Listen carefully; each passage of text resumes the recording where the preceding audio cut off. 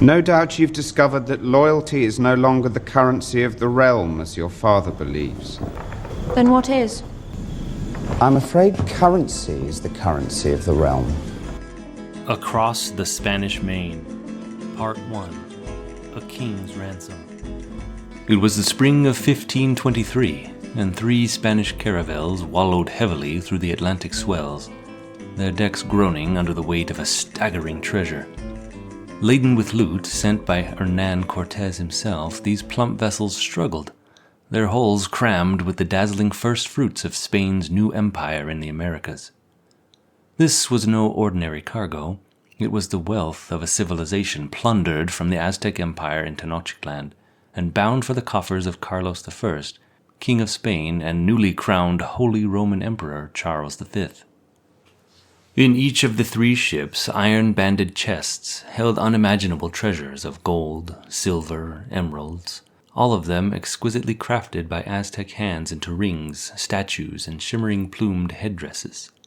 Cloaks woven from the iridescent feathers of the sacred Quetzal bird gleamed in the dim holds, each one a ghostly reminder of Aztec priests who had worn them during ancient rituals. There were mirrors of polished obsidian so dark that it is said that they seemed to pull the light from the narrow spaces where they were stashed. Cortes had boasted in his letter to Carlos, writing of the treasures that were so marvelous that they cannot be described in words. But this treasure fleet carried more than jewels and gold. It carried life itself from the exotic lands of the New World. Crates of macaws and talking parrots filled the air with shrill bursts of red, yellow, and green as they squawked and fluttered in confusion. In the heart of the flagship's deck, heavy wooden cages held jungle cats, fierce spotted ocelots and hulking, restless jaguars, known to the Spaniards as tigres. The crew walked a wide berth around these beasts, casting wary glances at the flashing amber eyes and sharp claws that raked at the air whenever the ship rolled. This menagerie was bound for the royal court, where King Carlos would marvel at creatures and curiosities beyond the imagination of any European. Despite their awe-inspiring cargo, the caravels made slow, tortuous progress across the Atlantic. The vessels rode low in the water, struggling against each wave, their masts and sails straining as the crew wrestled to keep them on course. Day after endless day, the sailors labored under the sun, their backs bent, their spirits sagging, as sickness and fatigue took their toll. Weeks stretched into months as the fleets pushed onward, creeping toward the distant shores of Spain. One night, as a storm tore through the fleet, disaster struck. Waves crashed over the flagship's deck with a ferocity that rattled every plank. Suddenly, with a splintering crack, one of the Jaguar's cages gave way. In an instant, the beast sprang free, prowling the dark deck with deadly intent, its eyes blazing with terror and rage. Shouts erupted as the men scrambled, slipping and sliding across the wet wood in a frantic attempt to avoid the animal's deadly claws. The Jaguar lashed out, tearing an arm from one sailor and a leg from another, leaving a bloody trail in its wake. Before it finally leaped overboard, vanishing into the storm-tossed sea, 2 men lay dead, their bodies battered and bloody, adding another grim tale to the ship's already troubled voyage. The officers quickly decided to shoot the remaining Jaguar in its cage rather than risk another attack, though the superstition and unease lingered among the men. By the time the fleet reached the Azores, tempers were as frayed as the sails. Captain Quiñones, the fleet's commander, found himself embroiled in a bitter dispute with another officer over the attention of a local woman. The men's pent-up fury boiled over one human evening, and in a fit of jealous rage, the officer cleaved Quiñones' head with a single sweep of his cutlass. The men watched in stunned silence as their captain's body was unceremoniously thrown overboard, disappearing into the waters that churned with harbor sharks. Buckets of seawater sluiced his blood from the deck as Captain Avila, commander of another vessel, took charge, rallying the weary crew and setting a course toward Cape St. Vincent, the southwestern tip of the Iberian Peninsula. But even with their desolation so close, Avila's troubles were far from over. Word had come from the Azores that French corsairs lurked near Cape St. Vincent, lying in wait for the Spanish treasure fleet. These marauders, financed by France's King Francis I, had their own designs on Spain's New World wealth. As the caravels approached the Cape, the men began to breathe easier, the familiar coastline of Seville only days away. They laughed and talked of the comforts that awaited them, wine, food, and the warm embrace of loved ones. Yet, just as their hopes swelled, disaster loomed once more. A lookout high on the flagship's mast spotted a sail. A single vessel bearing down on the fleet, with 5 more following close behind it. The Spaniards' hearts sank as they recognized the flags. French corsairs. Panic rippled through the ship as Captain Avila shouted orders to man the few cannons they had. But the Spanish guns were in poor condition, and the crew, weary and depleted, were no match for the French corsairs bearing down on them. The French opened fire, their broadsides ripping into the Spanish caravel, splintering masts and tearing through the rigging. In minutes, one caravel was dismasted, its sails hanging like torn rags, while another ship struggled to stay afloat, its hull groaning with the weight of the king's treasure. Desperate to save his cargo, Avila ordered the third ship to flee downwind, though he knew that the treasure could probably not escape. The French swarmed over the railings of the crippled ships, their swords flashing in early light as they boarded. The Spanish sailors fought valiantly, but they were outnumbered and outgunned, and soon surrendered, the French pirates taking control of the vessels with practiced ease. Once aboard, the French corsairs began the real work, stripping the caravels of their treasures. Whatever rumors they'd heard about Cortez's bounty paled in comparison to reality. They counted 680 pounds of Aztec pearls, 500 pounds of gold dust, 3 massive cases of gold ingots, and countless chests brimming with silver and gemstones. The corsairs transferred the spoils to their own ships, moving with a grim efficiency that left the Spaniards helpless to do more than watch. With the wealth of an empire under their decks, the French ships disappeared over the horizon, leaving the shattered Spanish caravels to limp home in shame. When news of the corsairs' attack reached Seville, it spread like wildfire. The Spanish people were outraged, and King Carlos was consumed with fury.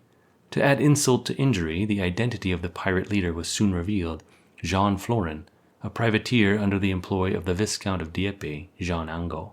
Florin and his crew were effectively agents of King Francis I of France, who had long chafed at Carlos's claim to dominion over the New World.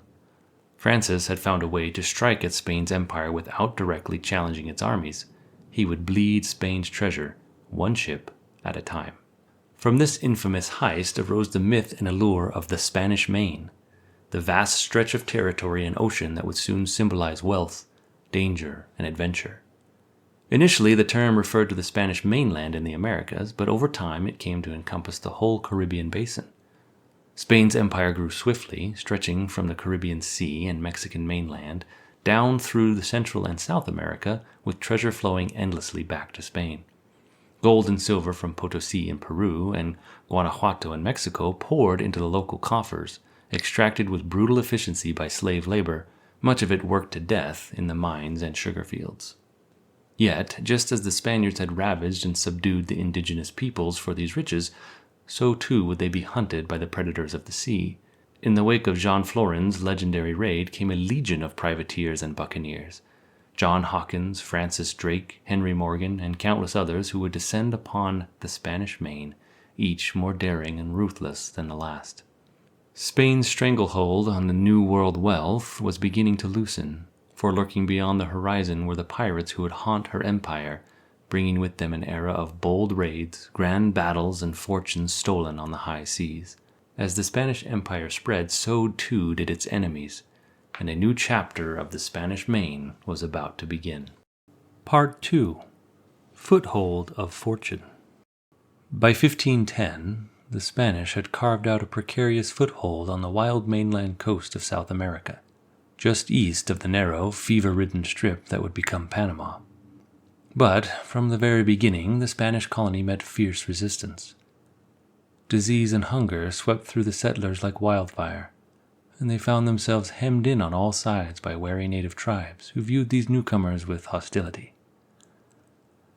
At last, the few remaining colonists were forced to abandon their dreams of conquest, fleeing to the safety of a second settlement on the isthmus itself. This new colony, a collection of huts around a natural harbor, would be called Nombre de Dios. Exhausted from their ordeal, the settlers reportedly gasped, "Let us stop here, in the name of God." This humble village would later become famous throughout Europe as a gateway to the New World's riches. But in 1510 it was little more than a crude outpost in a vast wilderness, the final hope of survival for the colonists who had been pushed to the brink. Amid these early struggles, a man of ambition and charisma, Vasco Núñez de Balboa, rose to lead the settlement. Balboa, a Spaniard of noble lineage but modest means, had arrived in the Americas seeking fortune and renown. When he heard tales of a great southern sea hidden just beyond the mountains, he was gripped by a desire to find it. In 1513, Balboa set out with a small party of Spaniards and native guides, following winding trails through dense, uncharted jungles, ascending steep mountain paths, and battling through humid forests alive with the calls of birds and dangers of the unknown. After days of arduous travel, they reached the ridge of the Continental Divide. From this vantage, Balboa became the first European to lay eyes on what would be named the Pacific Ocean. As he gazed upon its blue expanse, he knelt and took possession of the waters in the name of the Spanish crown, unaware of the fierce rivalries and bloodshed this new sea would soon draw to its shores. Balboa's discovery promised untold riches and renewed the Spaniard's dream of an empire. Even as he marveled at the distant waters, stories reached his ears of powerful kingdoms and golden treasures hidden further south. But fate, as it turned out, had other plans for Balboa. Before word of his discovery could even reach Spain, King Ferdinand had grown impatient, declaring Panama the Castillo de Oro, or Golden Castle, and sending a new governor to wrest control of the colony from Balboa's hands. The man chosen to replace Balboa was Pedro Arias de Avila, shortened sometimes to Pedro Arias Davila, and shortened further to Pedrarius Avila. He was an aging knight, infamous for both his ruthlessness and his cunning. At 70 years of age, he was an unlikely candidate for such a physically demanding mission. Yet Pedrarius was a man of extraordinary endurance. Years before, he had fallen gravely ill and was even placed in a coffin, thought dead by all. Only a faithful servant noticed him stir as the funeral was about to commence. Afterward, Pedrarius ordered an annual requiem mass held for himself in his hometown, attending each year from the depths of his own open grave. Arriving in Panama with a legion of Spanish adventurers, Pedrarius quickly made it clear that he was no friend of Balboa's. Jealous and bitter, he spread rumors of Balboa's failures, depriving him of resources and denying him the men needed to explore any further. The rivalry reached its climax when Pedrarius, accusing Balboa of treason and sedition, ordered him arrested. In a swift and merciless trial, Balboa was sentenced to death, his accomplishments dismissed, his dreams extinguished on the executioner's block. Pedrarius had brought with him a force of some 1,500 settlers, a rough mix of hardened soldiers and thrill-seeking adventurers. These men, who styled themselves as hidalgos, or sons of something, proudly displayed their noble airs.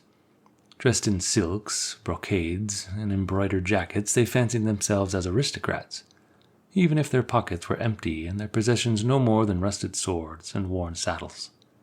Accustomed to fighting wars, they had little knowledge of the practical skills needed to survive, let alone cultivate the land. Hungry and far from the comforts of Spain, they turned to raid, falling upon native villages with a ruthless drive for gold and supplies. Their lust for wealth was met with fierce resistance from the native peoples. Initially, the indigenous communities of Panama welcomed these bedraggled newcomers, offering meat, fruit, and fish to the Spaniards in an effort to make peace.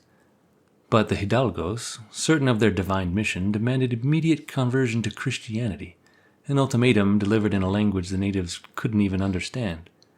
When conversion was not forthcoming, the Spaniards took this as refusal, declaring the right to enslave the locals. By night, they raided villages, turning vicious war dogs on the terrified villagers, setting huts ablaze and carrying off captives in chains. Word of these atrocities spread, marking the beginning of a dark and painful chapter in the Spanish conquest of the New World. The hidalgos soon faced retribution from an unlikely foe, the land itself. Panama's dense jungles and swampy lowlands held dangers unknown to European constitutions. They quickly succumbed to strange fevers, swollen joints, and bouts of debilitating exhaustion. The very air was thick with illness, made worse by the heavy, damp mists rising from the jungle floor. Among the worst afflictions was a sickness known as morora, the drowsiness. a mysterious disease that left men languishing in a state of feverish stupor before drawing them to their deaths. By the time the colony's forces had fully assembled, nearly 2/3 of the original settlers had perished. Silk jackets hung limp and muddled on the gaunt shoulders of survivors, their noble dreams of plantation wealth and slave labor withering amid the brutal reality of tropical swamps. Beyond Panama, Spanish settlements did spread quickly through the Caribbean, with Hispaniola as the administrative heart of the New World colonies. But as Spanish influence expanded to Puerto Rico, Cuba, and Jamaica, the Spaniards encountered new native peoples. The Arawak, a gentle and hospitable population, initially regarded the Spanish with awe, offering their labor in the fields and mines. But when the Spanish demanded that they mine for gold, raise crops, and serve as laborers under the grueling conditions of servitude, the Arawak began to perish in alarming numbers. Disease, unknown in their lands before the arrival of the Europeans, swept through their villages, while others took their own lives rather than face enslavement. As the Arawak population dwindled, the Spanish turned to the importation of African slaves to work the plantations and mines, inadvertently beginning a new, darker chapter of exploitation in the Americas. Spanish settlers, frustrated by the island's poor returns and diminishing labor force, increasingly set their eyes on promise of riches of the mainland. This recurring news of greater wealth beckoned from Mexico and further south in the lands of the Aztec and Inca empires. The Caribbean was no longer the ultimate prize, but a springboard for ambitious men eager to conquer and claim the vast riches rumored to lie across the mainland. Expeditions set sail westward in search of new territories, bringing with them the full might of Spain's imperial ambition. These explorers and soldiers, many of them little more than ragged hidalgos, soon found a fortune in Mexico, a land rich with jewels, gold, and elaborate cities beyond anything they had ever seen. Men like Hernán Cortés carved a bloody path through the Aztec Empire, subjugating a civilization and laying the foundation for Spanish rule across the Americas. Cortés's lieutenant, Pedro de Alvarado, pressed further south, subduing indigenous cultures in Guatemala and El Salvador, while Francisco Pizarro set his sights on the Inca, his thirst for conquest propelling him to the peaks of the Andes and into the heart of the Golden Empire. In the following years, the wealth of the New World, gold from Peru, silver from Mexico, emeralds from Colombia, would flow steadily into Spanish hands. The port of Cartagena rose as a bustling trade hub where treasure-laden ships set sail for Spain, while the city of Panama became a gateway for the overland transport of riches from the Pacific coast to the Caribbean. Yet for all the wealth they extracted, the Spanish settlers were never truly secure, for waiting in the shadows were men who saw Spain's monopoly on New World riches as a challenge, men who would stop at nothing to claim their own share. The age of conquest had begun, but so had the age of the Spanish Main, a stage set for wealth, treachery, and conflict that would draw adventurers, privateers, and pirates from across the world. Part 3. The treacherous task of transporting treasure. With vast treasure in hand, the Spanish had secured their foothold in the New World. But now came a new challenge, transporting this wealth back to Seville's counting houses. The loot flowed in abundance, but the journey across the Atlantic was fraught with peril, perhaps more dangerous than the conquests themselves. In the early days of the Spanish Main, transport was haphazard, with individual ships or small, unprotected fleets setting sail when they pleased, each captain charting a course by whatever route struck his fancy. But the Caribbean was a deceptively hostile sea. Its warm, cerulean waters might appear inviting, yet for Spanish captains it was a near impossible gauntlet to run. Unlike the easy southward currents that guided them through the Lesser Antilles to reach the New World, returning was quite a different ordeal. The northeasterly trade winds blew stubbornly against any eastward ship, steady at 15 to 25 knots, allowing little variation on the compass. Captains soon discovered the unforgiving geography and currents at play. The Greater and Lesser Antilles, with their volcanic peaks and coral reefs, formed a ring that seemed to trap the winds, turning the Caribbean into a basin of relentless currents that swept ever westward. For Spanish ships, leaving the Caribbean meant battling the trade winds and skirting islands strewn with reefs and shoals, hazards that seemed to emerge from nowhere, ready to rend hulls and dash hopes. In time, skilled Spanish mariners learned to turn these challenges to their advantage, understanding that they could catch the northward flow by hugging the coastline of Central America, then threading through the Yucatan Channel into the Gulf of Mexico. There, the Caribbean currents merged with runoff from the Mississippi, forming the mighty Gulf Stream, which swept them around Florida and up the North American coast before finally carrying them eastward across the Atlantic toward home. But these secrets came only through brutal experience. Captains first had to learn to navigate the maze of reefs, to avoid the sandbars that lurked in the shallow waters, and, worst of all, to survive the hurricane season, whose deadly storms left countless ships wrecked upon hidden shoals and reefs. Even when the elements relented, dangers remained ever present. The Spanish fleets were no sooner out of sight of the Caribbean than new threats closed in from the east, privateers and pirates. The lure of the New World treasure was irresistible to the French, English, and Dutch, who eagerly prowled the waters off the approaches to Europe. There, Spanish ships faced fast, well-armed raiders who had little to fear from the Spanish guns, often outnumbered and outmaneuvered by agile privateers who could cut a fat galleon from an unprotected convoy. Some of the boldest marauders even sailed south, lying in wait near the Canary Islands, ambushing outbound Spanish vessels already laden with silver, gold, and jewels. As the New World's bounty grew, the frequency of Spanish losses became intolerable. Hundreds of vessels disappeared each year. Spanish authorities knew they had to impose order on the chaotic treasure routes. By 1543, they launched an organized system, dispatching 2 major fleets per year to the Spanish Main. Each spring, a fleet of 30 or more ships departed Seville, bound for Veracruz, the end of the Mexican trade route that channeled gold and silver from the highlands down to the coast. This new Spanish fleet carried everything from wine to olive oil and glass, clothing, books, and utensils, all bound for the growing Spanish colonies. A cluster of warships escorted the flotilla, stationed at its edges to ward off privateers, though the dangers that lay ahead were never far from their minds. The second fleet, known as the Tierra Firma fleet, left Seville in August, arriving in the Caribbean late in the season after the hurricanes had passed. Its ships made port in Cartagena on the northern coast of South America, but the bulk of its merchantmen headed first for Nombre de Dios. This small harbor on the Isthmus of Panama was the primary treasure port where the wealth of the Inca, transported overland from the Pacific coast, awaited shipment. Laden with New World riches, the fleet made a stop in Cartagena for rest and repairs before embarking on the treacherous homeward journey through the Straits of Florida.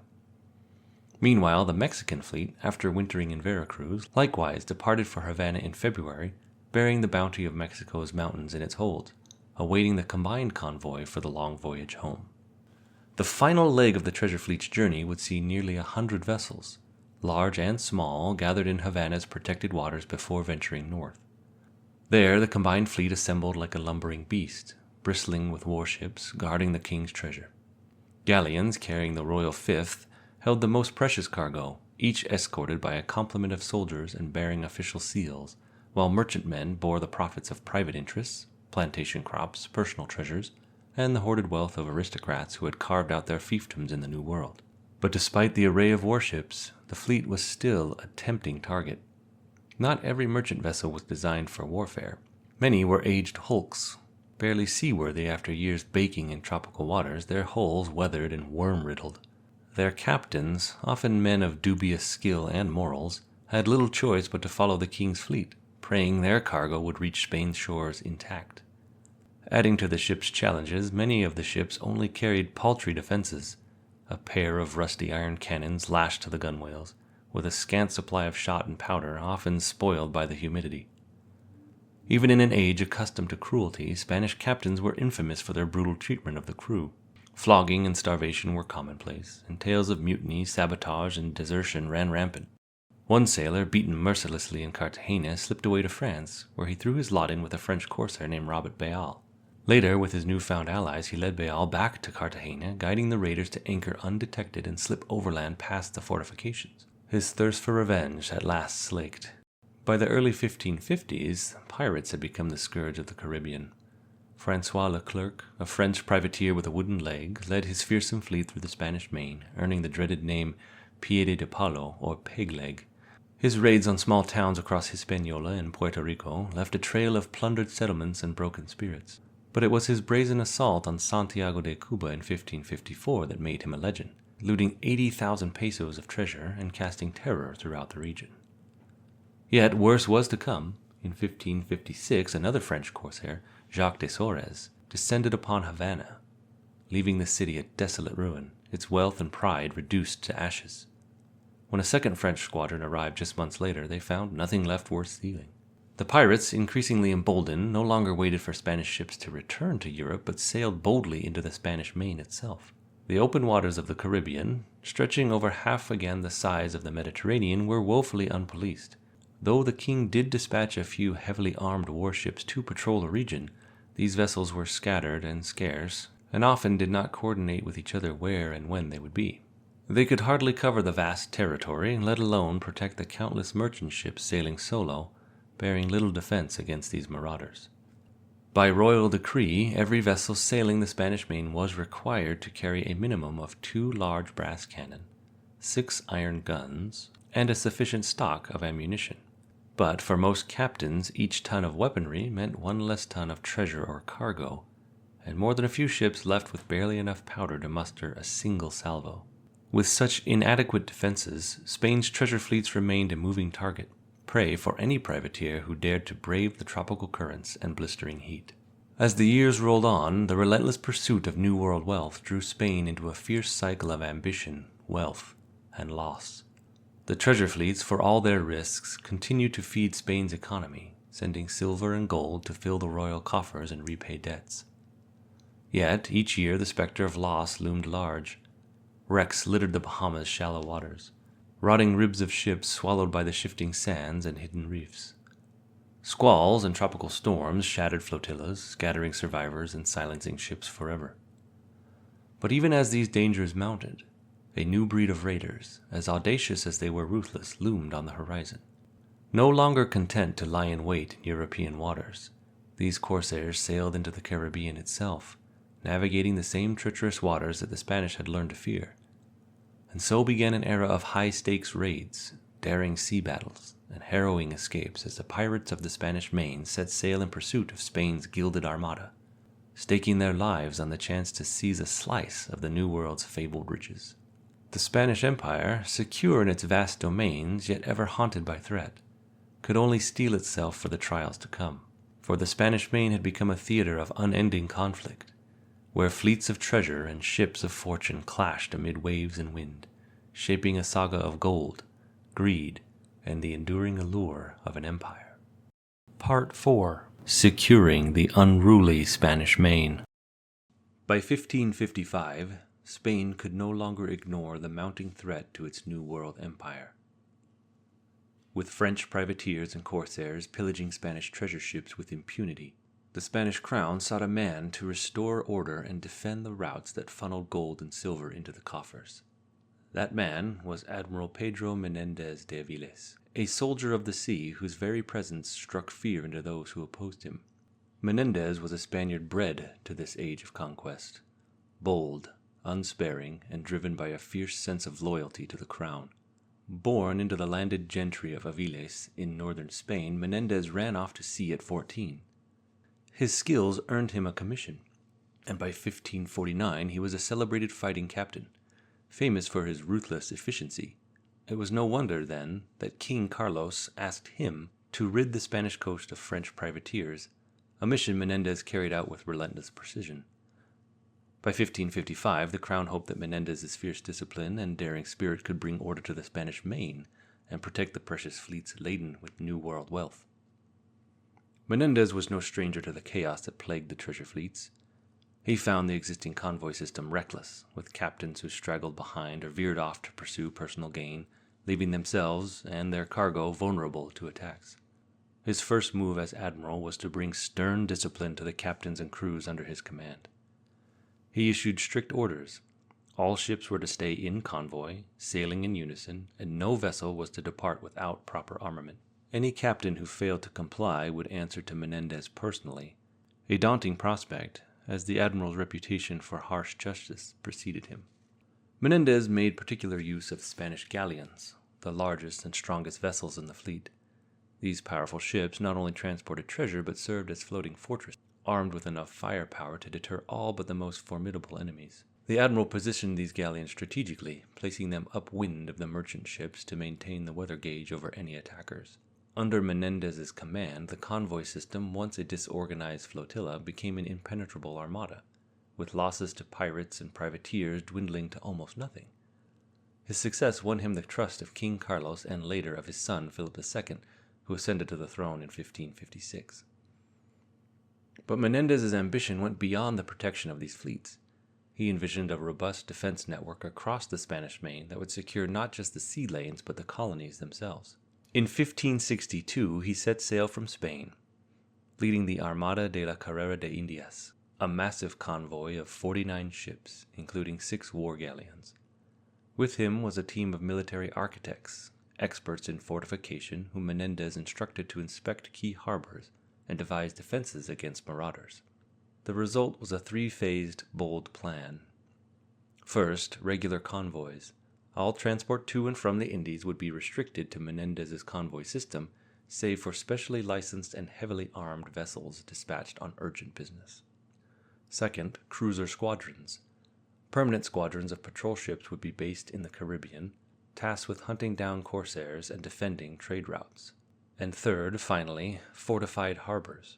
Menendez selected strategic harbors for heavy fortification. Each location was chosen not just for its geographic advantage, but for its critical role in the flow of treasure from the Americas. The selected harbors were Cartagena, on the coast of present-day Colombia, guarding the treasure route from Panama; Santo Domingo, the administrative heart of the Antilles; Santiago de Cuba, a sentinel over the Windward Passage; and San Juan de Puerto Rico, Spain's easternmost stronghold. Most vital of all was Havana, where both annual treasure fleets gathered for the homeward voyage.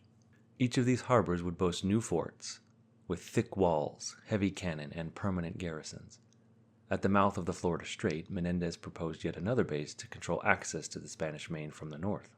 While Veracruz, the principal port of Mexico, remained lightly fortified, Menendez recognized it was primarily a loading station, vulnerable to winter storms and seldom in use outside treasure convoys. For emergency shelter, he designated San Juan de Ulua, an island outpost down the coast, fortified with cannon batteries. Menendez calculated that any attack on Veracruz would be deterred by this defensive network, which would be stationed far enough inland to make raids implausible. But Menendez was a man of strong opinions, and he quickly made enemies. In 1563, powerful adversaries conspired to bring charges of smuggling against him, resulting in his imprisonment. After 2 years in a Spanish cell, Menendez was finally freed due to insufficient evidence and allowed to continue his work. He wasted no time, pressing on with the fortifications and patrolling the waters as he strengthened Spain's grip on its colonial holdings. Meanwhile, King Philip II had other concerns. The French had not only ravaged Spain's fleets, they now had eyes on North America.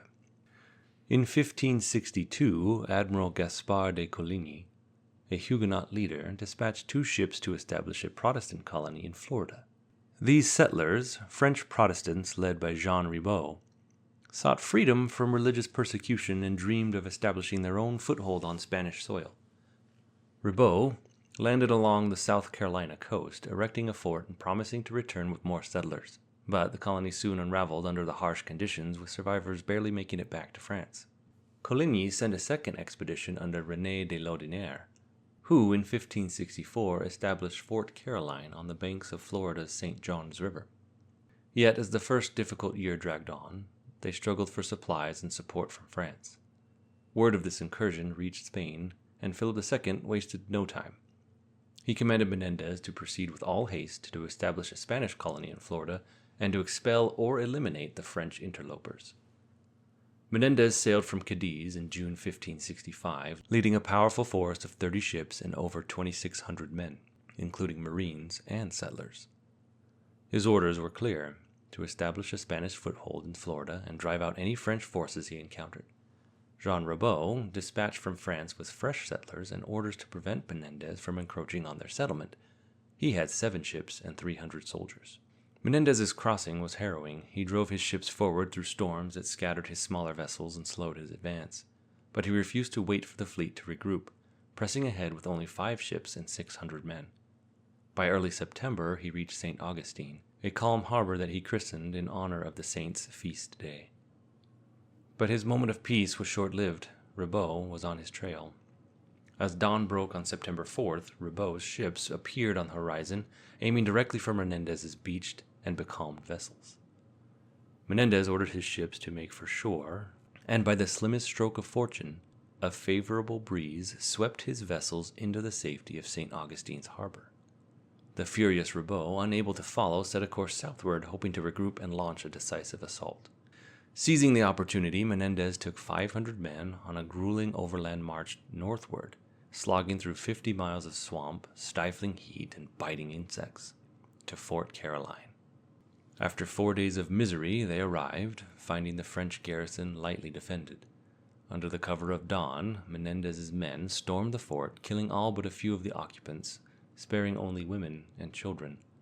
Ribault's men, scattered by a storm, had left the fort vulnerable, and Menendez's daring assault sealed its fate. Leaving a contingent to hold the fort, Menendez returned south, only to hear from local tribes that Ribault's fleet had wrecked along the coast. The battered French forces, hungry and demoralized, were stranded on Anastasia Island. Menendez seized the chance and intercepted them, confronting Ribault himself. Outnumbered, Ribault's men surrendered, hoping for mercy, but Menendez, bound by his duty to the crown, ordered their execution, marking the site as Matanzas, the place of slaughter. His inscription left little doubt about his motive.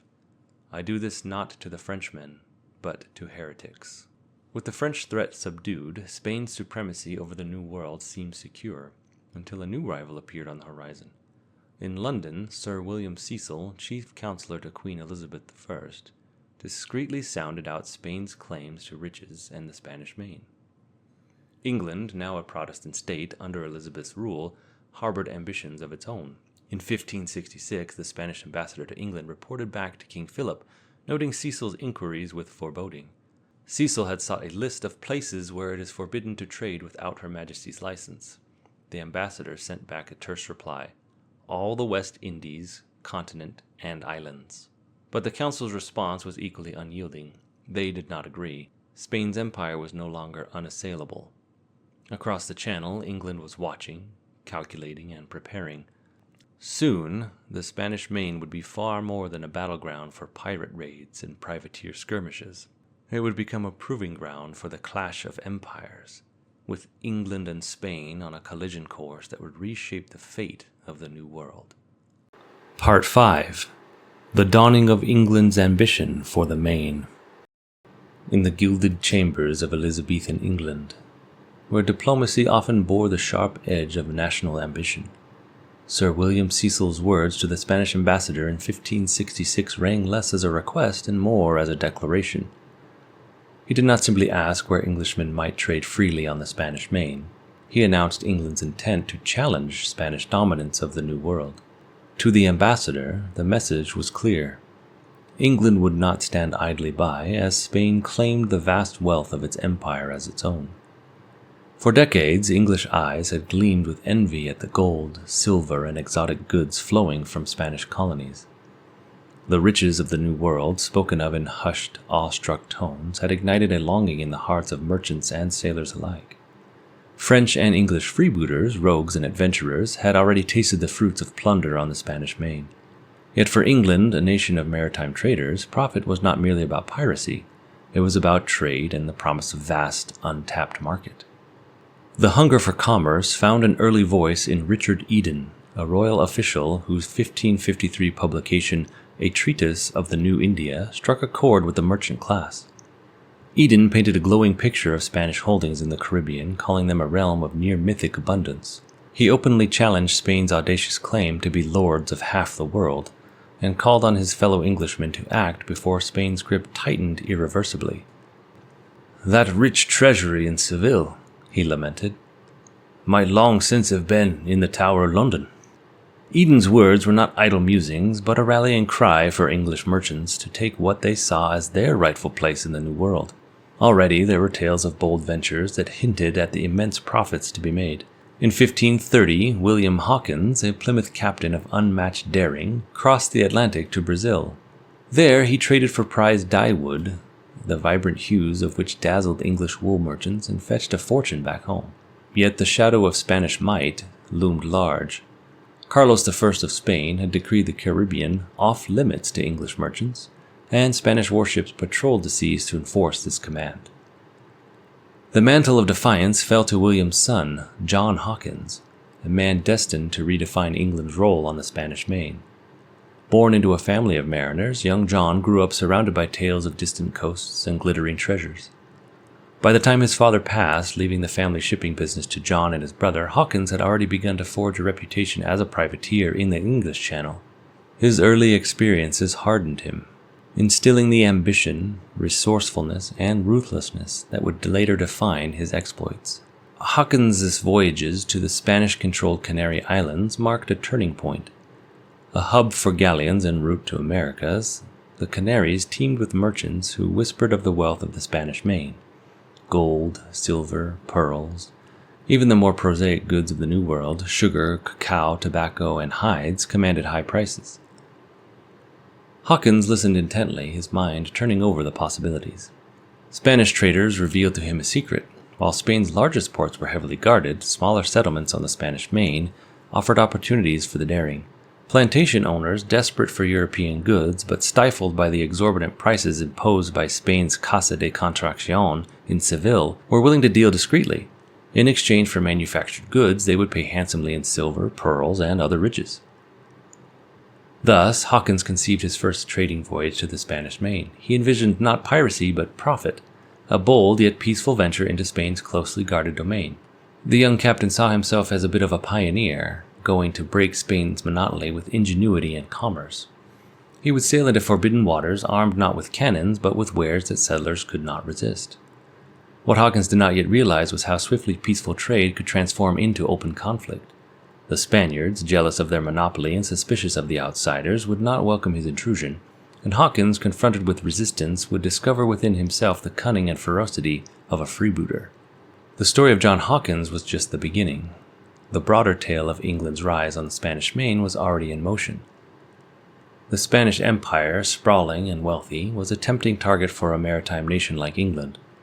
Hawkins's early adventures hinted at a future where trade, piracy, and warfare would blend into a chaotic struggle for dominance. This was not just a tale of a single man, but the opening chapter in an era of high-seas conflict and empire building. England's ambition, stoked by men like Hawkins, Eden, and Cecil, would soon transform the Spanish Main into a battleground, where the fate of nations and the flow of untold riches would be decided. By the mid-16th century, the Spanish colonies in the New World were ravenous for labor, their sprawling plantations increasingly dependent on enslaved Africans. The demand far outstripped the supply allowed by Spain's Casa de Contratación, whose burdensome regulations and high taxes stifled the profitability of the trade.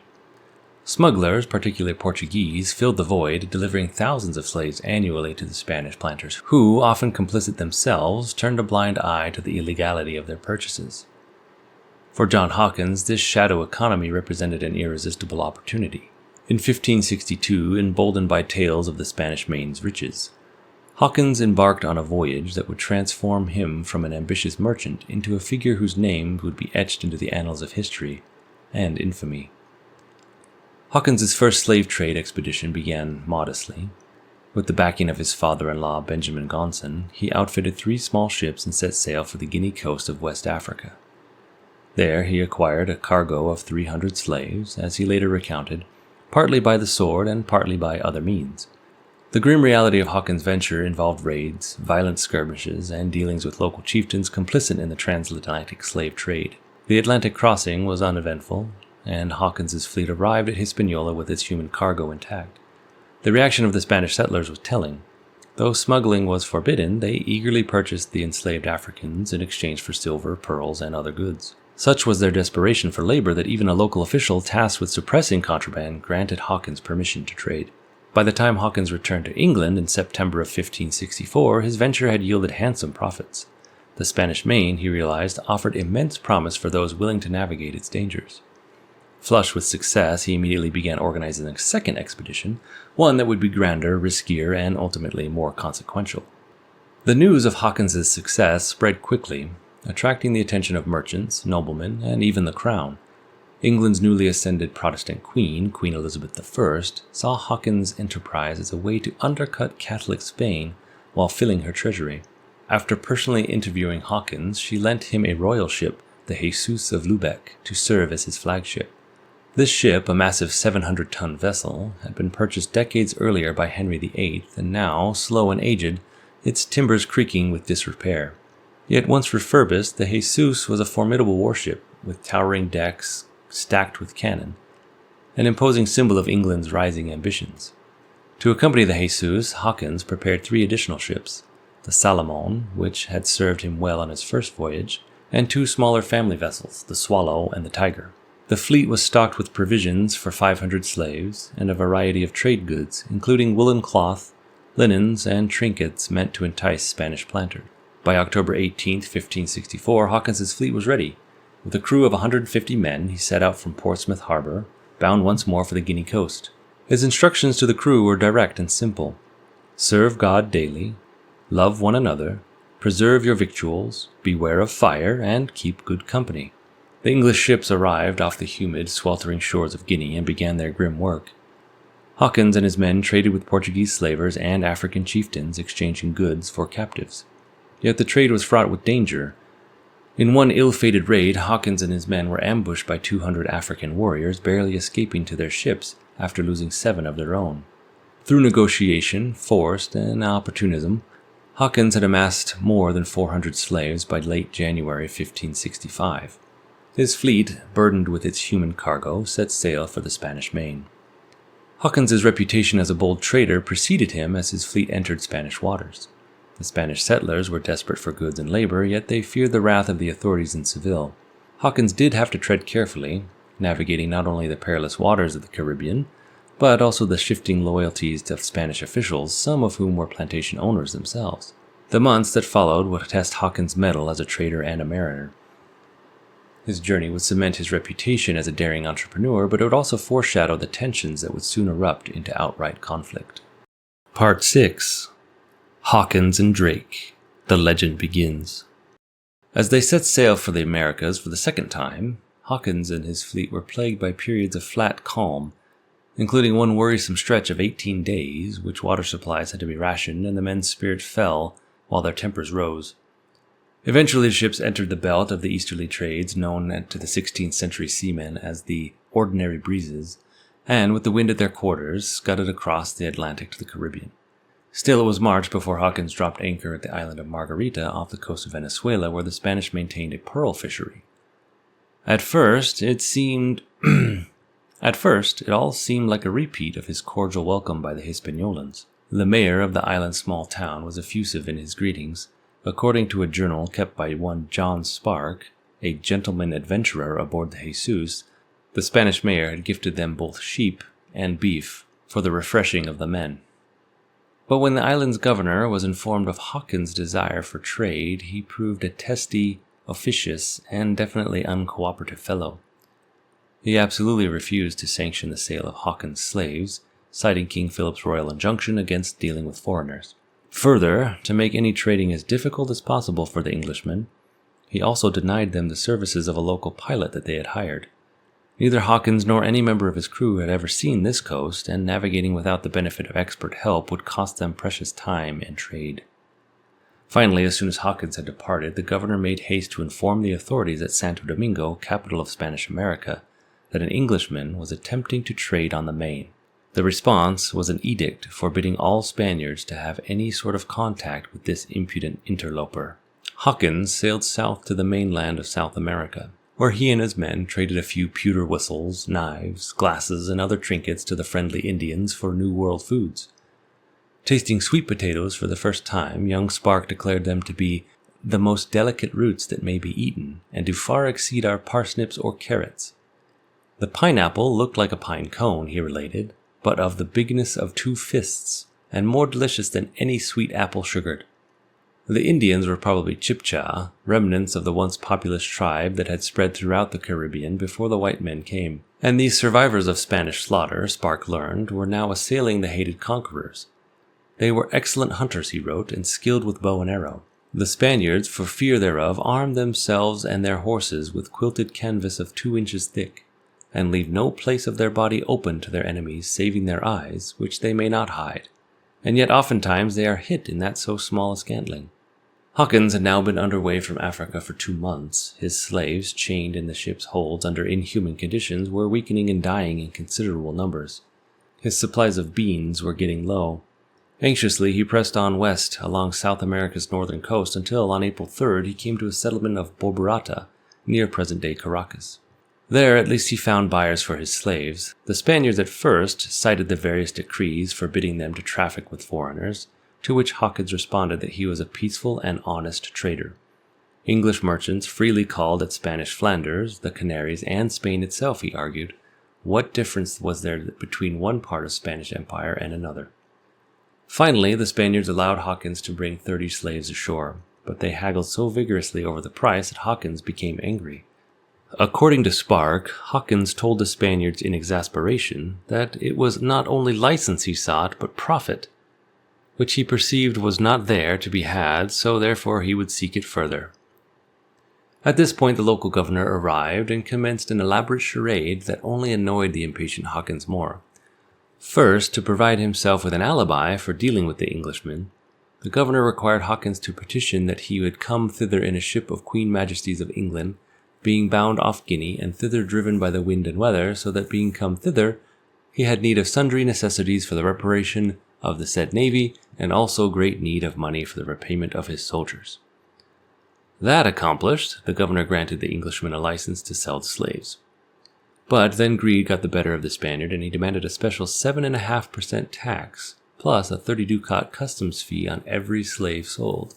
In a fury, Hawkins marched 100 of his men, armed with bows, arrows, harquebuses, and pikes, into the town square, and, by one Spaniard's account, threatened that he would not leave a thing standing unless the levies were dropped. The governor quickly backed down, and Hawkins sold 30 slaves. But force had settled the issue for Hawkins, and as his voyage continued, he began to use force or threat of force as a standard tool of his trade. At the next large Spanish settlement, Rio de la Hacha, 350 miles west along the coast, the timid Spanish authorities again demanded that Hawkins engage in pretense. They suggested this time, according to the later testimony at a Spanish court of inquiry, that Hawkins threatened and feigned to intend to burn down the houses of the town in order that the residents might prove that they were forced to trade with him. Hawkins acted out the charade, but then, just as at Borburata, complications developed further. The Spaniards announced that they would pay only half the asking price for the slaves. Hawkins, knowing that he was once again being tested, landed again 100 men and some artillery. The Spanish rallied 180 soldiers to face the invasion, but one blast from Hawkins' cannon sent them diving for cover, and seconds later, before a man was injured on either side, they called for a truce. Soon, trade began in earnest. The English remained in Rio de la Hacha for more than a fortnight, selling quantities of wine, flour, cloth, linens, and clothing, as well as 300 slaves. In payment, the English received gold, silver, and pearls worth perhaps 6,600 pounds. Hawkins had now disposed of all his cargo for a sum exceeding 10,000 pounds in total, and on May 31st, 1565, the Jesus of Lubeck and her small squadron set a northerly course towards Hispaniola and then sailed west, following the winds and currents until they could round Cuba and head east again, riding the Gulf Stream through the Straits of Florida. On his way home, Hawkins stopped at the French Huguenot settlement of Fort Caroline, established the year before along the North American coast. Queen Elizabeth had supported the French attempt to establish a base in the New World and instructed Hawkins to check out how the settlers were faring. He found them in quite a desperate condition, notwithstanding the natural abundance of the surrounding land. The country was marvelously sweet, and the ground doth yield victuals sufficient, if they would have taken pains to get the same, reported Spark. But they, being soldiers, desired to live by the sweat of other men's brows. The other men, Spark mentioned, were the Indians, who, after welcoming the French, had turned hostile when the Huguenots demanded more and more from them. They had practically laid siege to the fort, often ambushing colonists who ventured into the countryside. By the time Hawkins arrived, the Frenchmen were reduced to surviving on acorns, and only 40 of the original 300 settlers were in reasonably good health. René de Laudonnière, the French leader, told Hawkins that he planned to leave unless help came soon from home. Hawkins sold Laudonnière one of his empty ships, the Tiger, and all the provisions he could spare.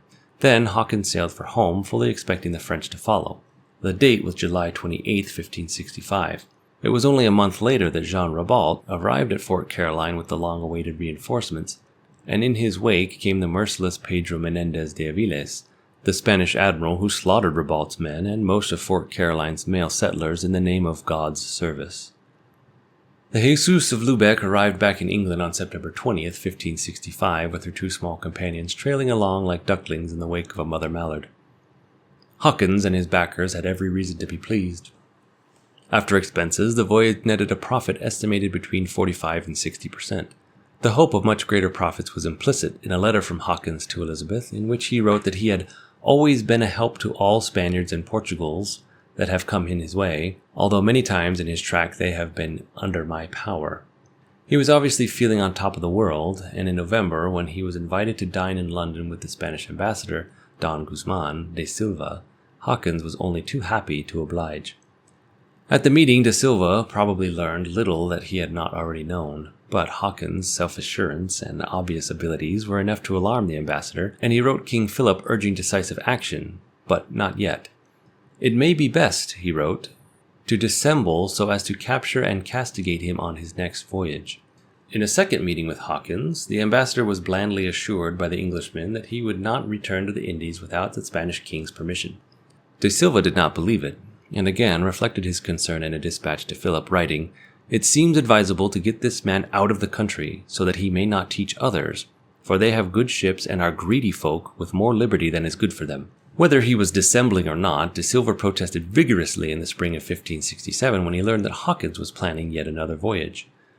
This time, as de Silva's spies reported, Queen Elizabeth was placing 2 of her warships at Hawkins' disposal, the Jesus of Lubeck again, and the smaller Minion, an armed vessel of 300 tons. Hawkins said publicly that he was only going to Africa in search of gold, but the ambassador demanded assurances from the Queen herself that the expedition would steer clear of the Caribbean. Elizabeth coolly told the Spanish ambassador half the truth. A little later, de Silva learned that Hawkins' ships were loading on beans, the standard provision for slaves, and also rich silks, much admired by New World colonial planters. A few weeks later, the ambassador filed a second formal protest. This time, Elizabeth explicitly and stoutly denied that Hawkins was bound for the West Indies. If, in fact, the Spanish were dissembling in hopes of getting Hawkins in their clutches, Elizabeth and Hawkins were masters at the same game of falsehood. All during the summer of 1567, Hawkins continued to assemble and fit out his fleet at Portsmouth. To accompany the Jesus and the Minion, he himself furnished 4 smaller ships totaling 333 tons. The William and John, the Swallow, the Angel, and the Judith. The expedition's crew numbered 408 men, and among them Hawkins' cousin, a tough-minded and experienced young seafarer named Francis Drake. By the end of August, preparations were nearly complete, and now came a Spanish reaction, somewhat more ominous than Ambassador de Silva's cries of diplomatic protest. On a fine summer day, a squadron of 7 Spanish warships appeared in Plymouth Sound. The Spaniards failed to strike their colors and topsails, as was customary when entering a foreign port, and pressed on toward the inner harbor where Hawkins' fleet lay. As soon as Hawkins saw the Spaniards, he opened with a warning shot, and continued the cannon fire until they bore off and made a required salute. Anchoring in a cove near Plymouth, the Spanish commander complained to the officials of his treatment, insisting that he bore no malice. The Spaniards then sailed away, but the Spanish ambassador took his countrymen's protest to Queen Elizabeth directly. So, on October 2nd, 1567, John Hawkins took his 6 ships out of Plymouth and down the Channel into the Atlantic. This voyage to Africa was beset by storms. The Jesus took a battering and sprang a number of leaks. Hawkins made repairs at Tenerife in the Canaries and pushed on to the Guinea coast of Africa.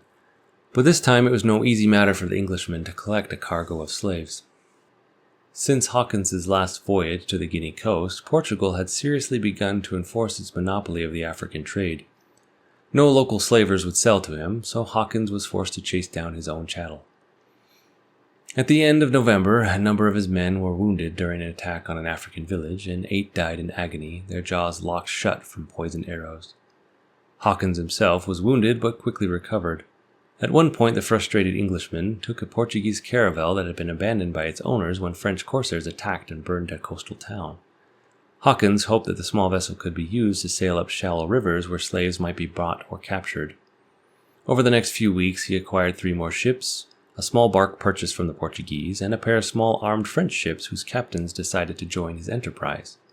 Now, 10 ships strong, Hawkins's squadron cruised southeast to Sierra Leone. There, his slaving parties pushed farther inland in search of their quarry, and 2 seamen drowned in a swampy river when their small pinnacle foundered and sank after colliding with a hippopotamus. By January 12, 1568, Hawkins had taken scarcely 150 slaves, and by his own count he had nothing wherewith to seek the coast of the West Indies. The expedition might have ended then and there, except for a sudden and dramatic reversal of fortune. A local African king in Sierra Leone, laying siege to an enemy town, negotiated for help with the well-armed Englishmen, promising in return that they could take the prisoners. Hawkins quickly agreed. When the town was subdued, Hawkins loaded his ship with 260 more slaves and set a course west to the Caribbean. It took more than 7 weeks to cross the Atlantic, and a discouraged Hawkins noted in his log that this was more hard than he had ever been accustomed. There was even more frustration in store when the visitors reached the settlements on the Spanish Main and discovered that local officials were even less eager to trade than they had been previously. By the time they reached Bulbarata, where the trade had been relatively easy before, Hawkins had decided to take matter into his own hands. When the new governor showed reluctance to give him a license, Hawkins simply declared that he needed none, and without further ado set up booths on the shore and traded for more than a month, while his powerful armed fleet rode at anchor in the bay behind him. The Englishmen faced harder resistance when they reached Rio de la Hacha, where a local official assembled a troop of armed men to defend the town, as they had during Hawkins' previous visit. Francis Drake, now in command of the Judith, entered the harbor first and demanded leave to fill his water casks. The Spanish opened fire, and Drake, in quick response, sent 2 shot flying into the colonial treasure house, and then anchored out of range until the rest of the fleet arrived. Hawkins landed with 200 men, routed the ragtag defenders, captured the port, and set fire to several houses. The colonists indicated their fervent desire for peace, and Hawkins in turn promised to pay for the damages his men had done. Thus, wrote Hawkins, "We obtained a secret trade, whereupon the Spaniards bought from us a number of 200 slaves." Word of Hawkins's firmness may have preceded him to the next settlement at Santa Marta, for there, after a chat with the local officials, Hawkins feigned a conquest, putting ashore 150 men and shooting out of the ships half a score of shot over the town for color. The quote-unquote defeated Spaniards gladly bought 110 slaves from Hawkins, and the Englishmen departed with good wishes all around after just a few days. But neither confrontation nor negotiation worked any magic at the next port, Cartagena, the most important city on the South American mainland. Behind their massive fortifications, the Cartagenians coldly rebuffed the English traders. Noted Hawkins, "We could no by means obtain to deal with any Spaniard, the governor was so straight." To show his determination to trade, he sent the minion to bombard the town, but the Carthaginian shore batteries answered shot for shot, and Hawkins soon called off the fruitless exchange. On July 24th, outside Cartagena, he paid off and said farewell to one of the French captains who had joined him, and he sank a second vessel, now unneeded, that he had acquired in Africa. Then, with his remaining 8 ships, Hawkins set sail for the Straits of Florida, hoping to set home before a storm season started. He hoped in vain. Part 7. Treachery at San Juan de Ulua. On August 12, 1568, as John Hawkins's fleet of 8 ships approached the Florida coast, a terrible gale roared out of the east. For 4 days it tore at the ships, causing leaks, damaging rudders, and breaking rigging. Hawkins signaled to his squadron to turn around and run before the wind. One vessel, the tiny William and John, apparently missed that signal, struggled on, and eventually made a miraculous passage back to England with about 50 men. The rest were swept along like spindrift by the howling winds and awful seas until they found themselves in the shallows off Florida's west coast. For 2 days, Hawkins poked along the coast, searching for a place where he could careen and repair the Jesus. But the inshore waters all shelved too gradually for the 700-ton flagship to reach a beach. In desperation, Hawkins turned seaward again, only to encounter a second frightful gale. This one was from the north and battered the ships for 3 additional days, and when it had mercifully abated, the fleet had been blown across to the Triangles, a group of islets off Mexico's Yucatan Peninsula. Hawkins was now in waters where no English ship had ever ventured, and the Jesus was more in need of repair than ever. On September 11th, in the Bay of Campeche, Hawkins stopped a Spanish merchant ship, not for loot, but simply for information. Her captain informed him that the only nearby harbor that was well protected from the season's northerly gales was at the small island of San Juan de Ulua, 15 miles south of Veracruz. But Hawkins also learned that the heavily armed Spanish flota, the Treasure Fleet, would make its annual call at San Juan at the end of September. At best, the English could count only on 10 to 12 days in which to make repairs and be gone. Hawkins turned southwest and late in the evening on September 15th raised the rocky island. The following morning his 7 ships approached San Juan in single file, with the stricken but still imposing Jesus in the lead. Nearing the harbor, Hawkins passed orders to fly the English royal standard on the main topmast of the Jesus and on the foretopmast of the second-in-line Minion. Ashore, seeing the ships but not the flags, Francisco de Bustamante, the lieutenant treasurer of Veracruz, scrambled out with a crew to meet the vessels. Bustamante was rehearsing an effusive speech of welcome, for he thought, as did every other Spaniard on the island, that the ships were a long-awaited flota. The Spaniards did not realize their mistake until the last minute. The flags of Hawkins's ships were so faded because of the storms that they were never perceived by the Spaniards. Bustamante and his crew found themselves staring into English pistols, and Hawkins ordered them aboard the Jesus before any alarm could be given. On San Juan de Ulua, the commander of the Spanish garrison, one Antonio Delgadillo, also mistook Hawkins's ship for the flota and ordered a welcoming salute of 5 unshotted cannon. Hawkins carefully replied and ranged his ships around the harbor, preparing to anchor. Only then did Delgadillo realize his error. But it was too late. The English were in position to wipe out the town with their cannon. Delgadillo tried to rally his forces, ordering them to load their cannon and fire, but in panic they piled into small boats and fled to the mainland. Thus Hawkins had gained command of the port the Admiral Pedro Menendez de Aviles, when surveying the Maine's defenses only a few years before, had confidently regarded as beyond the reach of any foreign sail.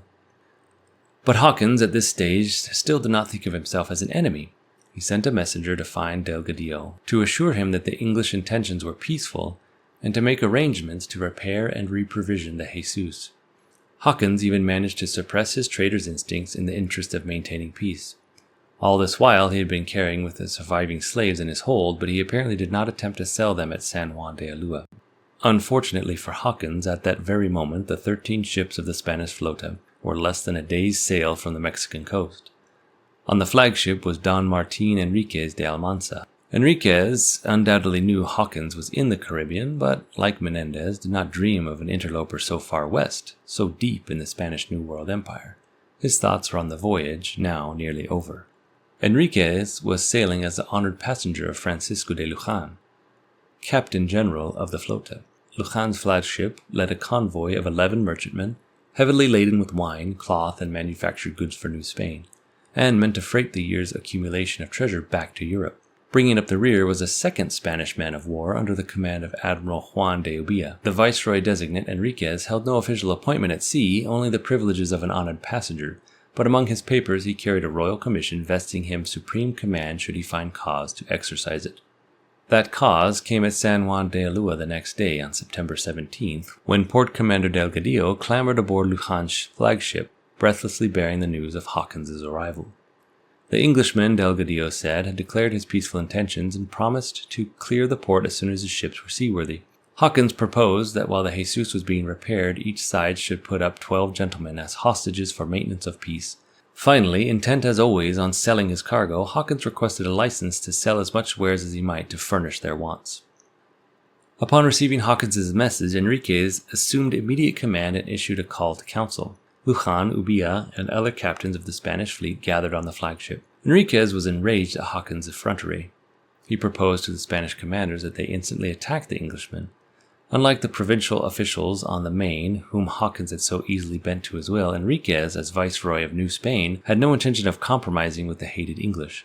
But the naval commanders pointed out to the viceroy that the flota could not enter by force so long as the invaders held the island batteries at the harbor's entrance. Yet it was also true that to remain outside of the harbor was to risk shipwreck in the event of a storm. The council of captains persuaded Enriquez to go along with Hawkins's truce, at least initially, and to exchange hostages, only reducing the number from 12 to 10. The next morning, September 18th, the nobleman Enriquez, wrote to the merchant Hawkins and agreed to accept the proposal that your honor makes, asking me to deliver hostages and to enter the port in peace. But behind those peaceful words, he definitely had plans to destroy this infuriating English interloper. No sooner had the Council of War adjourned the night before than Enriquez dispatched an appeal to the nearby city of Veracruz, requesting as many troops as were available. The city had responded with 150 soldiers who arrived that same night, raising the Spaniards' fighting strength to more than 1,000 men. And now, as he prepared for the exchange of gentlemen hostages, Enriquez even contemplated dressing up certain able seamen and certain soldiers attired to look like their betters. But he was dissuaded by Admiral Ubilla, who pointed out that common soldiers, knowing their lives were likely to be forfeit, might give the attack plans away. From his own ship, Ubilla grandly offered his color-bearer, 2 squad masters, and his own nephew. He would go himself, he said, but he realized that his services would be of more value to the flota. Meanwhile, on San Juan, Hawkins prudently gave orders to man the small fortress guarding the harbor. His men took a number of cannon from the smaller ships in his squadron and mounted them alongside the 16 Spanish pieces already in position. Then, according to a prisoner on board the Jesus, the English removed most of their men from the smaller ships and transferred them to the flagship, which vessel anchored at the harbor they prepared to clear for action. For 3 days following Enriquez's arrival, a southwest wind kept the flota anchored in the roadstead. But on September 21st, the winds backed to the east and the Spanish entered the harbor. By Hawkins's account, the sailors from both fleets labored 2 days, placing the English ships by themselves and the Spanish by themselves, the captains for each part promising great amity on all sides. The 2 fleets, totaling 20 ships, were now anchored side by side, close under the lee of the small island, their bowsprits actually overhanging the land. The guns in the fort, each manned by a crew of Englishmen, had been trundled around until they now covered the Spaniards at point-blank range. It was time for Enriquez to call a second council of his commanders. The viceroy proposed that in the night Admirals Lujan and Ubilla, with 150 hand-picked men, secretly board a large Spanish merchantman that was moored in the harbor extremely close to the Minion and the Jesus. At a trumpet signal from the flota's flagship, the Spanish would haul the vessel alongside the Minion and board the Englishmen. To capture the island guns, Enriquez directed that the 150 soldiers from Veracruz be hidden below decks on a number of Spanish ships anchored close to the shore. At the same signal, they would then scramble out along the overhanging bowsprit, drop to the ground, and race to assault the fort. The remaining Spaniards would attack the English ships once the battle had begun. The time of the assault was set for noon the next day, September 23rd. Early that morning, Hawkins noted that the Spaniards were busily engaged in shifting of weapons from ship to ship. Hawkins sent Robert Barrett, master of the Jesus, who was fluent in Spanish, to inquire on the viceroy. Barrett returned with word from Enriquez that no villainies would occur, but the Spanish preparations went on, and Hawkins sent Barrett a second time to seek further reassurances. The time was 10 o'clock, and as Hawkins sat down for a hasty meal, one of the Spanish hostages drew a dagger from his sleeve and tried to stab the English captain. An aide overpowered the assailant, and all appetite lost, Hawkins returned to the deck. Looking across the cargo hulk, he now recognized Admiral Ubilla standing on the vessel and shouted across, accusing the officer of treachery. When the Spaniard cried back that he was simply doing his duty, Hawkins picked up a bow and shot an arrow at Ubilla. He missed, and at that instant Ubilla signaled Enriquez. Aboard the flota's flagship, the Spanish viceroy was assuring Barrett of his innocence. But he now dropped the mask, had Barrett clapped in irons, and ordered the trumpet signal for the attack to begin. Screaming "Santiago!" Ubilla and his men boarded the Minion. But before the Spanish could gain control of the ship, Hawkins and some of his men from the nearby Jesus leaped aboard the Minion to counterattack. One English sailor recalled that Hawkins, with a loud and fierce voice, called unto us, saying, "God and St. George, upon those traitorous villains, and rescue the Minion. I trust in God the day shall be ours." Firing their pistols, splashing and thrusting with their cutlasses and pikes, Hawkins and his men swept the Spaniards from the Minion. Then 3 other Spanish ships slipped up to grapple with the Jesus in a second attack, which Hawkins also beat back. But it was obvious, with other Spaniards in the harbor joining the fray, that the English were outnumbered and in real danger. Hawkins ordered the moorings of the Minion and the Jesus cut in an attempt to clear away from the melee. While the battle raged on board the ships, the Spanish land assault, led by Delgadillo, overwhelmed the Englishmen defending the island battery. At the sound of the viceroy's trumpet, Spanish soldiers came out of hiding and charged the guns. "Our men ashore," Hawkins lamented bitterly. being stricken with sudden fear, gave place, fled, and sought to recover succor of the ships. Only 3 of the island's defenders survived. The rest, Hawkins reported, were massacred without mercy. With the island fort now in their possession, the Spaniards commenced a fierce bombardment of the drifting Jesus and Minion. But by now the 2 English ships had been carried to within point-blank range of the anchored Spanish flota. Ignoring the damaging fire from the fort, they blasted the Spanish vessels with broadside after broadside, sinking the Viceroy's flagship, which came to rest upright in the harbor mud, and setting another ship on fire. The English vessels had also been very badly cut up. One Englishman saw that the Jesus had 5 shots through her main mast. Her foremast was struck asunder with chain shot, and her hull was wonderfully pierced with shot. The Minion was battered but serviceable. However, the other English ships had fared terribly. The Angel was sunk, the Swallow and the Portuguese caravel were captured, and the remaining French ship was abandoned in flames by her crew. Only the Judith, originally moored farthest from the melee, got clear undamaged, and anchored at a distance, where her captain, Drake, was helpless to effect the outcome.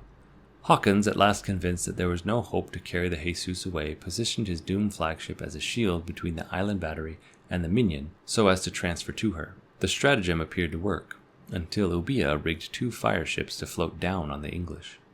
Hawkins, who had been directing the loading of goods and provisions from the Jesus, was one of the last to leap off the ship before the Minion drew clear. She had 200 men on board. The only other English survivors were some 30 men on the Judith. The other 100 men in Hawkins' force were either dead or Spanish prisoners doomed to years in the dungeons. Some, including Robert Barrett, were put to death by their captors. The battle had raged for more than 6 hours. At dusk, the Minion and the Judith anchored just beyond the harbor for the night, out of range of the shore guns and precisely where the Spanish flota had lain 6 days before. That night, to Hawkins's utter surprise, Drake made good his escape, heading for England. Hawkins, bitter that Drake forsook us in our misery, remained at anchor and took stock of his predicament. Naturally, he had left his remaining slaves on board the abandoned Jesus. Some of them had been there for 9 months, as well as the Spanish hostages. He had managed to transfer the bulk of his gold and silver, about 13,000 pounds worth, to the Minion, but the Englishmen had taken little else. In the rush to escape, Hawkins's men had managed to bring few provisions from the Jesus. All the next day, September 24th, the Minion was pinned down on the Mexican coast by a heavy north wind, in grave danger of dragging her anchor and being driven aground. But the following day, to Hawkins' vast relief, the weather waxed reasonable and they were able to set sail. As the battered Minion beat eastward, the English were reduced to stewing ox hides from the ship's cargo.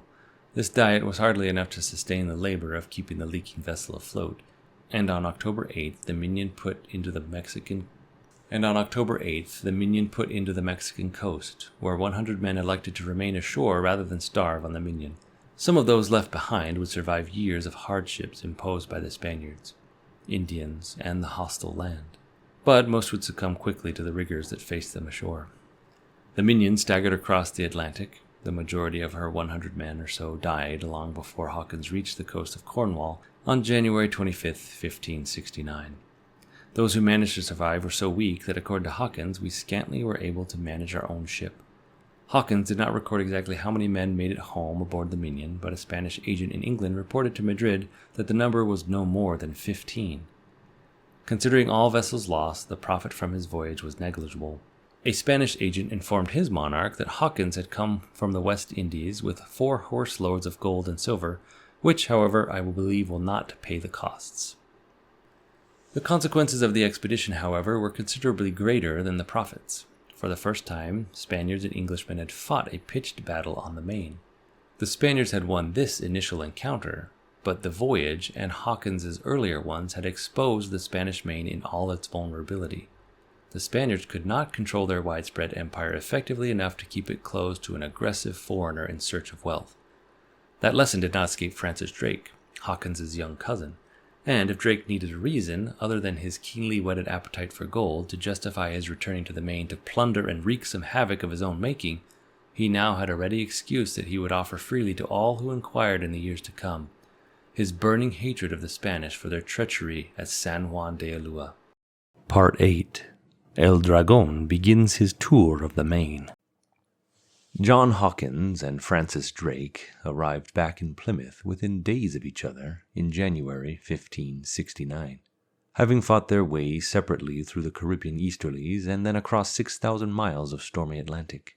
No record exists of what was said at their reunion, nor of whether Hawkins ever reproached his brash young cousin for sailing away from the debacle at San Juan de Ulua without orders, and without ascertaining whether the older man had survived.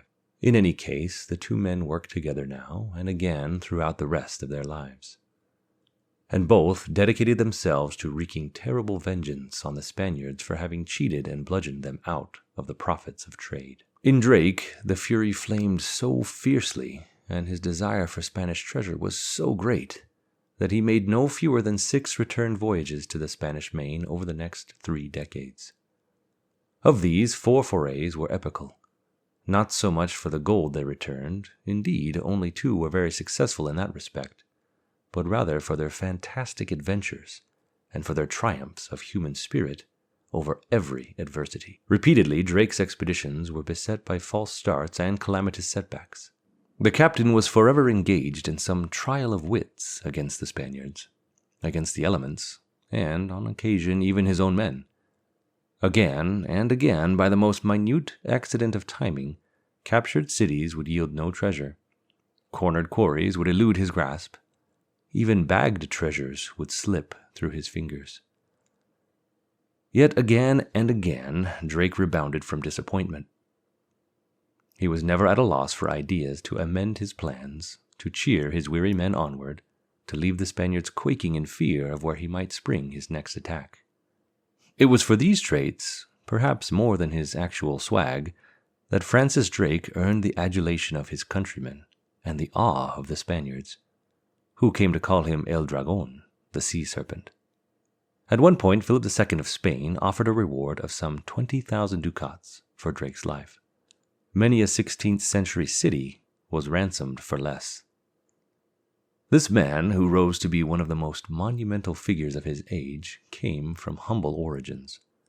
According to accounts of contemporaries, Francis Drake was born around 1540, the eldest of 12 sons of Edmund Drake, who was a tenant farmer living in the village of Tavistock near Plymouth.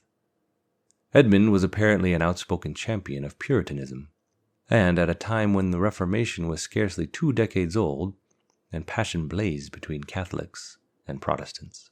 In 1549, a Catholic uprising in Tavistock impelled the Drakes to flee to the safely Protestant stronghold of Kent, where the impecunious Edmund lodged his brood in an abandoned hulk hard by the king's dockyards on the Medway River.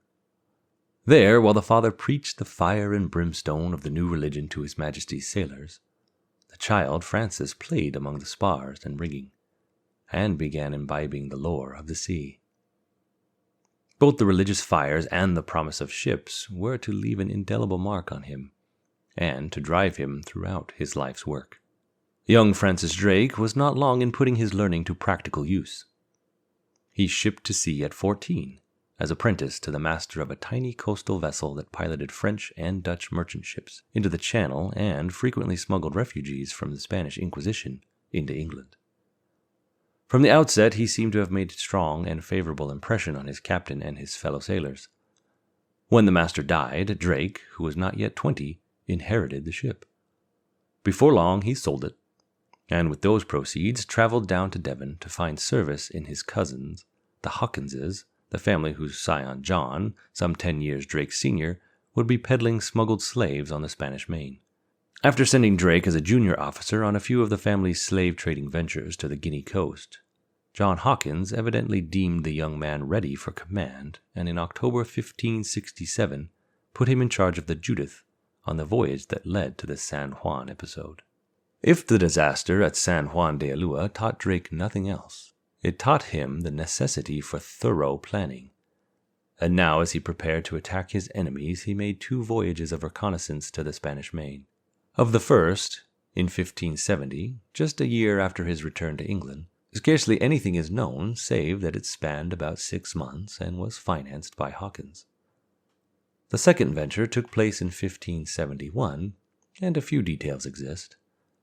Drake's ship was the Swan, a little vessel of scarcely 25 tons and only a few guns. But Drake had chosen her for that very reason, inconspicuous and harmless. She could go virtually anywhere she pleased, triggering no alarms among those who chanced to see her.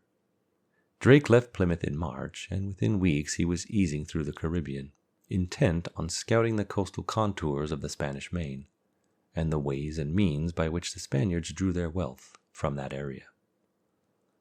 Somewhere on the Gulf of Darien, which laps the east coast of the Isthmus of Panama, Drake put in at a secluded bay hidden by a jungle that descended into the water's edge. There was good fishing in the bay, as well as freshwater springs and an abundance of fruit and game ashore. Drake even named the site Port Pheasant for the flocks of wild fowl to be found in the forest. From that comfortable hideaway, Drake scouted the 500-mile scalloped coastline between Cartagena, the capital of the Spanish Main, and Nombre de Dios, the isthmus port from which the annual treasure fleet embarked for Spain. What he did not learn from his own stealthy prowling in the Swan, he acquired by the shrewd tactic of befriending the Cimarroons, runaway African slaves who shared his hatred of the Spaniards and willingly gave him help. Drake returned from his reconnaissance trip around the new year and immediately began planning the expedition that in some respects was the greatest of his life. For it summoned forth his full talents for organization, forethought, unflagging stamina, stunning surprise, and brilliant recovery from misfortune. A detailed account of the voyage, edited in 1592 by Drake's nephew and namesake, son of his youngest brother Thomas, was published in 1626 under the title Sir Francis Drake Revived. The great seafarer himself contributed to the narrative, and in a preface to it, his nephew states that Drake made the voyage to right the wrongs he had endured at the hands of the Spanish at San Juan de Ulua. This time he did not slip away from England quietly, as he had in the past. The Hawkins family and other wealthy Plymouth merchants were on hand to wish him Godspeed as he left Plymouth on May 24, 1572, with 73 men in 2 ships, the Pasha, a 70-ton vessel that he commanded himself, and the Little Swan, now captained by his brother John. Another brother, Joseph, went along as a member of the company. They were provisioned for a full year and armed to the teeth with cutlasses, pikes, pistols, muskets, even bows and arrows.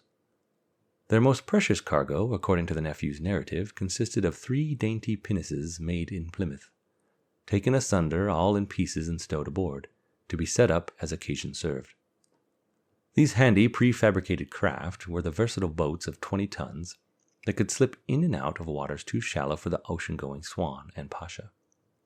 They carried sails but could be rowed if the wind failed. With a brisk northeast wind off his quarter, Drake laid straight for his mark. 12 days out he sighted the Canary Islands, where transatlantic vessels usually put in for water and provisions. But Drake's little fleet, related the account, never struck sail nor came to anchor, nor made any stay for any cause, neither there nor elsewhere, until 25 days after, when it reached the New World. Arriving at Port Pheasant, where Drake had left supplies the year before, the expedition found that someone had been there in the interim and had dug up all the stores. Undaunted, Drake settled in and set his men to assembling the pinnaces. When the vessels were ready, he moved camp from Port Pheasant to an island about 75 miles from Nombre de Dios. He named it the Isle of Pines for its dense forestation. There he hid the Pasha and Swan in a sheltered cove, leaving a small detachment to mine them, set out near the end of July with most of his men in the pinnaces for Nombre de Dios. The great adventure was about to begin, and in mounting excitement the English raiders rode in rhythm to the songs of their native Devon. 5 days later, on a dark night, with only the stars for light, the tiny fleet crept stealthily toward the bay beneath the town, and anchored out of sight behind a promontory. Drake intended to wait until the dawn and pounce on the town just before it awakened for the day. But the men were tense with anticipation, and at 3 a.m., as a late-rising moon brought a glow to the eastern sky, Drake declared it to be dawn. They came ashore on a beach outside Nombre de Dios. A lone Spanish sentry guarding a nearby shore battery spotted them and fled to arouse the town. Drake paused long enough to topple the battery's guns, then rushed on as the clanging church bell sounded the alarm and drew the suddenly wakened population into the marketplace. But Drake had a plan too sly for the sleepy citizens to counter. At the edge of Nombre de Dios, he split his force into two groups, sending half of the men under his brother John around the outside of the town to enter the marketplace from the far side, while he and the remaining raiders marched up from the harbor with a flourish of trumpets and drums and a shower of flaming arrows. The Spaniards pulled themselves together long enough to retort with what Drake's nephew's account called a jolly hot volley of shot. A musket ball killed one of the trumpeters, and another struck Drake in the leg. For the rest of his life, he was to carry that musket ball in his flesh. But for the present, he bore his wound in silence, cheering on his unsuspecting men. Meanwhile, a new burst of trumpets and drums and a fiery rain of arrows announced the arrival of Drake's brother John and the other detachment from the far side of the town. The Spaniards were now confused and terrified. They fled by the hundreds, down the side of the streets and out into the countryside, while the English made their way to the governor's house, flung open the cellar door, and there, by light of torches, beheld an incredible cache of silver bars stacked like cordwood in a pile 70 feet long, 10 feet wide, and 12 feet high. But Drake was after greater booty still, and he stayed his men from falling upon the silver, telling him that the king's treasure house down by the waterfront was likely to have more gold and jewels than their pinnaces could carry away. He was about to order them to it when suddenly his wound overcame him. With a groan, he stumbled forward and fell. Only then, noticing his bloody trousers and footprints, did the men realize that their commander had been shot. Drake ordered his brother and the men to proceed to the treasure house, but John would hear nothing of it. Nor, to their credit, would the men. There would always be treasure, provided there was Drake. Instead, they bound their captain's wound with a scarf, gave him a nip of spirits, and carried him back to the pinnaces, abandoning the treasure altogether. For several days the raiders camped on an island beyond gunshot of the harbor while Drake nursed his wound. They found plenty of fowl and fruit to eat, and they looted fine wine from a Spanish ship in the harbor. Presently an envoy appeared from the town, bearing a white flag of truce. Drake, with an extravagant show of hospitality that would become his hallmark, plied his visitor with food and drink, then demanded gold and silver as his price for leaving the town in peace. The envoy departed to confer with his fellow townsmen, at which point Drake reconsidered his precarious situation. His wound still troubled him and placed a burden on his force. The envoy would undoubtedly report this, as well as the meager size of Drake's band. If the more numerous and better-armed Spaniards chose not to pay, Drake could scarcely mount another attack now that all surprise was gone. Even worse, the Spaniards might invade the island and doom his entire enterprise. Drake decided on a tactical retreat. He and his men vanished from Nombre de Dios and reclaimed the ships they had secluded at the Isle of Pines. But Drake was never the man to linger over ill fortune. As soon as his leg had healed sufficiently, he took his little force across the Gulf of Darien to see what mischief he could stir up at Cartagena. Drake could not dream of assaulting so well-defended a city, of course, but finding a ship from Seville lying at anchor in the adjoining bay, he seized her at night while her crew slept below decks. Then, in the morning, flaunted his triumph by hoisting English colors and sailing her past Cartagena harbor, out of gunshot but in full view of the Cartagenians. Cartagena rang its church bells in alarm and fired its cannon in helpless rage. Drake sailed his prize back to the Isle of Pines, after first depositing the Spanish crew unharmed on another island. In taking on this additional ship, which, at 240 tons, dwarfed his other vessels, Drake was faced with a new problem. He did not have the sufficient hands to man her in addition to the Swan, the Pasha, and the 3 pinnaces. Clearly, something would have to go. He could not spare the pinnaces. They were indispensable for the surprise raids and swift getaways that were central to his plans. The Pasha was essential as his flagship. Reluctantly, he decided to sacrifice the Swan, the ship for which both he and his men had the warmest affection. Sensing that his men would balk, Drake resorted to a leader's license and engaged in an artful piece of deception. He summoned the ship's carpenter, Thomas Moon, and directed him to go down into the Swan secretly and bore 3 holes alongside the keel. then to lay something on top of the holes, enough to obscure them from view, but not enough to prevent slow leakage. Moon unhappily did as his captain bade him. The next morning Drake set out to go fishing, taking his brother John with him. As they rowed past the Swan, Drake arched his eyebrows in mock surprise. Was not the Swan riding rather low in the water?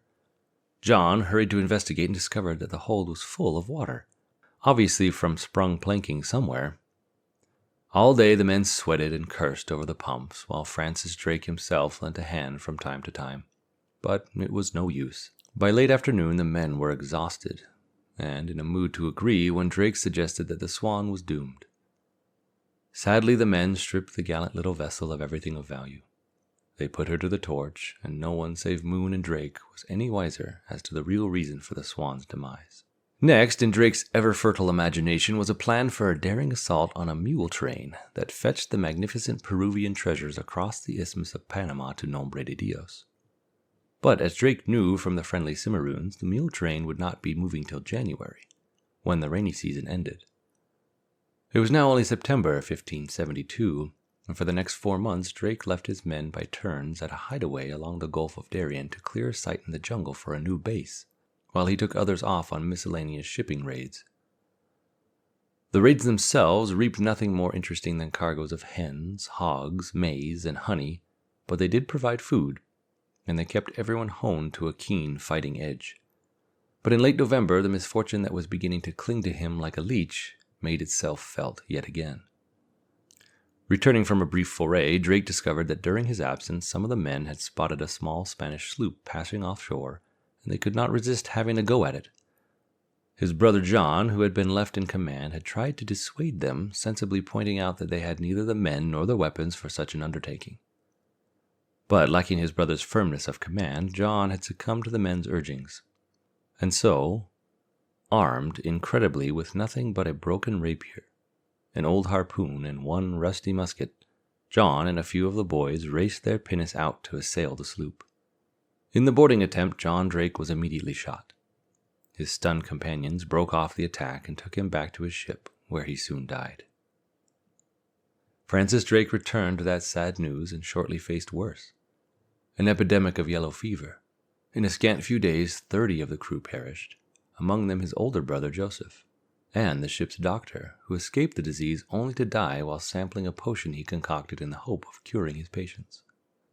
By the time the plague subsided, Drake's original force of 73 was now reduced to 41. Then, however, came the news that he had been waiting for all these months. The Cimarroons reported that the Spanish fleet had arrived at Nombre de Dios to await the treasure coming overland from the city of Panama. Instantly Drake sprang back into action, replacing his lost men with Cimarroon recruits, and leaving the ships and pinnaces in the care of those recuperating from the disease. Drake set out overland in the first week of February to make his strike against the mule train that would soon be coming across the spine of the isthmus. With him were 30 Cimarroons and 18 Englishmen. Once the band left the fetid coast and climbed into the highlands, they found the way through the rainforest very cool and pleasant by reason of those goodly and high trees that grow so very thick. They climbed cheerfully upward along the same path the mules would travel, marching in the early morning, resting in the midday heat, resuming the march in the late afternoon, then halting again for the night. During their halts, a guard stood watch at the edge of the encampment to listen for the tinkling bells that would announce the approach of the mule train. The rest of the company engaged in some impromptu acculturation. The Cimarroons taught the English how to make palmetto huts for shelter, and Drake taught the Cimarroons to say the Lord's Prayer. After 6 days, they reached the summit of the ridge that bisects the isthmus. Here the Cimarroon chief led Drake to a great tree that had footholds cut into its trunk and a wide platform high in its branches. Reaching the platform, Drake beheld a sight that was to dazzle his inward eye for the rest of his life. Some 25 miles to the south, the broad Pacific rolled off to one horizon. In the opposite direction, the Atlantic reached to the limit of vision. Overcome with that combination of patriotism and religious fervor that so constantly drove him, Drake fell to his knees, looking at the Pacific, beseeched the Almighty for leave to sail once in an English ship in that sea. He would do so one day, but he had a more immediate job at hand. 2 more days of marching brought the band down the forested mountainside into an open plain, and another 2 days brought them within the vicinity of Panama. When they were close enough to count the ships in the harbor from a hilltop, Drake halted his men and sent a Cimarron dressed like a Spanish slave into town. The man returned with the welcome news that a treasure train of mules would soon be setting out from Panama that very night for Nombre de Dios. Accompanying the train was to be no less a personage than the treasurer of Lima, traveling with his daughter. 8 of the mules were to be laden with gold, 1 with jewels, and 5 with silver. Drake swiftly turned his men about face and marched them 12 miles back into the jungle. His order for the night assigned the men to positions strung out in the underbrush on either side of the trail. Any southbound travelers were allowed to pass unmolested toward Panama. Utmost quiet must be observed until Drake would blow his whistle. On that signal they were to leap out of hiding and fall upon the mule train. Drake called for supper and a dram of brandy all around. Then the men took up their stations, and a hush fell over them. Darkness came, and for a long hour in the stillness nothing could be heard but the trill of tree frogs and the calls of night birds. At last Drake's men heard the faint tinkle of mule bells. Then suddenly came the sound of hoofbeats, but they were those of a single horse, and they came from Nombre de Dios, the wrong direction. Drake's men crouched low in silence, all except one Englishman, Robert Pike, who lost his wits and leapt up out of his hiding place without waiting for Drake's whistle. A Cimarron instantly pulled him down by his shirt tails. The traveler continued on his way, spurring his horse to a canter. After what seemed an interminable wait, the sound of the mule bells grew louder and louder. At last the mule train entered the stretch where the ambush was set, and Drake patiently waited for it to align itself between the 2 strings of men. Then he whistled. Out they jumped to fall upon their quarry, and were greeted with yet another shattering disappointment. The mule baskets proved to be holding nothing but food, and neither the treasurer of Lima nor his daughter nor an ounce of gold was anywhere to be found. A mule driver explained to the crestfallen Englishmen what had happened. The horseman, alas, had caught sight of the impatient Pike, and when he encountered the treasure train a few miles down the trail, he had alerted its leaders that something was amiss. The treasurer of Lima had immediately turned back to Panama with his daughter and the wealth, sending only the victuals on. The Englishmen could scarcely believe their foul luck. But in adversity, Drake always showed quicksilver resilience, and tonight was no exception. Rapidly regrouping the men, giving them no time to mope, he hurried his raiders back along the path toward Nombre de Dios. Along the route, they paused at Venta de Cruces, an inland settlement that served the Spaniards as a way station. Drake and his men had bypassed the village on their way across the isthmus. Now they raged straight through it, pillaging as they went, and then resumed their race to the shore and the pinnaces. Once again, Drake had failed to gain any plunder worth recording, but his raid befuddled and upset the Spaniards. In a single night, this infuriating Englishman had sprung out of nowhere, captured a mule train, pillaged a town, and then vanished as inexplicably as he had appeared. He was as mystifying and elusive as he was terrifying. To minds just emerging from medievalism, with its rich literature of fabulous creatures, Drake's sudden strikes and equally sudden disappearances conjured up visions of the mythical dragon, hence the origin of the epithet El Dragón. Part 9. El Dragon's Forced Circumnavigation. For the next 5 weeks, Drake occupied himself with Spanish shipping, dividing his men into 3 groups. He assigned some to guard the ships at the anchorage, while he sent a second group in a pinnace down the coast to the east. Drake himself took another pinnace west with the remaining men. In a few days, the group that had traveled east, led by Drake's friend Johnny, had seized a Spanish sloop laden with livestock meant for the coastal settlements. The raiders set the Spanish crew ashore and took the sloop with the provisions to the anchorage. Drake's group, meanwhile, seized another ship, this one carrying some gold. He and his men now had a small haul of treasure and food for several weeks. Most important, the warning was going from one Spanish ship to another along the coast that Drake was at sea again, which was exactly what he wanted. He had not abandoned the quest for the treasure-laden mule trains. He was only biding his time. One day during this period, while cruising far from land, Drake came upon an 80-ton French privateer that had run out of water while searching for Spanish ships to plunder. Her captain, one Guillaume Le Testu, was a French Huguenot and thus a fellow Protestant, an enemy of the Popish Spaniards. Drake took pity on him and conveyed him to the secret anchorage to refresh his men. When Testu and his 70 crewmen asked to join Drake's party, Drake immediately accepted.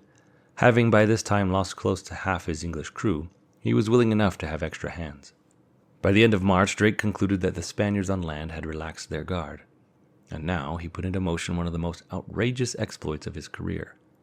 The target, once again, was that mule train from Panama.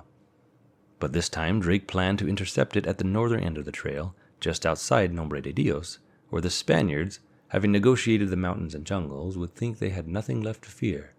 It was a bold idea. Leaving his ships under guard at the Isle of Pines anchorage, Drake transported 55 men, 35 Englishmen and Frenchmen, and 20 Cimarrones in 2 pinnaces to the mouth of the Rio Francisco, about 20 miles west of Nombre de Dios. From there he marched his force overland to station them on the very threshold of the town, so close to the harbor that they could hear the ship's carpenters hammering through the sultry night, readying the Spanish fleet for the season's cargo of gold and silver. And what a cargo it promised to be. From his Cimarron scouts, Drake had learned that no fewer than 190 mules were needed to carry it all, and that a company of 45 heavily armed soldiers had been detailed to guard the train. When the mules approached, Drake was waiting in perfect ambush, and this time his men made no mistakes. At his whistle, 2 lines of raiders closed on the treasure like a dragon's jaws snapping shut. The Spanish soldiers put up a brief fight, killing a Cimarron and wounding the French Captain Testu in the belly. But they soon broke and ran, and Drake called his men to let them go. The loot was worth all the waiting, all the previous frustration.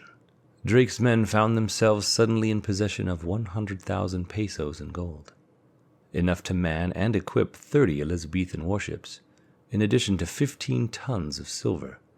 It was far more than the men could carry away themselves, and the lumbering, bulky mules would make a quick flight impossible.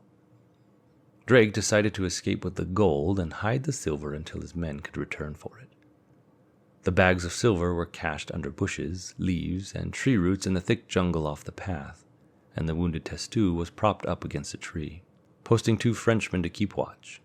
Drake promised to send for Testu as soon as he could. Then he and his men struck out along the coast for the pinnaces, staggering under the weight of the gold.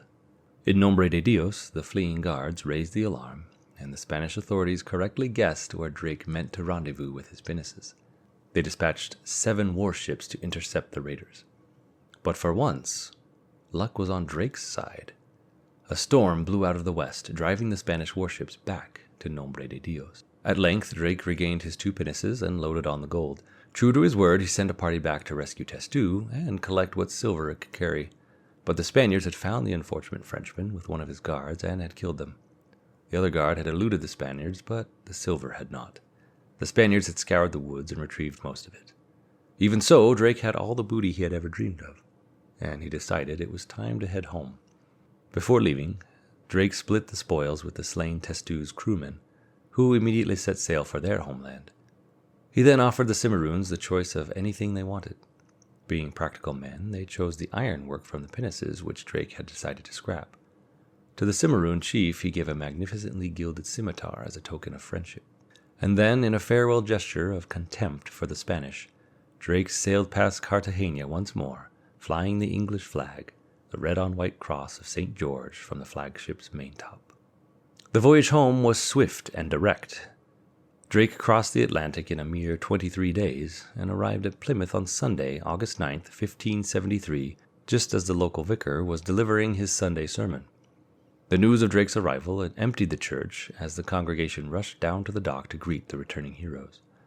Within days, all England was abuzz with the excited accounts of the great quantities of gleaming gold the adventurers had brought home, and of the dashing and invincible captain who had led them. From obscurity, Drake was suddenly now the nation's center of attention. He had performed feats no other raiders had accomplished in the 80 years the Spaniards had held possession of the New World. He had stormed Nombre de Dios, the vital transshipment point of Spain's fabled wealth.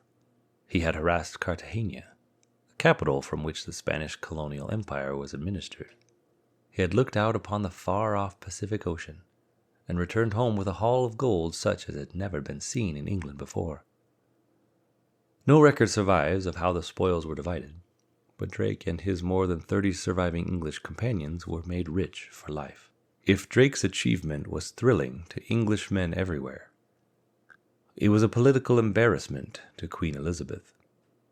While happy enough to see Spain twitch, she had no wish to associate herself with deeds that could provoke the King of Spain to war. She, therefore, publicly ignored her presumptuous subject, which, considering Drake's sudden fame, amounted to an expression of official royal disfavor. Privately, she may have granted Drake an audience, and it is possible that on her urging he disappeared. Whatever the reason, Francis Drake vanished from public view as suddenly as he had appeared. Possibly he went to Ireland. The Queen's men, under the Earl of Essex, were putting down an uprising in that chronically troubled land, and according to local legend, Drake was among the English officers in Ulster. In 1575, with Ireland quiet for the moment, Drake resurfaced in Plymouth. By this time, Queen Elizabeth was vacillating between two camps of her courtiers, and between the two irreconcilable policies they were espousing. One was for more insistent harassment of Spain, while the other was for appeasement. Just as the argument was becoming more heated, Drake came before Elizabeth with a proposal for a new voyage to the Spanish Main. His objective this time was to round the tip of South America and sail north to attack the city of Panama, the Pacific coast port where the Peruvian gold was assembled before its overland route to Nombre de Dios. Such a proposition was far too tempting to decline, and Elizabeth resolved her diplomatic quandary with some royal sleight of hand. From her capacious private purse she gave Drake a large sum, probably around 1,000 crowns, while insisting that her ministers of state remain ignorant of the transaction. That way she stood to profit financially if the venture succeeded, while remaining officially innocent of any affront to the Spanish throne. The preparations went forward with an odd combination of fanfare and secrecy. Drake had no difficulty raising about £4,000 from Plymouth and London investors for a venture that was publicly advertised as a Mediterranean trading expedition to Alexandria, where English merchants swapped leathers and woolens for Egyptian cotton and Indian spices. He sailed on November 15, 1577. Spanish annals record that an ominous comet was seen plunging through the skies over the Spanish Main that night. Drake's fleet consisted of the Pelican, 100 tons and 18 guns, the Elizabeth, 80 tons and 16 guns, and the Marigold, 30 tons and 16 guns. Two other ships laden with provisions and gunpowder were to be scrapped along the way. Sailing with Drake in the Pelican were his youngest brother, Thomas, and a 14-year-old cousin, John Drake. Altogether, he had 164 men, among them a couple of painters who were to sketch the route, and about a dozen gentlemen adventurers who had shipped aboard just for the sport. These latter supernumeraries carried authority by virtue of their social rank, and they might acquit themselves well in a battle. But they knew next to nothing about ships and sea, and they had no responsibilities to keep them busy on the voyage. During the long months of inactivity, their position became increasingly irksome both to themselves and to the hard-working mariners. They were to give Francis Drake an acid test of his leadership. Among them was an incorrigible schemer named Thomas Doughty. He and Drake may have become acquainted in Ireland, for Doughty was among the Queen's officers there. In style, the two men were complete opposites. One, a well-bred courtier who delighted in intrigue, the other a blunt man of action who had risen from the lower classes. They made an unlikely pair, yet they enjoyed a warm friendship. As secretary to one of the Queen's ministers, Doughty seems to have had a hand in getting Drake before the court when he was seeking support for his present venture. And Drake, for his part, put Doughty in command of the other adventurers. But both were forceful characters and fiercely ambitious men, and bound to clash. The first sign of trouble between them came before the fleet had even left European waters. Coming upon a Portuguese merchantman with a cargo of wine, canvas and silk, and velvet fabric, Drake ordered it seized. Shortly thereafter, a crewman reported to him that Doughty had stolen some of the items from the prize, violating a time-honored code that required the division of spoils openly among all hands. Drake confronted Doughty with the charge. Doughty denied it, saying that Drake's younger brother Thomas was the culprit. Swearing great oaths according to one account of the voyage, Drake angrily moved Doughty to another ship, and, showing his faith in his brother, put Thomas in charge of the captured prize. The fleet proceeded westward, passing through a series of storms that were the worst that Drake had ever encountered. As the gales raged and subsided and raged again, Drake lost sight of one ship after another. With the time lost in searching for them, it took him 54 days just to cross from the Cape Verde Islands to the South American coast, then another 3 months to pass down its length. Meanwhile, Doughty was sowing seeds of divisiveness among the company, bribing and cajoling officers and men in an effort to win their loyalty away from Drake. According to one account, he told Thomas Cuttle, master of the Pelican, that he had a good liking for him, and promised Cuttle £100 if he would take Doughty's side in case of trouble. Doughty next attempted to foment a mutiny against the master of a storeship, and to anyone who would listen, he continually asserted that his authority was equal to Drake's. When he impertinently suggested the same in Drake's presence, Drake swiftly imprisoned him and considered what further action to take.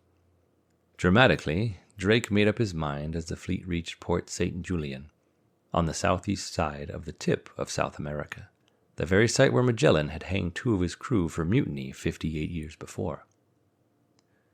Drake anchored the vessels, gathered the full company ashore, and summoned Doughty before him. Drake then formally charged Doughty of his wrongdoing, that he sought by diverse means to discredit Drake to the hindrance and the overthrow of the voyage. Doughty denied any wrongdoing. Drake then impaneled a jury of 40 men to try him. Among them were a number of Doughty's friends, testimony to Drake's desire for true justice. One after another witnesses came forth, and one after another they quoted Doughty's seditious talk. The jury found Doughty guilty as charged, and Drake sentenced Doughty to death. It was one of the most difficult decisions Drake was ever to make. Death was a penalty he seldom inflicted, even on his Spanish enemies. But if Doughty's importuning of the men had been allowed to continue, Drake foresaw the certain dissolution of the entire enterprise, and this he could not allow. By tradition of the times, a condemned man was entitled to certain courtesies if he was a gentleman. Drake zealously honored the codes. After the trial, he and Doughty took communion together as though they were the best of friends. Drake next gave him as sumptuous a meal as he could provide at his captain's table. When Doughty had finished, Drake escorted him ashore. Doughty now knelt and prayed for the Queen and for the success of the expedition. As the crew looked on in silence, the condemned man laid his head on the block. The drummer commenced a roll. Drake gave the signal, and an officer brought down the axe and thrust up Doughty's severed head for all to see. While the bloody object was held aloft, Drake intoned to the hushed audience, "This is the end of traitors." Having rid the company of its chief troublemaker, Drake was at pains to make clear the import of what he had done and why. Before moving on, he assembled the entire company once again. Then, with an eloquence that belied his modest demurrer, Drake launched upon a speech in which some historians discern the genesis of the vaunted discipline that became the backbone of the British Navy. The crisis was now over. No one would cross him again, and the expedition was ready to move forward. On August 17th, 1578, the fleet set sail from Port St. Julian, and 3 days later, at the gateway to the Strait of Magellan, through which no nation's ships save Spain had ever sailed, here Drake decided to cannibalize the Portuguese prize ships seized at the Cape Verde Islands, reducing his fleet to 3. The storeships had already been scrapped as planned. Then, as if to underscore the newness of the undertaking ahead, he changed the name of the flagship from the Pelican to the Golden Hind, a designation he chose in honor of a major contributor to the voyage, Sir Christopher Hatton, who bore that animal on his coat of arms. Finally, As the fleet began its passage through the towering glacial cliffs and churning waters of the strait, Drake ordered the 3 ships to strike their topsails in honor of the Queen of England. After a tortuous passage, during which Drake himself sometimes had to scout ahead in a small boat, the fleet was met by a punishing storm at the entrance of the Pacific. For 2 solid weeks the winds howled, and Drake lost sight of the first one, and then the other of his 2 companion ships. As soon as the storm abated, Drake commenced a search that was to occupy him for 4 months. Through December 1578, he nosed in and out of the Chilean fjords in hopes of finding his missing ships. Not until the new year did he abandon the quest and decide to proceed north without them. It later developed that the Elizabeth's captain had given up the Golden Hind for lost. Fearing to venture alone into unknown waters, he turned back for England. The Marigold, never found, must have perished in the storm. With only 1 ship remaining, Drake decided he had to abandon his plans for an assault on Panama. But he could still make mischief with Spain's coastal shipping, and this he was now set to do. Nearing the port of Valparaiso, he encountered a Spanish ship about to set off for Panama. Seizing her, he made a haul of gold worth 8,000 pounds.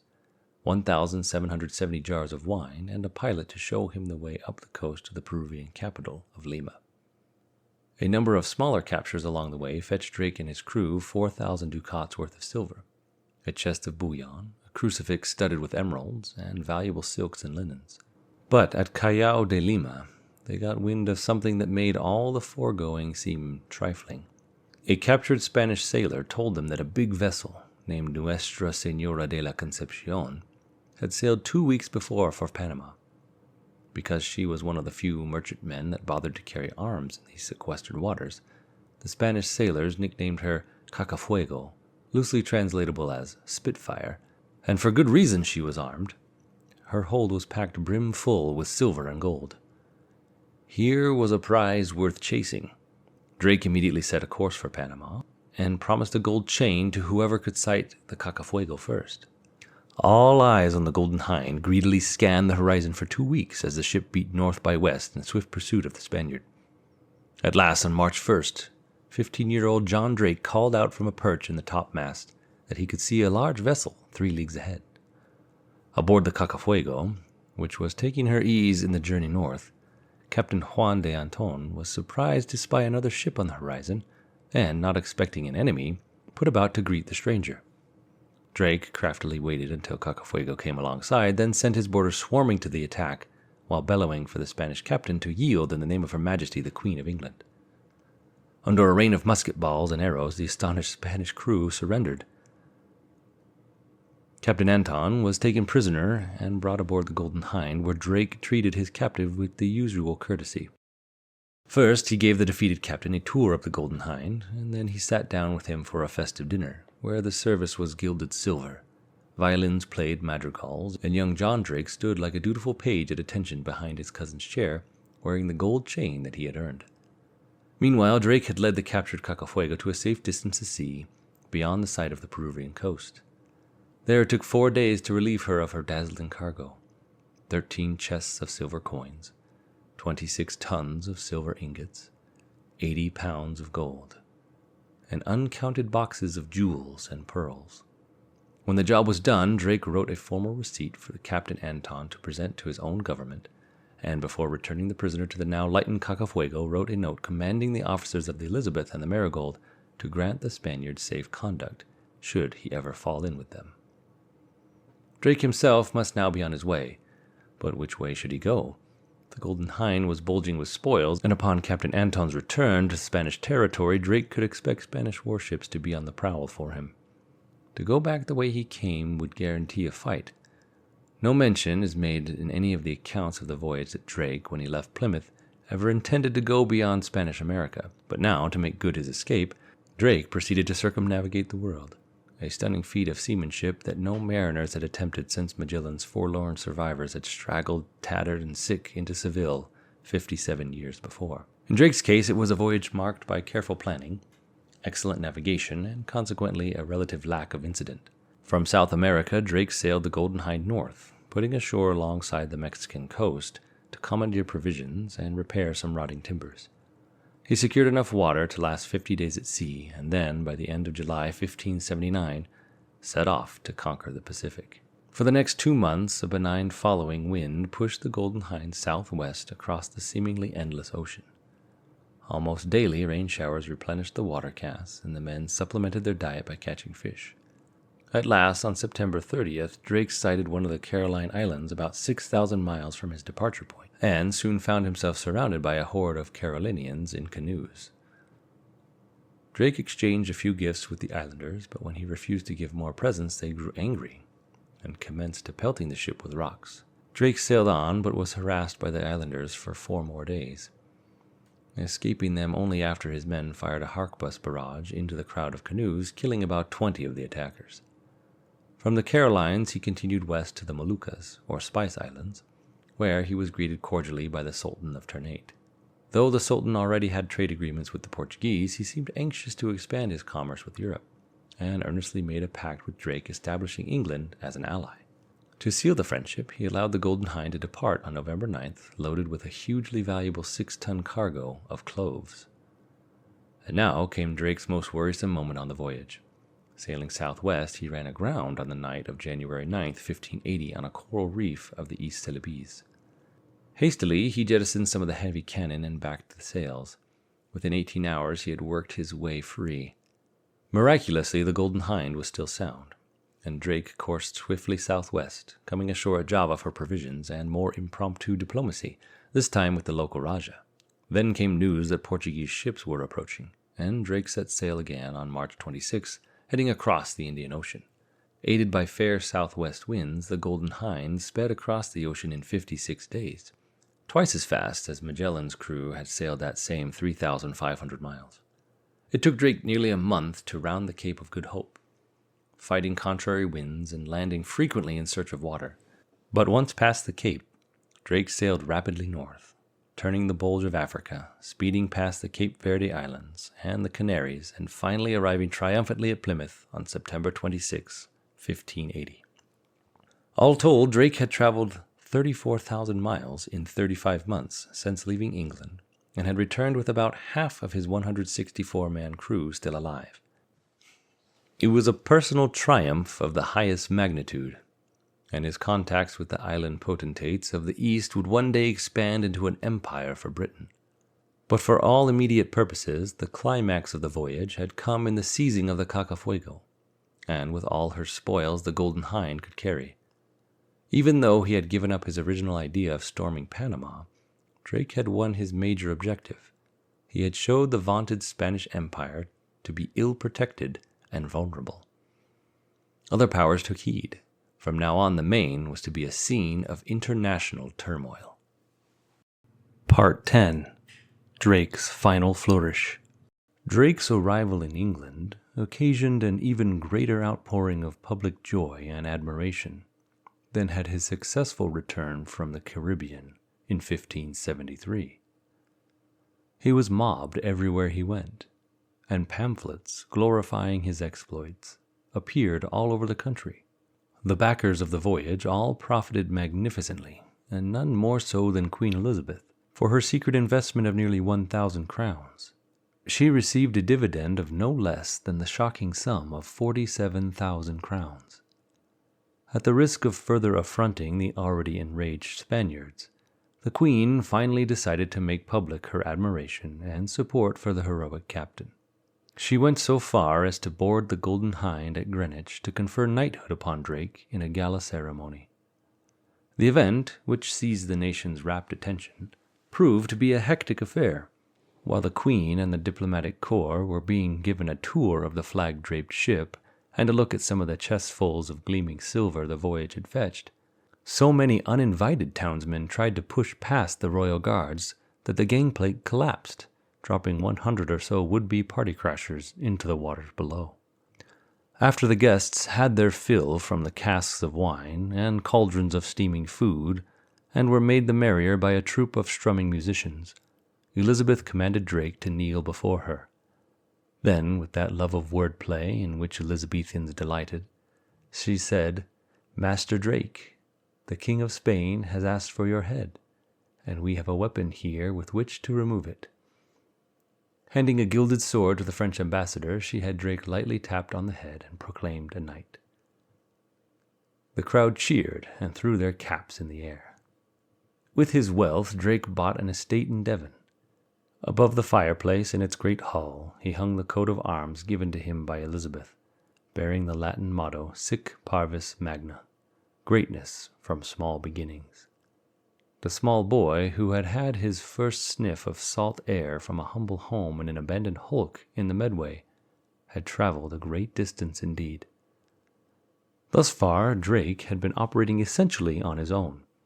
He was to spend the next 5 years trying to persuade the Queen and her counselors to exploit, for the nation's wealth and glory, the path that he had already opened. If Spanish ships plying the trade route from the Main to Seville were cut off at their point of origin, he reasoned, the fearsome might of Spain would collapse for want of gold. But he was putting forward an idea in advance of his time, and he had no luck until 1585. By that time, Spain was building a massive armada and threatening to send it against the English coast, and Drake's strategy suddenly made sense. Now, when he came before Queen Elizabeth with a new proposal, she listened intently. Drake's plan was the most ambitious he had yet concocted. This time he meant to seize the cities of Santo Domingo and Cartagena, which would make him a threat to all the lesser ports in between. Continuing west, he would send a land expedition across the isthmus to Panama, and then he would go northwest to Honduras, the site of some of the silver mines.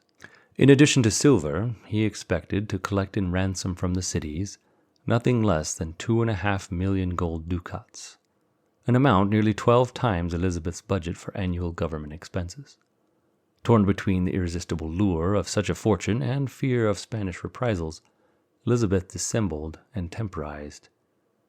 But at last she consented to England's first national assault against the Spanish Main. She authorized the use of 2 ships from the Royal Navy, the 600-ton, 30-gun Elizabeth Bonaventure, which would serve as the flagship, and a 250-ton vessel named the Aid. Private merchants from England's seaport cities put up another 19 ships and several pinnaces, and a land force of 2,300 soldiers was raised. The expedition was finally ready to leave Plymouth on September 14, 1585. After some stops along the Spanish coast and in the Cape Verde Islands, where he undertook minor raids against Spanish shipping to let King Philip know that he was mightily at sea again, Drake turned west to cross the Atlantic and launch his grand design. It was late December by the time he reached the first of his objectives, Santo Domingo on the island of Hispaniola. Santo Domingo was the oldest city in the Americas. It had been founded by Bartholomew Columbus, brother of Christopher, in 1496, and had served as the capital of the Spaniards' New World Empire for the next 5 decades. At the middle of the 16th century, the Spanish colonial government, lured by the gold and precious stones of the mainland, had moved the capital to Cartagena. But the hidalgos who had remained at Santo Domingo were beginning to cultivate sugar and tobacco and were not short of wealth. Their mansions, standing on broad avenues fringed with stately palms, were among the most majestic in the Caribbean, and their city was the first in the New World to found a university, which lent it a cultural aura lacking in the rough-and-tumble outposts of the empire. For all these reasons, Santo Domingo was the most prestigious of the New World cities, and for all these reasons it seemed to Drake a promising hunting ground for gold. His stratagem was a grander version of the one he had used when leading his first raids more than a decade before. Some diversionary feints at sea, followed by a surprise attack from landward. Just after daylight on New Year's Day, 1586, Drake wakened sleeping Santo Domingo with a deafening naval bombardment of the main fort guarding the harbor. While the astonished Santo Domingans rushed pell-mell to repulse the seaward threat, 1,000 troops who had been secretly landed in the night rushed in from the rear of the city. With volleys of musket fire and flashing cutlasses, they drove the citizens into the countryside. Then the English barricaded the marketplace and hoisted the flag of England on the castle tower. That done, Drake casually seized the lone Spanish vessel that rode in the harbor, and appropriately christened her the New Year's Gift. Then began a time of mounting frustration and anger for Drake. When a quick search of the town turned up little or no gold, Drake sent an emissary to the governor, who was hiding in the hills, and demanded a ransom of 500,000 ducats. The governor declared that he could pay no such sum, to which Drake retorted by threatening to burn a block of the handsome city for every day that he had to wait. For 30 days the governor held fast. For 30 days Drake's men rummaged through deserted households and cellars, finding no loot, left flames behind them. In the end of a month, the governor finally produced an offer of 25,000 ducats, and Drake decided to call off the siege. The ransom was considerably less than he had counted on, but clearly the town would yield no more. Hoping for better luck elsewhere, Drake turned southwest and headed across the Caribbean for Cartagena, which lay nestled on the Colombian shore inside a double harbor. Arriving in the afternoon, he brought the fleet to the mouth of the outer harbor and anchored, a diversionary tactic designed to keep the Spaniards' attention fixed on the ships. When night fell, Drake disembarked his troops to march across the narrow spit of land leading past the inner harbor to the city. They found the approach more heavily fortified than they had expected. The path had been studded with poisoned barbs. 2 Spanish galleys lay in the inner harbor, ready to bombard the troops as they marched across the spit, and 4 cannon and 750 Spaniards guarded the entrance to the town. Drake's men evaded the first hurdle, bypassing the poisoned barbs and eluding the enfilading galleys by wading through the breaking waves on the ocean side of the spit. Then, in hand-to-hand combat, they forced their way through the rest of the route into the city. The scavenging soldiers had better pickings in the households here than in Santo Domingo. They found jewelry and precious stones in family strongboxes. They also seized the bronze bells from the church tower and 80 pieces of artillery from the fort. But 110,000 ducats, a fourth of his initial demand, was all that Drake could wrench in ransom from Cartagena's governor. Nevertheless, with Cartagena under his heel, Drake had conquered the capital city of the Spanish Main and thus held a key to the Caribbean coast. But his victory was a Pyrrhic one. He had lost 2/3 of his men already, either to skirmishes or to disease, and was in a weak position for assaulting Panama. And so the bold Drake, the awe-inspiring El Dragon, who in his younger days had never quailed in the face of the most improbable odds, was stricken with a fit of middle-aged cautiousness. He decided to pocket his disappointing loot and scrap his plans for Panama. To the stay-at-home strategists, it seemed an incredible turnabout, and in after years such folk were to censure him for losing his nerve. But times had changed since Drake's earlier visits to the Main. The Spaniards were better prepared than before. Moreover, the 2 governors' refusals to meet ransom demands, though Drake never knew whether they actually had the money, indicated a certain stiffening of Spanish resolve. Drake now believed that to hold Cartagena and simultaneously march on Panama, he would have to send to England for reinforcements. There was no guarantee that Elizabeth would oblige, for to do so would mean leaving Britain's own coasts undefended, inviting Philip to hurl the promised armada upon them. Believing all of this, Drake released Cartagena after 6 weeks of occupation and set sail for home. He traveled north, stopping to raid the Spanish settlement of St. Augustine in Florida, where he seized a dozen brass cannon and a treasure chest worth about 2,000 pounds. He next came ashore on the coast of Virginia, where his countryman Sir Walter Raleigh had sponsored a colony the year before. The colonists, reduced by hunger, disease, and Indian attacks, were ready to quit the venture, and Drake put them aboard his vessels and took them home to England.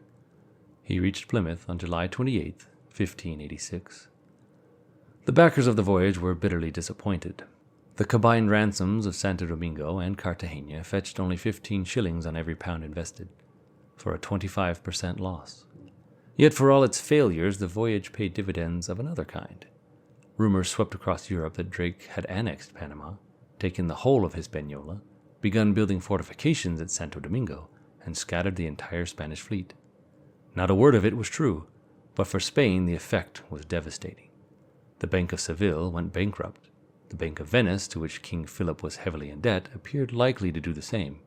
And the Fugger Bank at Augsburg, which circulated a newsletter to financiers, spread fear among other European banking houses. For the next 10 years, the bold adventurer who had touched off all these international tremors was for the most part occupied in pursuits closer to home. Elizabeth gave him the title of Her Majesty's Admiral at the Seas, and named him to a commission charged with overseeing the royal dockyards. Meanwhile, he was elected mayor of the town of Plymouth, and served also as a member of Parliament. Except for a swift foray out to battle the great Spanish Armada when it finally attacked in 1588, he remained ashore throughout most of the decade. But he never lost his dream of strangling the Spanish trade route in the New World, and he persisted in trying to induce the Queen and her counselors to allow him just one more voyage. Toward the middle of the 1590s, his prospects brightened, thanks to the troubles that beset the Spanish Empire. French privateers were moving in increasingly large numbers onto the islands fringing the northern edge of the Caribbean, and Dutch trading vessels were nimbling along the coast of Venezuela. With such predators threatening the base of her wealth, Spain had to declare a moratorium on all debts at home in 1595 while she awaited the annual shipment of Peruvian gold. Drake urgently pointed out to his sovereign that now was the time to strike at Panama. Elizabeth wavered. By the time she finally made up her mind, most of the Spanish treasure fleet had already reached Seville. One ship, however, had put into San Juan, Puerto Rico, for repairs. That single ship had an irresistible cargo of 3 million gold ducats. It was a formidable undertaking, 27 sail, led by the flagship Defiance, with 1,500 sailors and 1,000 troops. But for Drake, this voyage, like so many others, was to prove a study in frustration. The Queen had no sooner given her tardy consent than she insisted that Drake share command of the expedition with his old cousin and sometime great mentor, Sir John Hawkins. Like the Spaniards, who said of Hawkins and Drake that God made them and the devil brought them together, Elizabeth seems to have judged them an inevitable team. She judged wrong. Drake had exercised independent command too often and too boldly to share it now with anyone else, and Hawkins, who was now almost 70, was crotchety and slow-moving. But before long, Drake was relieved of the burden of this dual command. Hawkins took sick on the outbound passage and died just as the fleet came in sight of San Juan. Pausing only for a quick burial, Drake pushed on the next morning toward his target. But his attack was doomed from the start. Because the expedition had taken so long to get underway, the Spaniards had learned of it at least 3 weeks before the English had even left Plymouth. They had moved the 3 million gold ducats out of the crippled ship, stored the treasury safely in an impregnable San Juan fort, and blocked the entrance to the harbor with a sunken hulk. Without even attempting his old tactic of attacking from the rear of the city, Drake called off the assault. The first phase of the expedition had come to naught. Promising his dejected officers that he would take them to 20 places that were more wealthy and easier to be gotten, Drake set a course for Nombre de Dios. But he found the town deserted. The transshipment point had been moved to Portobello, a newer settlement 20 miles up the coast. Now, even the normally buoyant Drake was beginning to lose his old spark. All he could do was burn the deserted town, a spiteful gesture that netted him no treasure. Meanwhile, soldiers had sent across the isthmus toward Panama came staggering back in defeat after encountering a Spanish force on the trail. As a last resort, Drake decided to try his luck along the Honduran and Nicaraguan coasts. But he had to stop first to get water.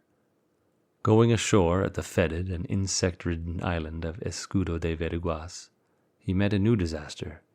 A crippling wave of dysentery swept through the company, striking even Drake himself, who on earlier voyages had seemed miraculously immune to such afflictions.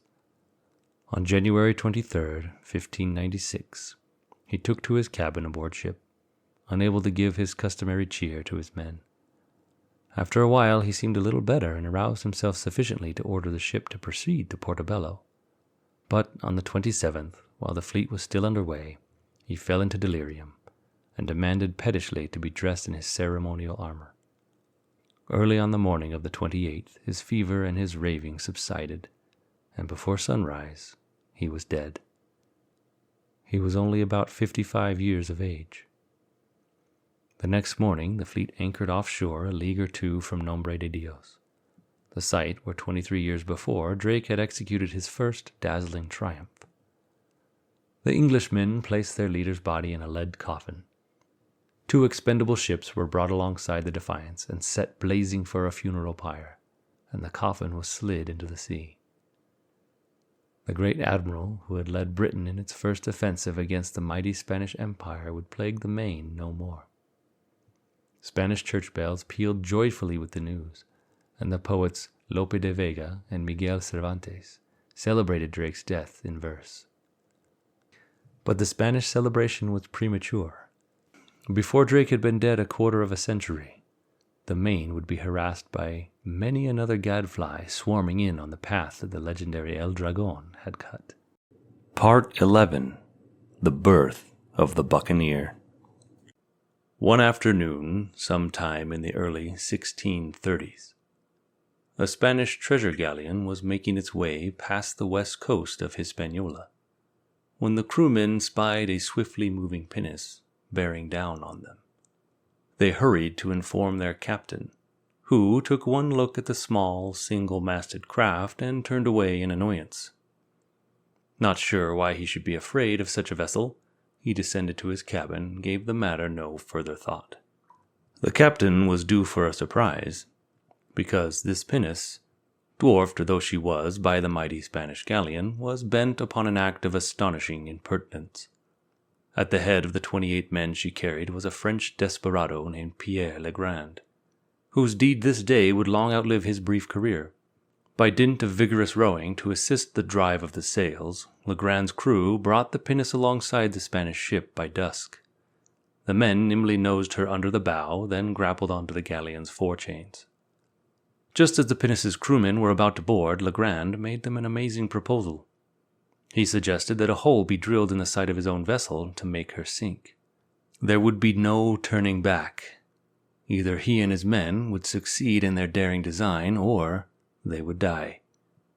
The men roared their agreement, and then, swearing oaths of mutual fidelity, they swarmed aboard the Spanish treasure ship, brandishing pistols and cutlasses. What the Spanish crewmen were doing all this time is not related in any account, presumably having been sharply set down by their arrogant captain for calling him on deck the first time. They were quite reluctant to raise another alarm. In any case, it was getting dark, and the true intentions of the men in the pinnace might not have been clear until it was too late. And by then the Spaniards were paralyzed with fear. Some of the men from the pinnace headed straight for the galleon's gunroom, where they seized the ship's small arms and slaughtered the few Spaniards who stood in the way. Others raced for the captain's cabin, where they found him playing cards with his officers.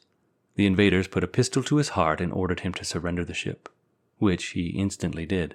Paralyzed with both confusion and fear, it is said that the Spaniards asked these unknown attackers if they were even men, or if they were some sort of devil. The answer to that question was that this handful of ruffians were buccaneers, a new and violent generation of poachers on the Spanish Main. The audacious Pierre Legrand and his cutthroats were not even particularly exceptional examples of this breed. From the treasure galleon, Legrand realized quite a haul, a magnificent prize, and then, just as mysteriously as he had arrived, he faded from the scene. Nothing more is known about him. But there were thousands of such marauders swarming the Main in the 17th century. Like John Hawkins, they were men interested in trade. Like Francis Drake and the other privateers, they made a fine art of belaboring the Spaniards and relieving them of their wealth. But the buccaneers shared a common characteristic that set them apart from all the earlier predators. Unlike Hawkins, Drake, and the others, these men made their lives on the Main. They inhabited the very islands the Spaniards claimed for themselves, and, living cheek by jowl with their enemies, they brought the Spanish crown a century of unrelieved woe. The name buccaneer comes from the Arawak Indian word buccan, meaning a grill of green wood on which meat was smoked over a slow fire. The early buccaneers learned this technique from the Arawak of the Greater Antilles, and it became a lasting trademark.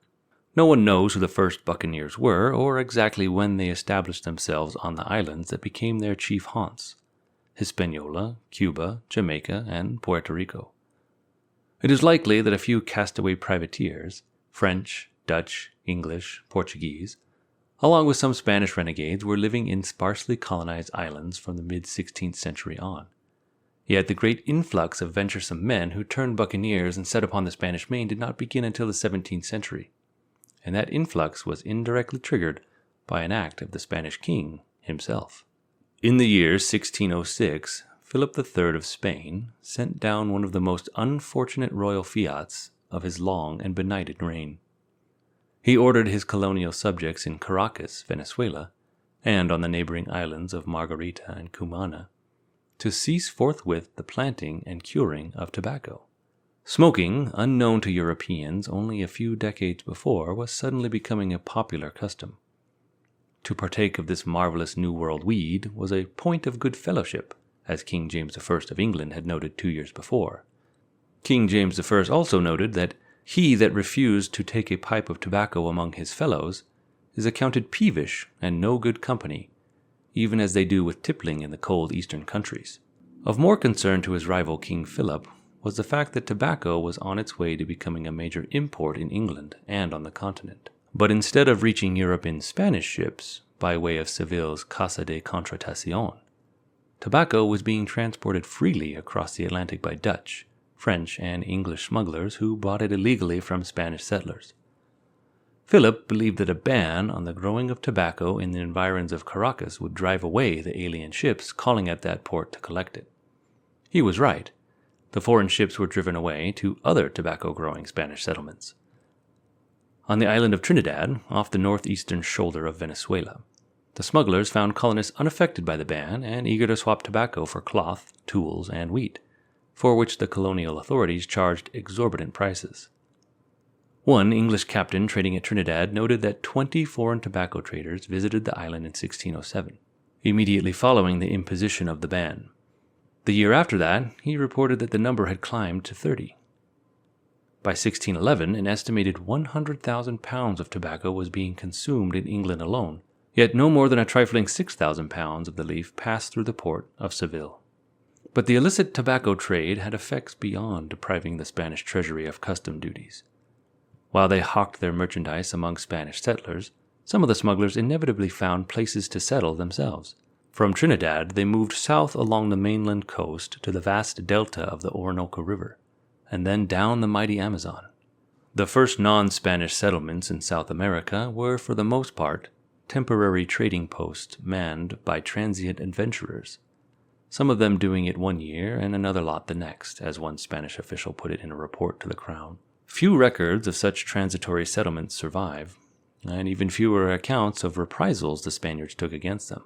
Among the men who tried settlement on the mainland and found it too dangerous to stay was an Englishman named Thomas Warner. After leaving the mainland, Warner was determined to find a place where he could plant tobacco without further interference from the Spaniard. Sailing around the Caribbean in 1622, he came to the small island of St. Christopher's, one of the northerly Lesser Antilles. He found the place to be well watered and blessed with very fertile soil. Warner then returned to London, found a group of merchants to back him, and in January 1624 was back on St. Christopher's with 15 or 20 Englishmen ready to sow tobacco. The small number of his companions obscures the monumental significance of his undertaking. Warner's tiny company was to be the first permanent non-Spanish settlement on the Main. Equally important, it inaugurated a European march upon the Lesser Antilles, where the Spaniards themselves had never really settled at all. It is doubtful that the Spaniards were even aware of Warner's presence for the first few years. They kept little check on the unwanted islands of the Lesser Antilles, and in any case they believed that the remnants of the fierce Carib Indians would drive away any interlopers. But Warner and his men stood off the Carib until reinforcements arrived. Within the year, a French privateer under Captain Pierre Belain came limping into the harbor at St. Christopher's after losing a fight with a stronger than usual Spanish galleon. Warner and his cohorts gladly received the bedraggled Frenchman ashore. Before another year ended, they had jointly driven away the remaining Carib Indians, and had agreed to divide the island of St. Christopher's between them, now abbreviated as St. Kitts by the Englishmen. Throughout the next few years, other settlers followed close behind, spilling out onto Barbados, Nevis, Montserrat, until by 1630 the whole string of islands of the Lesser Antilles, reaching nearly 1,000 miles from Puerto Rico almost to the Venezuelan coast, had been settled. Some 3,000 Englishmen lived on Barbados alone. Close to 1,000 Frenchmen took over Martinique and Guadeloupe and a number of smaller islands. The Dutch, meanwhile, were occupying Saba and St. Eustatius.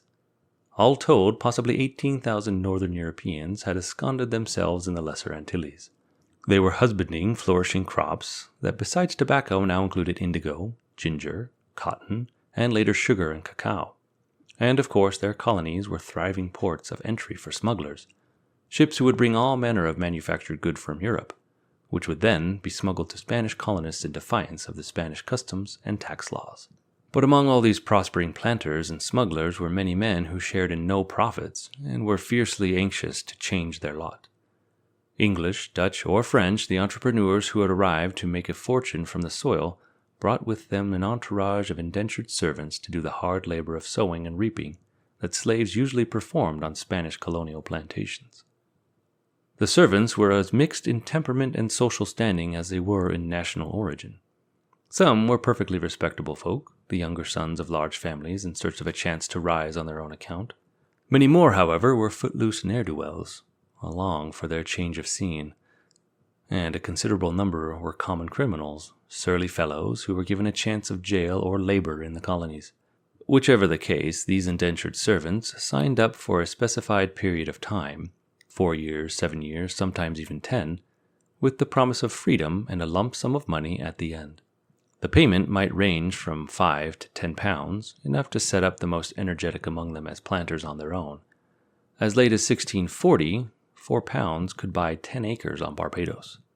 A few of these indentured servants did indeed win their freedom and set themselves up as small planters. Others were cheated by unscrupulous masters who failed to give them their promised payment when their time was up, and with neither money nor work they had no recourse but to drift.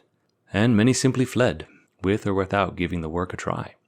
Sir Henry Colt, a planter who went to Barbados in 1631, wrote home to his son George that 13 days after his arrival, 40 indentured servants stole away in a Dutch pinnace. Sir Henry might have added that there went a boatload of probable recruits to become buccaneers. Around the time that he made that observation, some disparate but coincidental developments were casting thousands of other men adrift on the Caribbean and making them candidates for a life of buccaneering. First, the Spaniards were belatedly trying to stamp out the foreign settlements eating away at their edge of the empire. In 1629, the annual fleet under Don Federico de Toledo sailed from Spain bearing consignments of wheat, arms, clothing, tools, and coinage for Cartagena and Vera Cruz. Accompanying the merchantmen were 35 heavily armed galleons and 7,500 soldiers with orders to wipe out St. Kitts. Toledo arrived off the island late in the summer, landed his men, and dealt the colony a shattering blow. The settlers put up a valiant fight but were overwhelmed. Toledo ended up seizing 700 prisoners, not including Thomas Warner, who was back in London selling the year's crop. He packed them all on board captured ships in the harbor and shipped them back to France and England. He then destroyed St. Kitts' crops and burned its houses. But about 400 settlers, both English and French, managed to escape to the island's hilly interior. After Toledo departed, many of the discouraged survivors took stock of what remained of their ruined island and decided that they had seen enough of it. They drifted away, seeking a new life and yearning for revenge. A few years later, other circumstances lent a hand in driving still more men out of the lesser Antillean colonies. By the mid-1630s, the Virginia plantations on the mainland of North America were beginning to flourish and export quantities of tobacco to England. The Virginia leaf was deemed superior to that grown in the Antilles, and tobacco prices plummeted on Barbados and the other islands, forcing small planters to give up and look for some other livelihood. Big planters bought them out and switched to sugar, a crop less vulnerable to the vagaries of weather and market conditions. Yet to make a living from sugar required not only vast tracts of land, but also large gangs of laborers to do the back-breaking work of cutting, binding, and hauling the heavy cane. White men wilted under the burden, but black slaves from Africa stood up well in the fields of cane and, more important, were a relatively cheap and abundant labor supply. The planters imported them by the thousands and dismissed all their white indentured servants. Facing hard times in the Lesser Antilles, men from each of these groups, defeated colonists, failed planters, discharged and runaway servants, gravitated north to the Spanish-owned but thinly populated islands of Hispaniola, Cuba, Jamaica, and Puerto Rico. All any party of men in a boat had to do was to follow the prevailing winds and currents. When they arrived at the large islands, they found everything they would ever need for survival. Indeed, to many of them, the Greater Antilles seemed a tropical Garden of Eden. The islands always had plenty of water, wood, fowl, and fruit.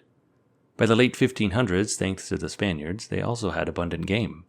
In colonizing Hispaniola and the other big islands, the Spaniards had introduced hoofed animals, cattle, pigs, and horses.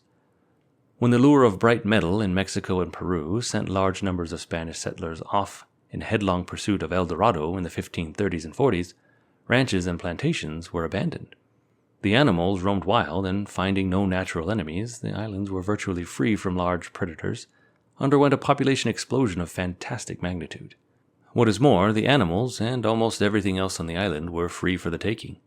Though the large Spanish port cities, Santo Domingo on Hispaniola, Havana and Santiago on Cuba, San Juan on Puerto Rico, continued to grow and prosper, large stretches of coastline and most of the interior did not see a Spaniard from one year to the next.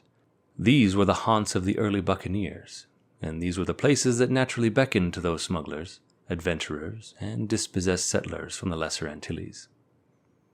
History does not record how many non-Spaniards inhabited the large islands of the Caribbean in the first half of the 17th century, but the figure was undoubtedly in the thousands.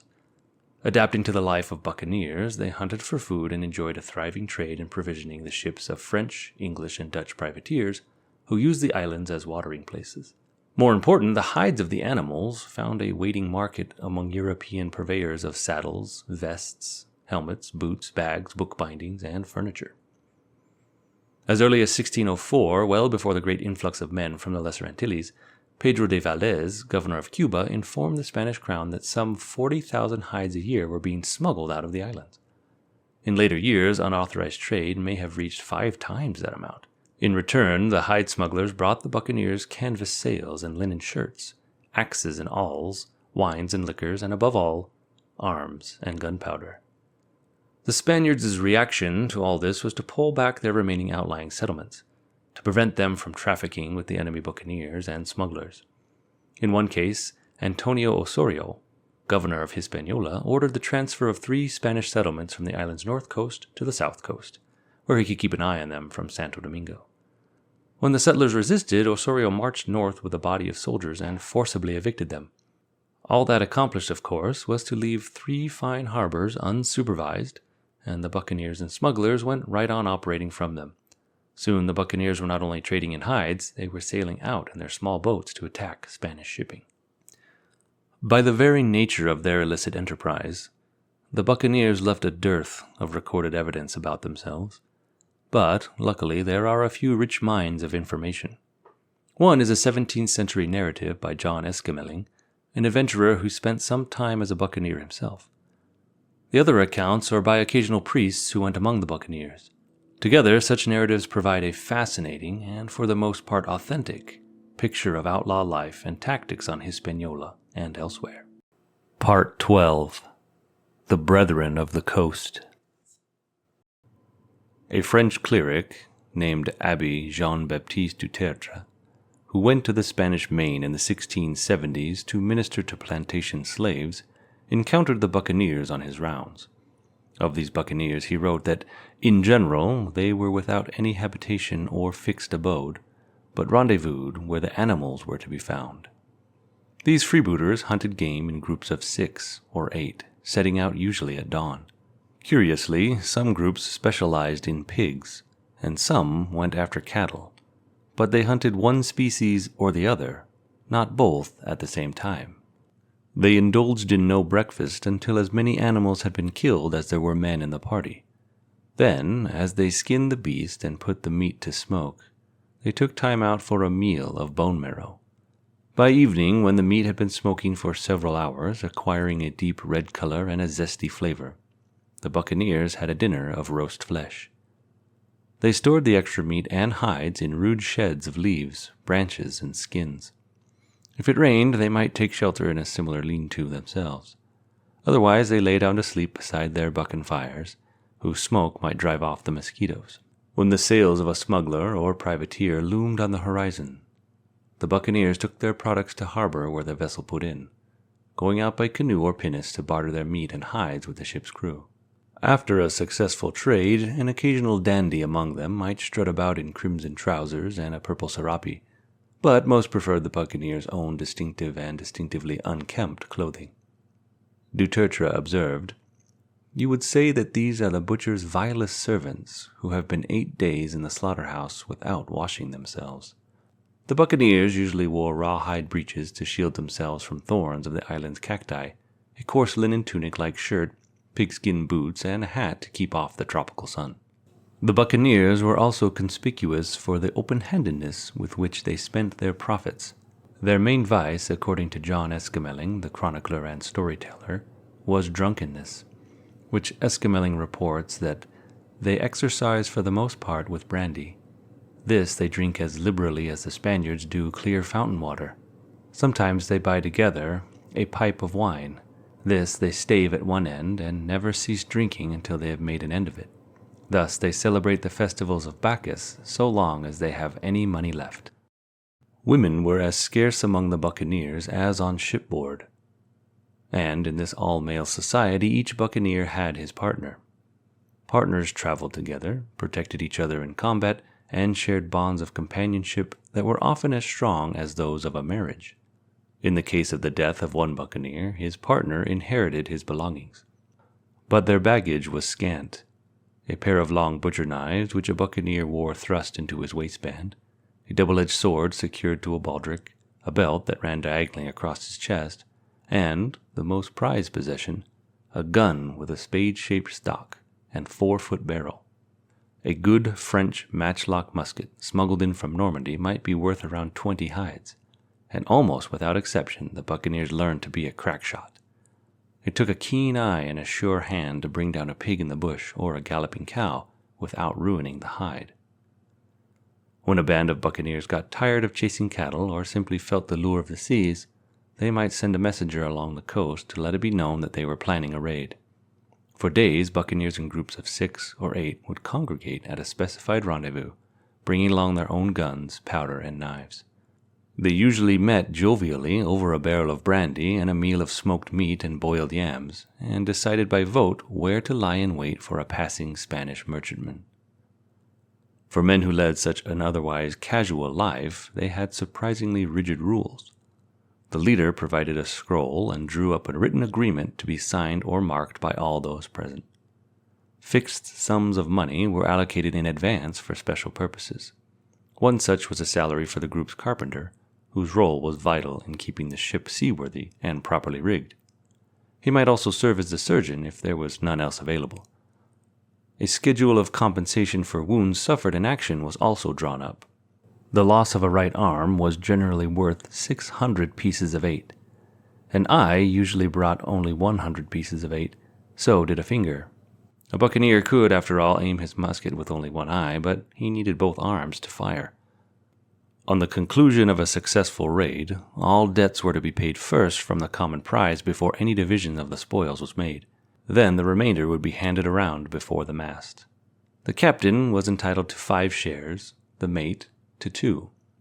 1 share each went to all the rest of the crew, save for the cabin boy, who only got a half share for performing potentially the most unenviable job of all.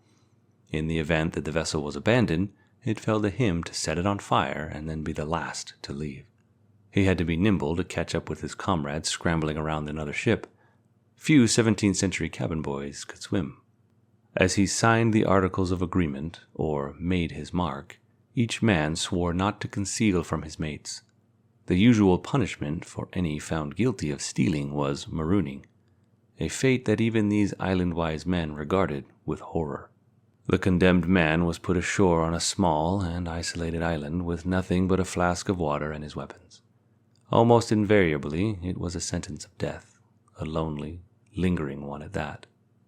In preying upon the Spaniards' shipping, the buccaneers typically used tactics like those employed by Pierre le Grand when he unburdened the treasure galleon of its cargo off Hispaniola. Probably half the vessels from which they mounted their bold attacks on the Spaniards' 200 and 300-ton galleons were no bigger than a 50-ton pinnace. Because the buccaneers used small craft and because they made it a practice to strike their sails as they approached the targets, the vessels were not visible but from a short distance away, and when they could be seen, they looked deceptively innocent. As the buccaneers' tiny pinnace came close to its prey, one of their superb marksmen, seated in the bow, would fire his musket first at the Spanish steersman and then at the men handling the sails, while the rest blasted the portholes to keep the curious from looking out. If there were several boats in the raiding party, one would wedge itself against the Spaniard's rudder. Then, with both ship and helmsman disabled, and the rest of the Spanish crew thrown into confusion, the buccaneers would swarm aboard, uttering ferocious yells and slashing with their cutlasses as they beat a path for the captain and the treasure. Crewmen of no account or standing were summarily beheaded or put adrift in a small boat. The captain and any officers able to pay a ransom were held until they did so. Counting ransoms, a successful raid could fetch even the lowliest among the buccaneers a prize that ranged from 700 to 1,000 pounds.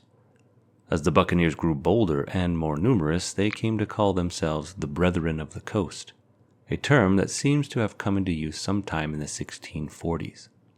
The originator of the phrase is unknown, but the words reflect the unity with which the buccaneers saw themselves as allied against a common enemy, the Spaniards, irrespective of their own national origins.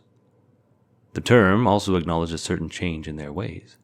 The roaming, isolated bands began to coalesce into larger and larger groups. They established more or less permanent encampments, notably on the coast of Hispaniola and the south coast of Jamaica.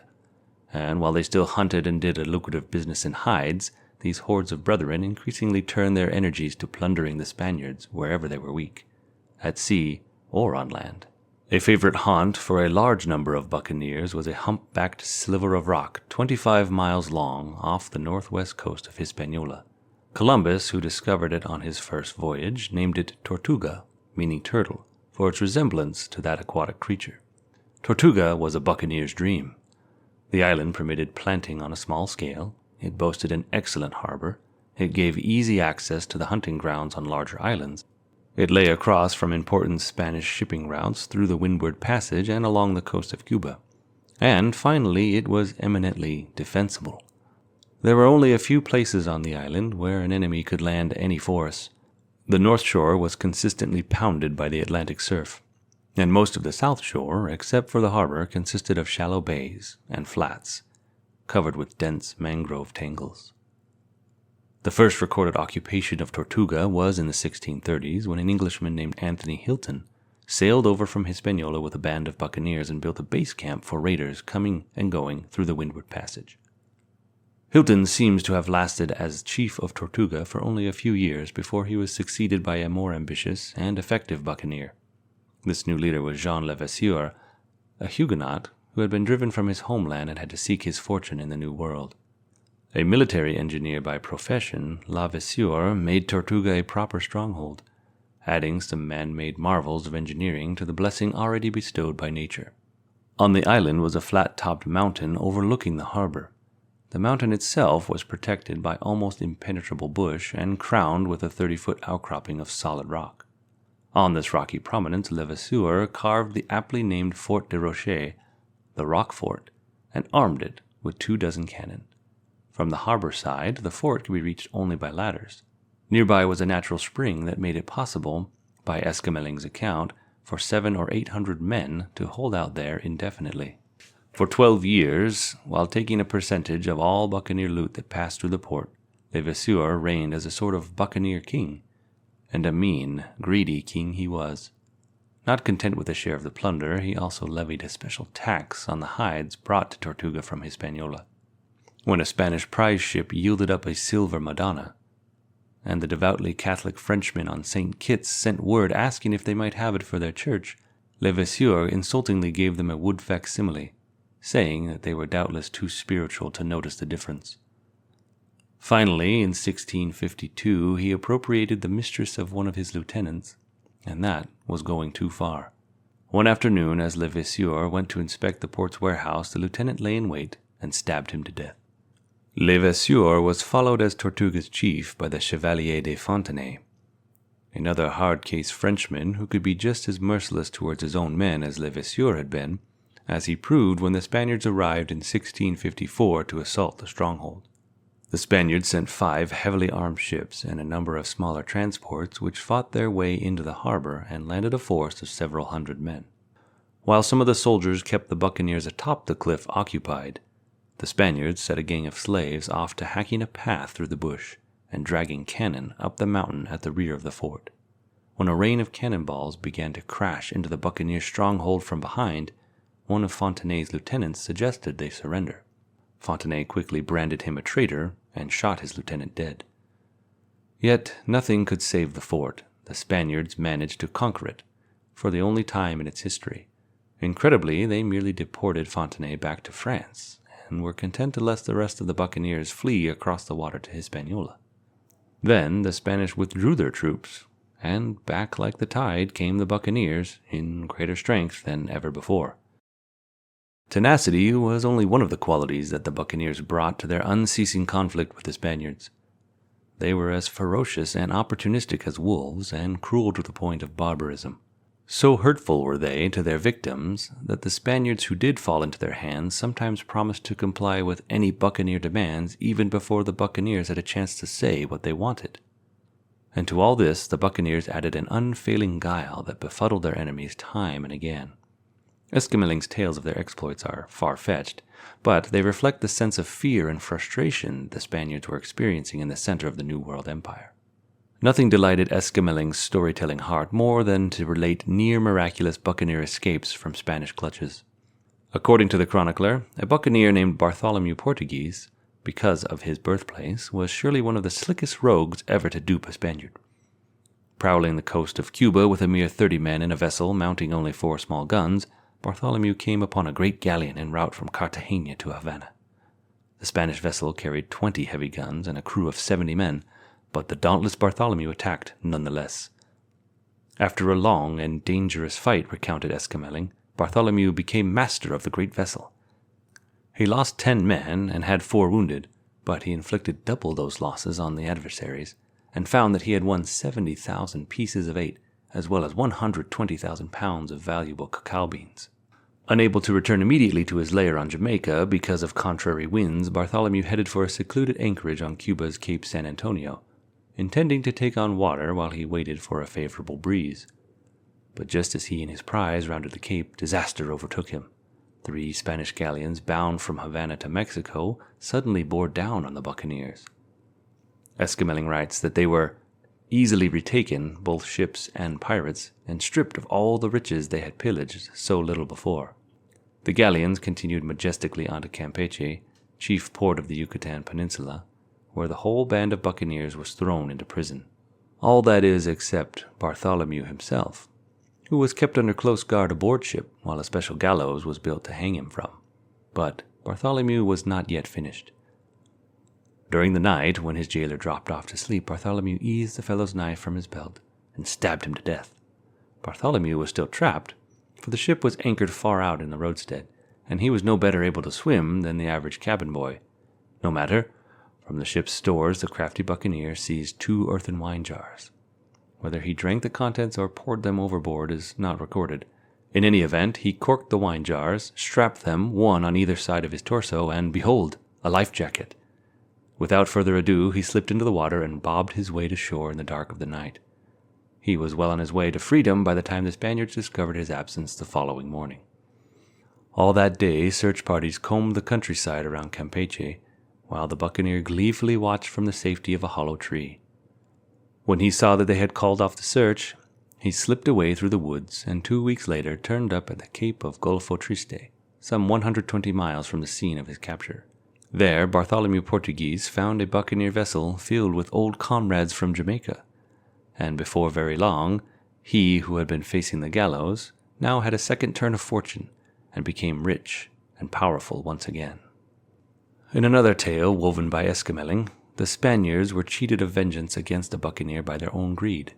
The hero of this tale was a clever man named Pierre Francois, who was cruising off the Venezuelan coast in a pinnace with 26 companions when he spied a dozen ships of the sort that carried slaves to dive for pearls. Pulling down his sails, Pierre ordered his crew to row nonchalantly along the shore as though theirs was just another fishing vessel. Reaching the pearl bank, he and his men suddenly sprang upon the Spaniards' flagship and captured it, together with a fine cargo of pearls worth 100,000 pieces of 8. Alas, for Pierre, his seamanship was not equal to his guile. In trying to make his escape, he piled on too much sail and crashed down the mainmast. The remaining Spanish vessels overtook him. Finding himself trapped, Pierre called once again on his wits, and won from the Spaniards the buccaneers' lives in exchange for the loot, which presumably Pierre threatened to send to the bottom. The Spaniards accepted the pearls and, true to their promise, put the buccaneers ashore safe and sound. In the case of Roque Brasiliano, a Dutchman so named for the time he had spent in Brazil, terror was the lever that pried open the dungeon doors. Roque was known far and wide as a buccaneer of awful ferocity, who tortured and murdered his captives. He undoubtedly expected like treatment when he was seized with a boatload of freebooters off Campeche and thrown into prison. However, Roque devised the stratagem of writing a letter to the Spanish governor, purporting to be from fellow buccaneers lurking off the coast. The storyteller Escameling interestingly neglects to explain where, in a Mexican dungeon, Roque found a quill and scroll, or how he managed to gull the governor into thinking that the letter came from outside the prison. In any event, the letter advised the governor that he should now take care of those he had in prison, for in case he caused them any harm, the letter swore unto him that they would never give quarter to any person of the Spanish nation from that time on. Escameling goes on to say that the governor, undoubtedly shuddering at the vision of himself being smoked alongside meats on a buccaneer spit, truly became terrified and released Roque and his friends, pointlessly only asking that Roque and his men give up buccaneering. The buccaneers gladly gave their oath, and just as cheerfully went back on their word the moment they were loose. When seen again in Escameling's pages, Roque and his men are setting forth again to raid out of Jamaica. The tales of Escameling don't stop there, and neither do the exploits of this new band of brigands, these buccaneers, these brethren of the coast. Part 13. Domesticating the Savage Brotherhood. The buccaneer who in an awful sort of way most fascinated John Escameling, the buccaneer storyteller, chronicler, and fable weaver, was Francis l'Olonais, a Frenchman from Les Sables d'Olonne, or the Sands of Olonne, in Brittany. L'Olonais had spent part of his youth as an indentured servant in some unspecified place that Escameling designates only as the Caribbee Islands. No record survives of how he performed that role, but if youth is father to the man, he must have been the surliest churl ever to plow a field. He was nevertheless a compelling leader. Once he won his freedom and joined the buccaneers on Tortuga, he advanced from crewman to captain only after 2 or 3 expeditions against the Spaniards. He was not only a man of ambitions, but a man of large ambitions, the first, by Escameling's reckoning, to advance from raids on shipping to a large-scale assault on a major mainland city. He set his sights on Maracaibo, a town of some 4,000 inhabitants and the pearling center of Venezuela. Setting out from Tortuga with no fewer than 660 men, he led a fleet of 8 ships, and naturally l'Olonais sailed in the biggest one, a vessel mounting 10 guns. Luck was with the buccaneers from the start. Off Puerto Rico, l'Olonais and his men intercepted a 16-gun ship bound for Mexico with 40,000 pieces of 8, and chestfuls of jewels worth again as much. Proceeding southwest past the Isle of Savona, he scored again, capturing an 8-gun ship bound for Hispaniola with a hold full of muskets, 7,000 pounds of powder, and 12,000 pieces of 8 meant to pay the Spanish Hispaniolan garrison. L'Olonais had already won a reputation for atrocity by lopping off the heads of the prisoners he took, or feeding them the raw flesh of mules, and starving to death those who could not stomach such fare. Now he sailed leisurely south across the Caribbean. After a 3-hour attack on the Venezuelan fortress of De la Barra, l'Olonais allowed just enough survivors to escape to spread panic everywhere. By the time he reached the outer defenses of Maracaibo, the Spaniards were sending frenzied rumors ahead with exaggerated accounts of the host about to descend. As Escameling narrated the story, a band of terrified soldiers ran pell-mell into the city howling, "The pirates will presently be here with 2,000 men and more." The citizens of Maracaibo fled with the soldiers.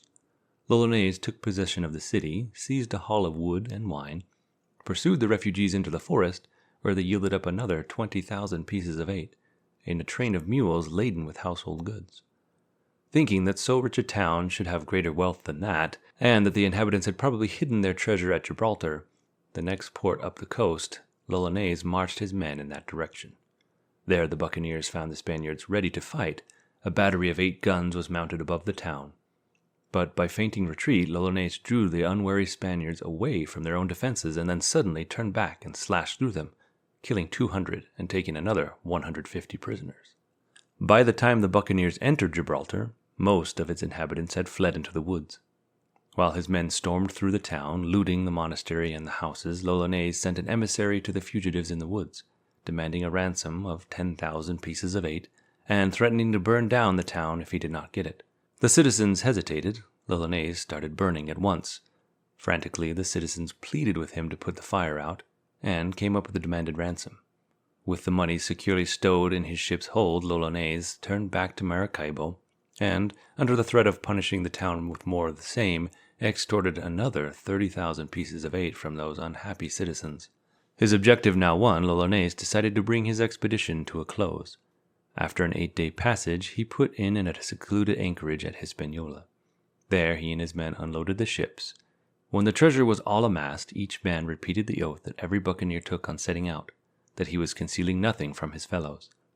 Then they counted up their haul.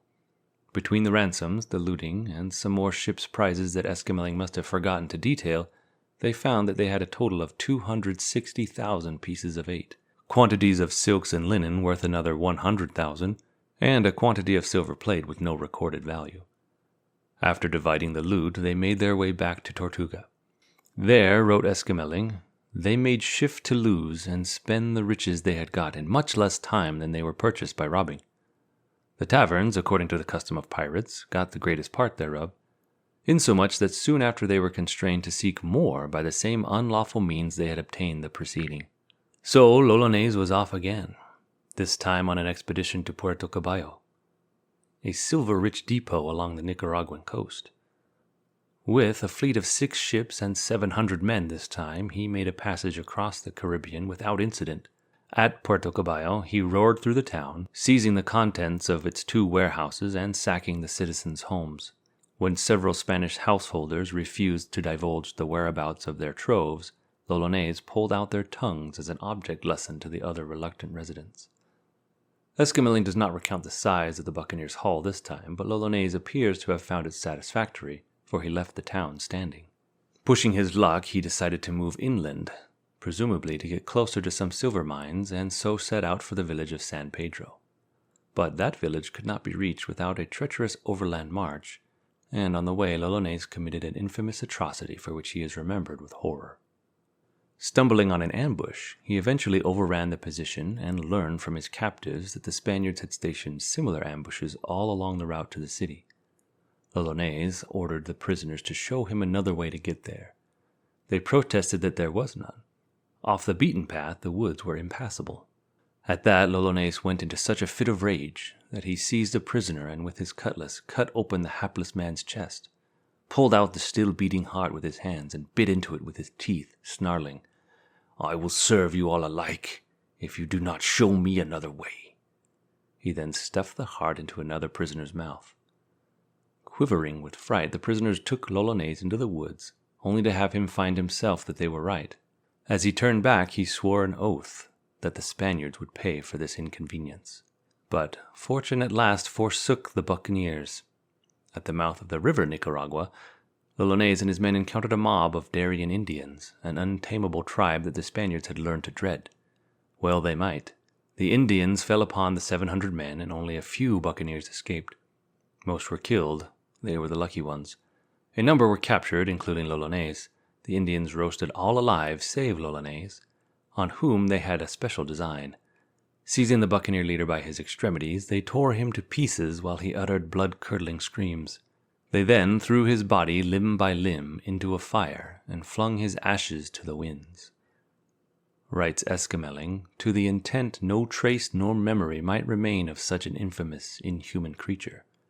And thus ended the history of the life and miserable death of that infernal wretch.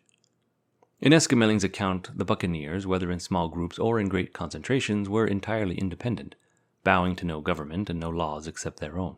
But in the 1660s, though the chronicler does not write of it, great changes were in the wind. By then, the buccaneers had been bedeviling the Spaniards for 30 years and more, with only occasional notice from the governments of Europe, which were otherwise preoccupied with concerns closer to home. However, now a new generation of rulers had come to power, ready to claim the territories that their smuggler settlers had overrun. None was more eager to do so than the King of France, the dashing and elegant Louis XIV. King in name since the age of 5, Louis assumed power in his own right in 1661 at the age of 23.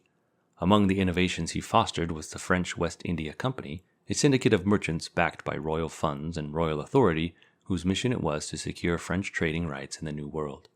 In 1665, the company dispatched one Bertrand de Ogeron, a captain who had already been trading all over the Spanish Main for perhaps a quarter of a century, to oversee the interests of France in Hispaniola, where the French-led buccaneers were virtually in control of the entire west end of the island. De Ogeron was hard put to fulfill his mission. The buccaneers were scattered along the coasts of the island of Hispaniola in inaccessible places, surrounded by mountains or great rocks of the sea, by which alone they can pass from place to place in their little boats, he wrote to his government. Also writing, they live like savages, without recognizing anyone's authority and without any one chief, and they commit 1,000 atrocities. Clearly, it would take a certain imagination to assume command of these unruly fellows, but de Ogeron was the man for the job. One day, according to a tale told not by Esquemeling but by some anonymous observer, de Ogeron was seized with inspiration. Word escaped that he had exclaimed to a friend, "I shall order chains from France for these rascals."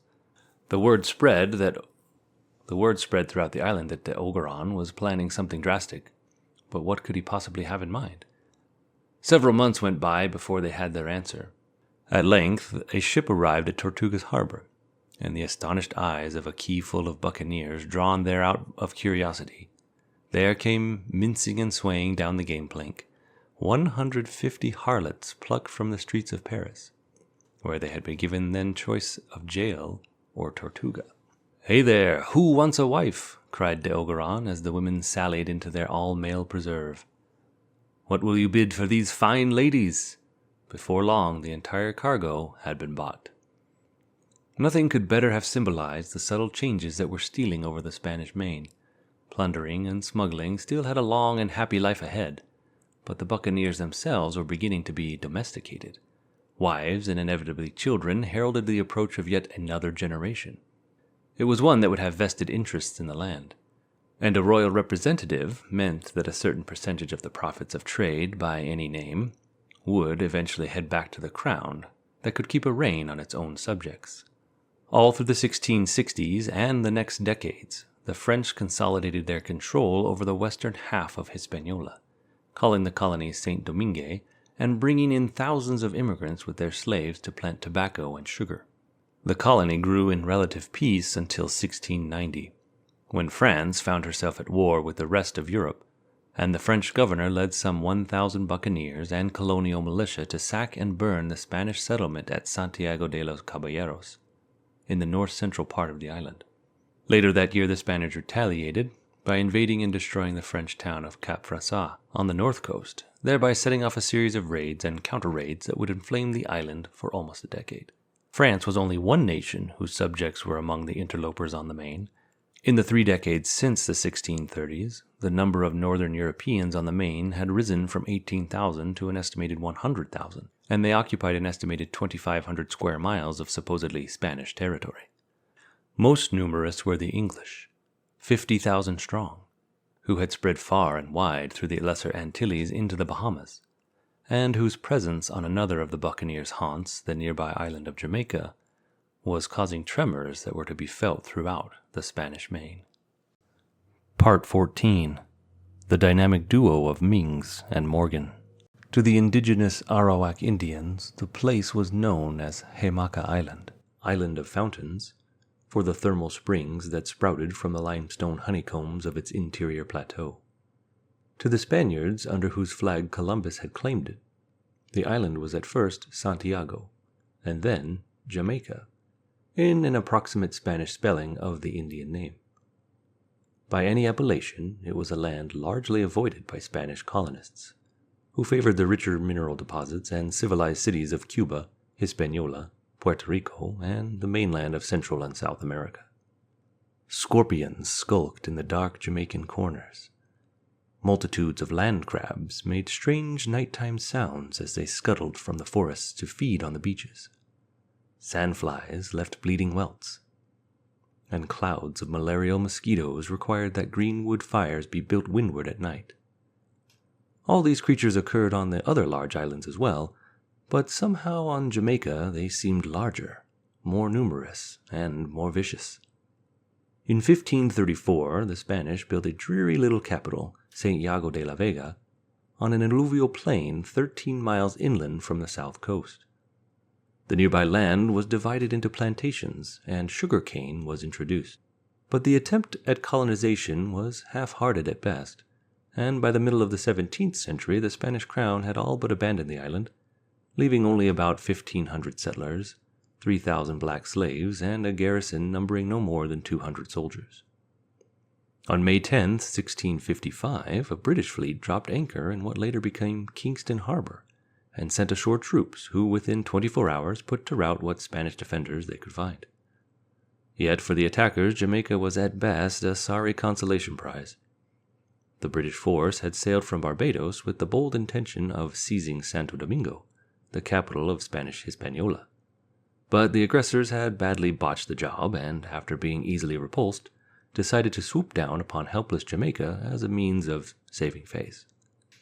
What neither the Spanish nor the British understood at the time, though both would know it soon enough, was that Jamaica was a key to the control of the Caribbean. More than 140 miles long from east to west and 50 miles across at its broadest point, Jamaica blocked the southern sea approaches to the windward passage between Cuba and Hispaniola. It would serve Britain as a wedge between two Spanish islands, holding a central strategic position almost equidistant from Cartagena, Panama, and the tips of the Yucatan Peninsula and Florida. Jamaica offered a splendid base as well for raids against both the mainland cities and the treasure galleons making their way to rendezvous at Havana. The island possessed one of the world's greatest natural harbors, which the British would shortly render all but impregnable by heavily fortifying the reef that nearly enclosed the entryway. That spit of land had been named Caguaya by the Spanish. The British had first called it Caguay, and a town by that name sprang up at the harbor's entrance. Later, as Port Royal, it would become the greatest buccaneering stronghold in the Caribbean, far outstripping Hispaniola's Tortuga, and causing such grief to the Spanish crown that nightly prayers were said in Seville, calling on God's wrath for its destruction. The fleet that captured Jamaica for Britain tarried no longer than absolutely necessary, and made sail for home after scarcely a month. To secure this new challenge to the Spanish Empire, the British left behind 12 small warships and a garrison of about 6,000 men. These were the dregs of the British Isles and Barbados, described by their erstwhile commander, Sir Robert Venables, as the most profane, debauched persons that we ever saw, and described by one of their own number as Hectors and Knights of the Blade, with common cheats, thieves, cutpurses, and such like lewd persons about their group. But among these caitiffs and cullions was a young Welshman, still short of his 21st birthday, of obscure origin, whose name would ring as with the clash of steel against steel throughout the Spanish Main for the better part of 3 decades. His name was Henry Morgan. Harry to his friends, the very devil to the Spanish. And from Jamaica he would bring the age of the buccaneers to blood-red flower. Not much is known about the early life of Henry Morgan. The only recorded statement from him about his youth is, "I left school too young and have been more used to the pike than the book." He was certainly born in Wales, but the exact date is not known. The approximate year of his birth is only known because of a November 21st, 1671 deposition in which he said he was then 36 years old. The name, occupation, and social status of his father are unknown, but Henry was almost surely raised in a military atmosphere. 2 of his uncles were prominent soldiers, and they would play important, although indirect roles in Henry Morgan's career. One of his uncles, Thomas Morgan, was something of an expert in the budding science of siege artillery. During England's Civil War, Thomas chose the parliamentary side, and as a major general became second in command to George Monk, who had been appointed by Oliver Cromwell to subjugate Scotland. Years later, when General Monk turned his coat, overthrew the parliamentary regime, and placed Charles II on the throne, he was, as Duke of Albemarle, in a position to perform favors for Thomas Morgan, and Morgan's kinsmen, including young Henry. The other uncle, Edward Morgan, was a mercenary officer in the unceasing conflicts then besetting Europe. While in Germany, during the 30 Years' War, he wooed and married the daughter of the Baron of Pölnitz, governor of the city of Littstadt. Unlike his brother, Edward cast his lot with the Royalists in England's struggle, and when his cause was lost, he went into exile with his in-laws in Germany. Finally redeemed by Thomas Morgan's influence with Albemarle, Edward would help to bring Henry Morgan to the favorable attention of Jamaica's authorities. As murky as Henry Morgan's boyhood in Wales was the manner by which he came to the Caribbean. The buccaneer chronicler John Esquemeling said that the young Morgan had been snatched out of a waterfront place of entertainment and taken as an indentured servant to Barbados, where he won his freedom by volunteering to join the expedition to Hispaniola and Jamaica.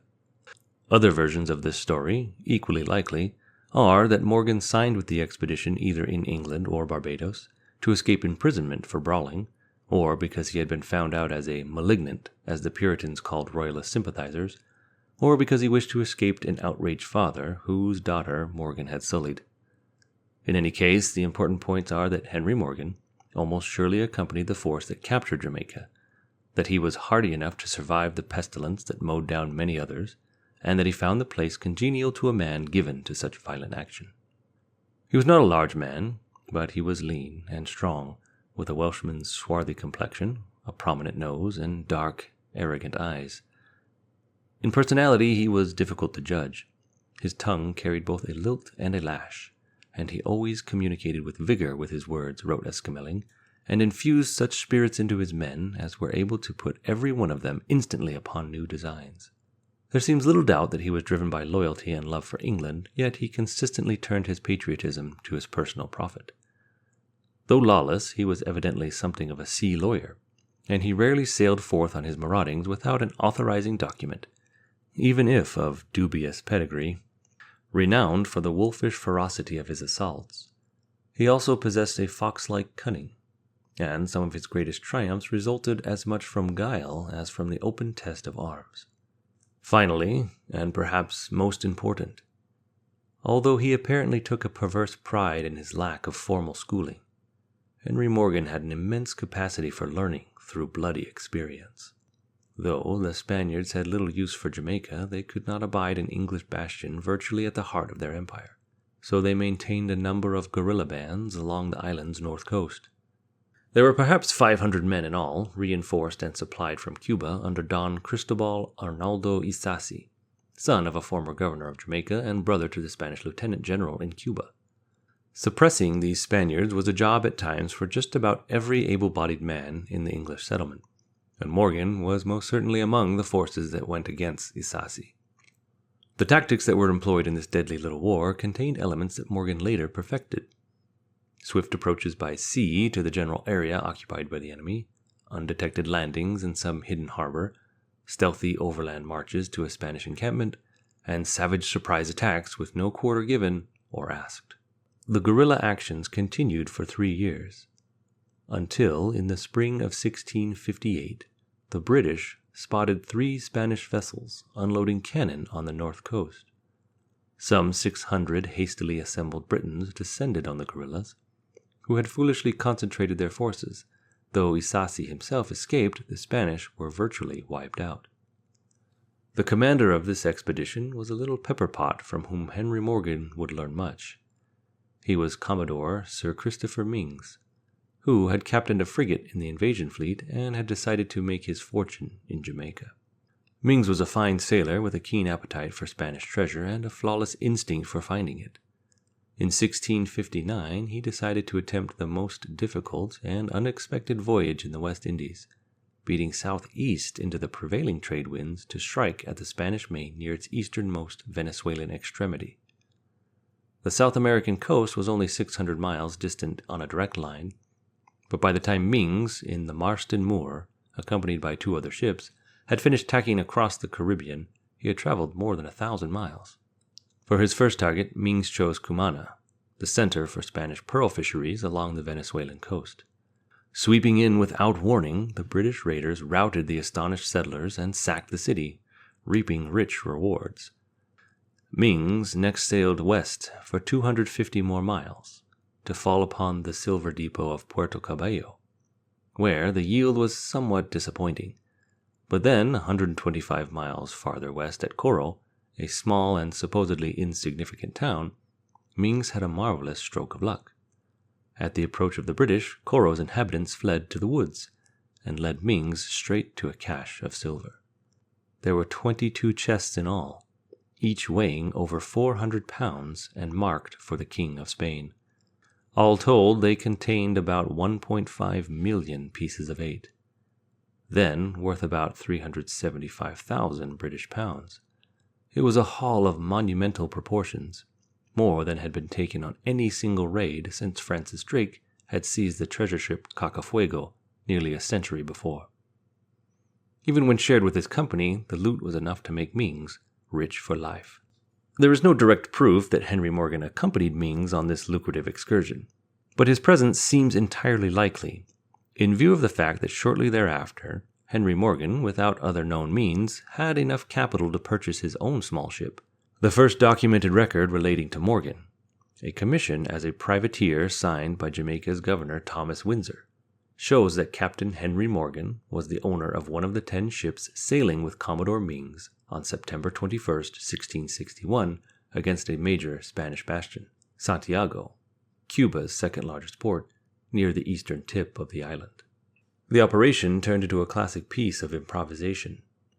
The little fleet set sail from Port Royal under cloudy skies with a light easterly wind, rounded Negril Point at Jamaica's western end, and slowly clawed towards Santiago, 150 miles northeast.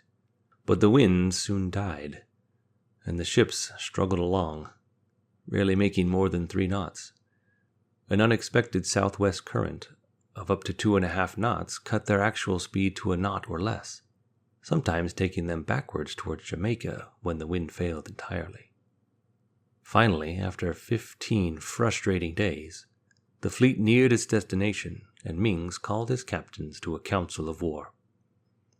It was decided to sail audaciously straight into Santiago harbor and grab the Spaniards directly by their beards. On October 5th, Mings at last sighted the massive fortifications of the Castillo de Moro, high on a cliff guarding the entrance to the harbor.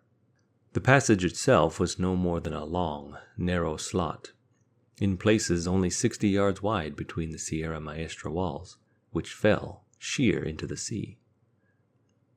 It would be suicide to try an assault through this deadly corridor. With remarkable facility, Mings quickly switched plans. Turning his fleet west, he sailed 2 miles along the coast, as far as the mouth of the San Juan River. There, out of sight of the Spaniards, he put his 1,300 men ashore.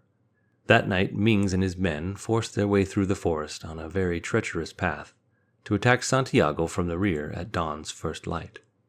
At daybreak, Mings and his men charged into the town. The surprised Spaniards were routed, including Don Cristobal Arnaldo Isasi, the same Isasi who had opposed the English on Jamaica. In addition to his many talents, Mings also knew how to loot. For 5 days his men toiled in what could only have been a labor of love, carrying chests of silver and barrels of sugar and wine to the English ships now anchored in the harbor. The guns of the Castillo de Moro were shoved off a precipice into the sea. From the great fort's magazines, Mings took 700 barrels of gunpowder. He distributed them at strategic intervals around the edifice and lighted fuses. Mings later wrote of the explosion that truly it was so demolished, the greater part lies level with the foundations. On October 22nd, drums rolled and guns boomed in salute as Christopher Mings came home past the Caguay with his fleet, his booty, and now his 6 Spanish ships captured at Santiago. For nearly 2 more years, Mings, and Henry Morgan with him, made the Spanish Main miserable for its owners. But in the summer of 1663, the feisty Commodore was recalled to England, where he stayed until he was killed in a battle against the Dutch 3 years later. Meanwhile, Morgan, having learned his lessons well from Mings, struck out on his own in an exploit that was to propel him to buccaneering eminence. The maturing of Henry Morgan began as a joint venture with 4 other captains, about whom little is known save for their surnames and nationalities: the Englishmen Morris, Freeman, and Jackman, and the single Dutchman Martin. But Morgan soon became their recognized leader.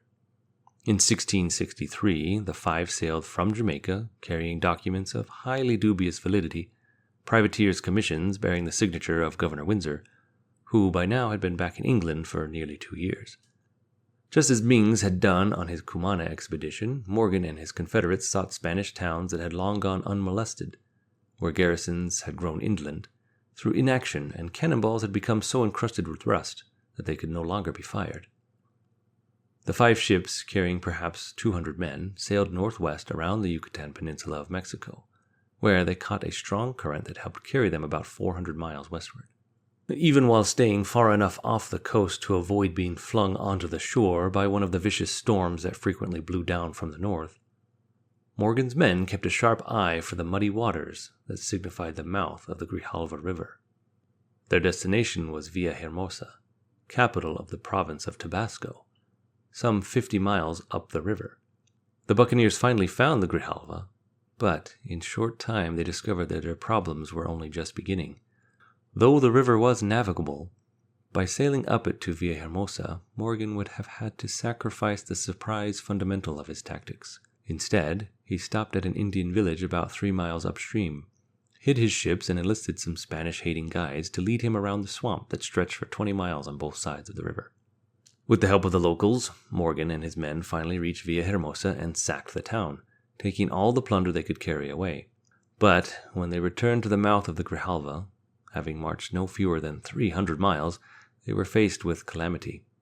To his horror, Morgan discovered that his ships had been taken away by a powerful Spanish scouting party that had stumbled onto the hideaway and had overwhelmed the skeleton crews. Morgan and his crew were now stranded. But not for long. 2 Spanish barks, accompanied by 4 cargo canoes, seaworthy sailing craft in their own right of up to 40 feet in length, soon entered the Grijalva, blissfully unaware of the desperate buccaneers lurking nearby. As the barks and canoes passed close to shore, Morgan and his men burst from the bush, swarmed aboard, and seized the craft. Now Morgan again had transportation as well as his loot, and any reasonable man would have headed home as quickly as possible. But reason was never Morgan's way.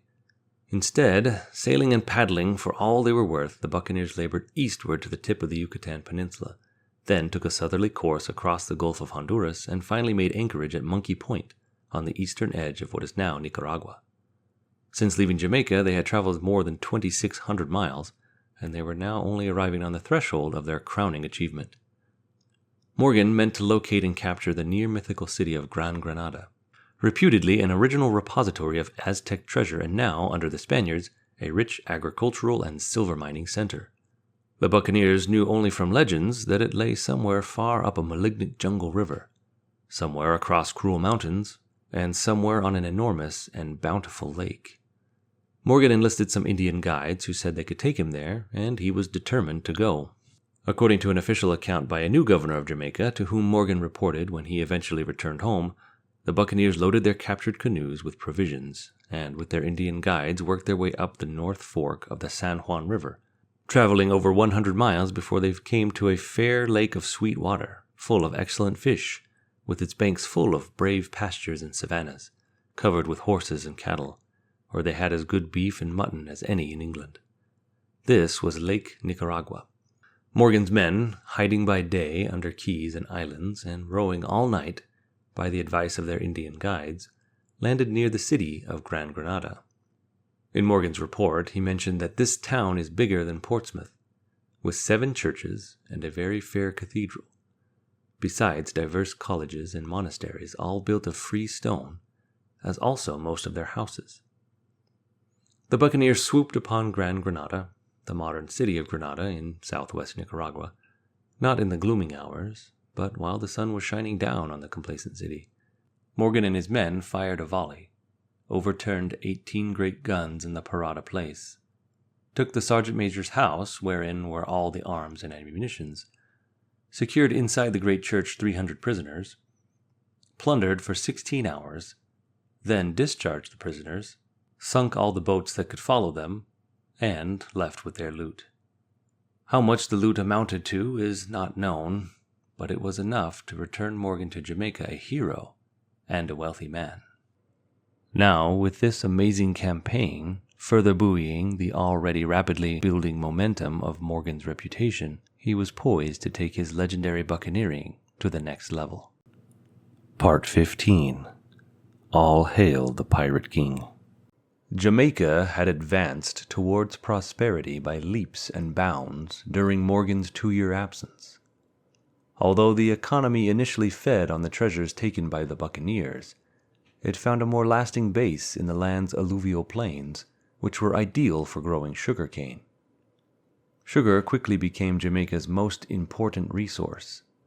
From the first small shipment to England in January of 1660, the industry grew rapidly, until exports were in the hundreds of tons by 1665. And rum, sugar's deliciously intoxicating byproduct, was also much in demand as an item of trade with England. Port Royal's waterside had exploded with wharves, and the bowsprits of dozens of ships jutted across cobblestone streets. Carpentry stalls and sail-offs, grog shops and brothels grew exponentially as well, never lacking for clientele. And there were multiple markets where a buyer could see his meat slaughtered before his eyes, thus being assured it had not already spoiled in the tropical heat. Or could watch as a slave splashed through a shallow pan to capture a 6-pound spiny lobster. From the 4,000 or so survivors of the initial expeditionary forces, the population of Jamaica was swelling year after year, as a steady stream of ships arrived bearing ambitious, albeit penniless, newcomers. Of the more immediate interest to Morgan than Jamaica's booming growth was the fact that during his absence his uncle Edward Morgan, the Royalist veteran, had come to the island as lieutenant governor. Edward had been given this post because of his brother's long-time association with General Monk, now the Duke of Albemarle, to whose changing loyalties the king owed his scepter. The new governor, Thomas Modiford, was Albemarle's cousin, and he and Edward Morgan got along splendidly. Soon after arriving in 1664, Modiford wrote to the Secretary of State that he, referring to Edward Morgan, infinitely obliged to his Majesty for sending so worthy a person to assist me, whom I really cherish as my brother. So highly did Modiford think of his deputy, that in the spring of 1665 he selected Edward Morgan, by now well past his prime, to lead an expedition against the Dutch island of St. Eustatius. England, turning with the wildly shifting political winds that blew during that period, was now temporarily at peace with Spain and at war with the Dutch. Edward Morgan was in the forefront of the force, landing on St. Eustatius. But, as Modiford later explained, the good old colonel, leaping out of the boat and being a somewhat corpulent man, got a strain, and his spirit being great, he pursued ever so earnestly the enemy on a rather hot day, so much that he overexerted himself and suddenly died. Upon leaving England, Edward Morgan, a widower, had been accompanied by his 4 daughters and 2 sons. Of these, the oldest daughter had died aboard.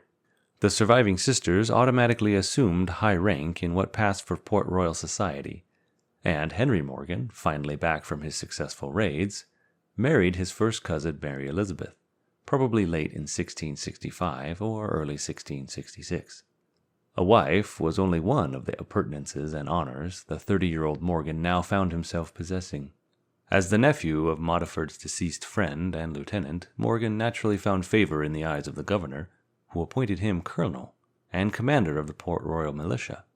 Moreover, his recent triumphs had won him stature among the buccaneers of the Brethren of the Coast, that loose but sound coalition of sea rovers that first organized on Hispaniola in the 1640s and now was very active on Jamaica. The elected leader of the Brethren was an old battle-worn marauder named Edward Mansfield, but in 1666 he was somehow captured by the Spanish, and, as the chronicler Escamelling put it with considerable relish, death suddenly suppressed him and put an end to his wicked career. As their new admiral, the Brethren of the Coast selected Henry Morgan of Port Royal. Thus, Morgan, who had sailed off on his first independent buccaneering venture less than 3 years before, was now a man of great reputation and considerable importance in Jamaica.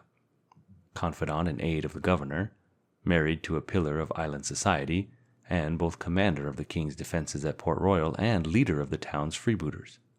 It was a remarkable turn of fortune for a man who may very well have arrived on the Main as an indentured servant. By now, England and Spain were warring again, and among Morgan's first act as Admiral of the Brethren was to draw up a list of Spanish strongholds he meant to loot and level. Havana, Portobello, Veracruz, Cartagena, Maracaibo, Panama. This was ambition beyond possible accomplishment. But when he was done, Morgan would have achieved enough of it to merit permanent fame as a scourge of the Spanish Main. His first opportunity came quickly enough. By the summer of 1667, Port Royal abounded in rumors that the Spanish in Cuba were gathering a fleet to recapture Jamaica. Governor Modiford therefore commissioned Morgan to assemble a fleet, scout Cuban waters, and take prisoners of the Spanish nation who might provide him with information of the plan to attack. Morgan's call went out to Tortuga and other havens frequented by buccaneers, and by March 1668 a dozen ships, carrying some 700 men, had assembled at 12 League Keys, one of the hundreds of tiny island groups off south-central Cuba. The ships were a sorry-looking lot, enough to make a proper naval officer wince at the sight. They ranged from the Dolphin, a 50-foot sloop of 8 guns, down to single-masted pinnaces scarcely larger than longboats. Henry Morgan's reputation as a sailor is less glamorous by comparison to his revered abilities as a fighter. Yet in the course of his career he safely led scores of just such frail craft across vast reaches of sea, in which devastating hurricanes were spawned and where deadly coral claws often lurked inches beneath the surface. Now, in the turquoise waters of 12 League Keys, the buccaneering leaders held a council befitting their basic status as individual entrepreneurs embarking on a joint venture. Morgan, who had not the slightest intention of limiting himself to his commission, had it in mind to strike at Havana. But several of the others had been imprisoned there at one time or another, and they had a healthy respect for its defenses. It was finally decided to attack Puerto Principe, a hide trading center that lay about 45 miles inland, northeast of 12 League Keys. Unfortunately for the buccaneers, a Spanish prisoner was aboard the ship where the council was held, and he understood English. He escaped by jumping over the side and made his way to Puerto Principe. He warned the citizens, who managed to hide most of their valuables before Morgan and his men could make the difficult march through the dense forests and across the rolling hills. So, though the town was easily taken, it yielded booty worth only about 50,000 pieces of 8, or about 12,500 pounds, an amount, Escamilli noted, that caused a general grief among the brethren. Admiral Morgan was off to a wobbly start, but one he would soon redeem. High on his list of prospective prizes was Panama's Portobello, one of the main collection points for Spanish treasure. But its defenses were formidable. The castle of San Felipe, known as the Iron Fort, stood guard at the entrance to the mile-long harbor. 2 other forts, San Geronimo and Triana, protected the town itself.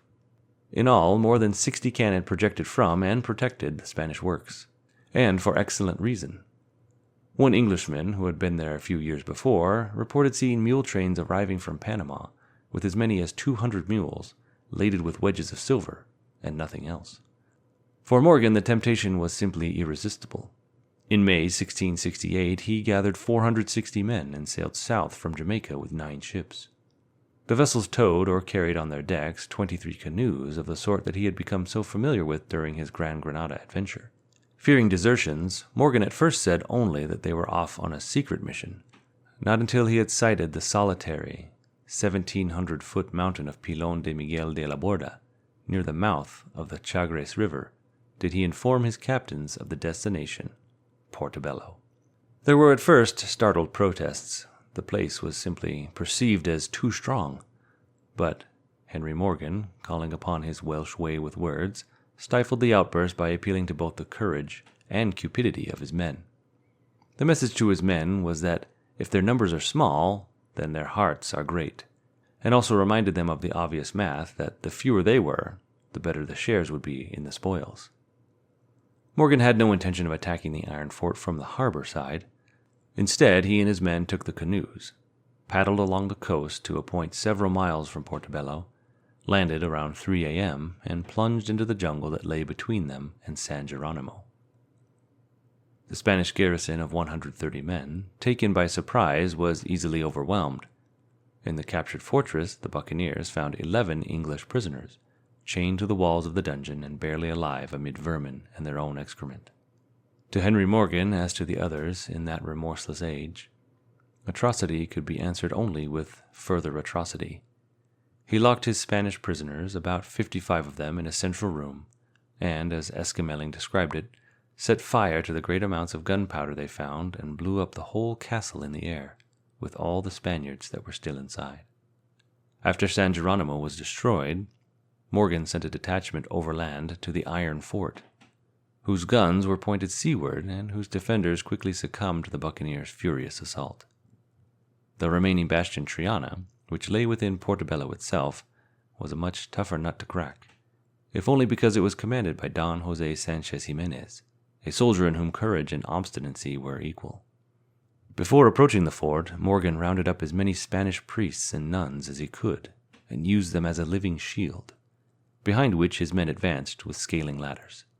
But if he thought Sanchez would shrink from firing into God's ordained, he was badly mistaken, and an unknown number of the helpless captives were killed. Still, Morgan's men reached and swarmed over Triana's wall, Sanchez angrily signaling to his men that there would be no surrender, flailing his sword around him and felling several of his own men who sought to flee. Admiring his opponent's bravery, Morgan halted the fighting and offered quarter to Sanchez. Sanchez stubbornly declined, and almost immediately then fell dead in a hail of shots fired by the buccaneers. Portobello was now Morgan's. His men looted the town for 31 days, and, according to Esquemeling, committed all manner of debauchery and excess. During Morgan's month at Portobello, a Spanish force of some 3,000 men marched across the isthmus from Panama to recapture the city. But the Indians, Spanish-hating as always, alerted Morgan. He led 100 buccaneers into the jungle, where, although they were outnumbered 30-1, they ambushed the Spaniards at a narrow pass, killed several, and managed to scatter the rest. Morgan's band returned to Portobello, hurriedly emptied the town of the remainder of its valuables, and embarked back for Jamaica. Port Royal burst into noisy celebration when Admiral Morgan and his little fleet returned, carrying treasures then valued at nearly 100,000 pounds. It was far less than Ming's haul from Venezuela in 1659, but still a grand amount for the times. At 33, Morgan ranked second only to Jamaica's governor, Modiford, if indeed he gave place to anyone. He had every incentive to settle down, including a recently purchased plantation and a wife to whom he was devoted. But his followers were faring poorly. The denizens of Port Royal's brothels and grog shops contrived every kind of bait to drain his associates of their money. They were very liberal, and in a short time came clamoring to their captain to put out at sea again to obtain more booty. Thus, on January 2nd, 1669, Morgan found himself with 12 ill-assorted vessels and 900 men at once again a war council. Morgan himself was aboard a newly acquired source of vast pride, the 26-gun frigate Oxford, which Modiford, doubtless with the powerful help of his cousin, the Duke of Albemarle, had obtained from the British Admiralty. This time Morgan felt no hesitation in announcing his objective, the great Spanish bastion at Cartagena. And when he did announce Cartagena as the target, such now was his esteem among the disputatious buccaneers that no one offered so much as a murmur of protest. The decision made, Morgan invited his captains on board his ship for dinner. While they seated themselves in the great cabin, members of the crew were carousing on the foredeck, consuming copious amounts of rum. As the darkness fell, candles and lanterns were lit.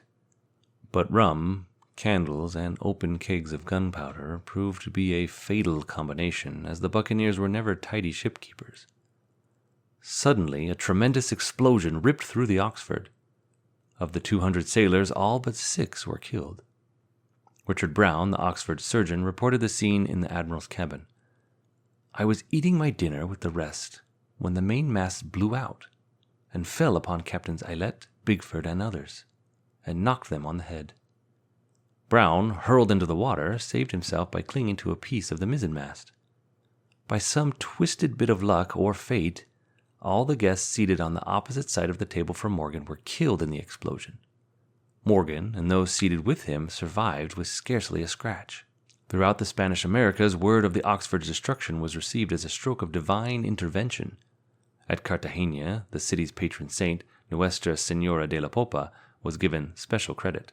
It was written that any misfortune that befalls the privateers is attributed directly to this lady's doing, and the Spaniards reported that she was abroad the night the Oxford was blown up, and that she came home all wet. Morgan scoffed at such nonsense. He quickly reorganized his force, and since his casualties, particularly of his officers, had clearly rendered him too weak to attack Cartagena directly, he began casting about for another target. Any perplexities he may have had were resolved by a French captain who had joined him. The man had sacked Maracaibo with Francis Lolones 3 years before, and now professed he could do the same again. With 650 men and 8 ships, Morgan sailed into the Gulf of Venezuela, keeping well toward the middle of the broad entrance so as to remain beyond sight of the Spanish watchtowers ashore. At its southern end, the deep gulf narrowed, like the waist of an hourglass, into a shallow channel that led to the lake of Maracaibo. To attack the city of Maracaibo, Morgan would have to pass through that channel. To his chagrin, he discovered that the Spaniards had learned their lessons from the Lolones raid and had built a fort on the small island not 300 yards from the entrance of that channel. There was no choice for Morgan but to take the bastion. He put his buccaneers ashore on the little island. Using sand dunes as cover, they crept toward the fort at 3 p.m. A vicious wind blew up, whipping sand into the attackers' faces, but equally obscuring the defenders' vision. Shortly after dark, Morgan himself crawled to the walls of the fort and discovered a gate left open by the Spaniards, who had fled from the place only minutes before. Bursting in, Morgan spotted and stamped out a slow fuse. It had been cut to burn 15 minutes, and in only about 5 minutes more it would have reached the fort's magazine. But the alarm had been given. By the time the buccaneers finally arrived at Maracaibo, they found it completely empty. Yet Morgan was determined, and for the following 8 weeks he remained in the region, seizing the opportunity to raid Gibraltar, another lakeside town whose inhabitants fled into the jungle when they sighted Morgan's marauders. At both Maracaibo and Gibraltar, the buccaneers scoured the countryside and routed the citizens out of their hiding places. One by one, the Spaniards were forced to disclose the whereabouts of their valuables, and Morgan's men gleefully went to collect them, in an amount estimated to be about 50,000 pounds in money and gems, in addition to a fortune in slaves and other merchandise.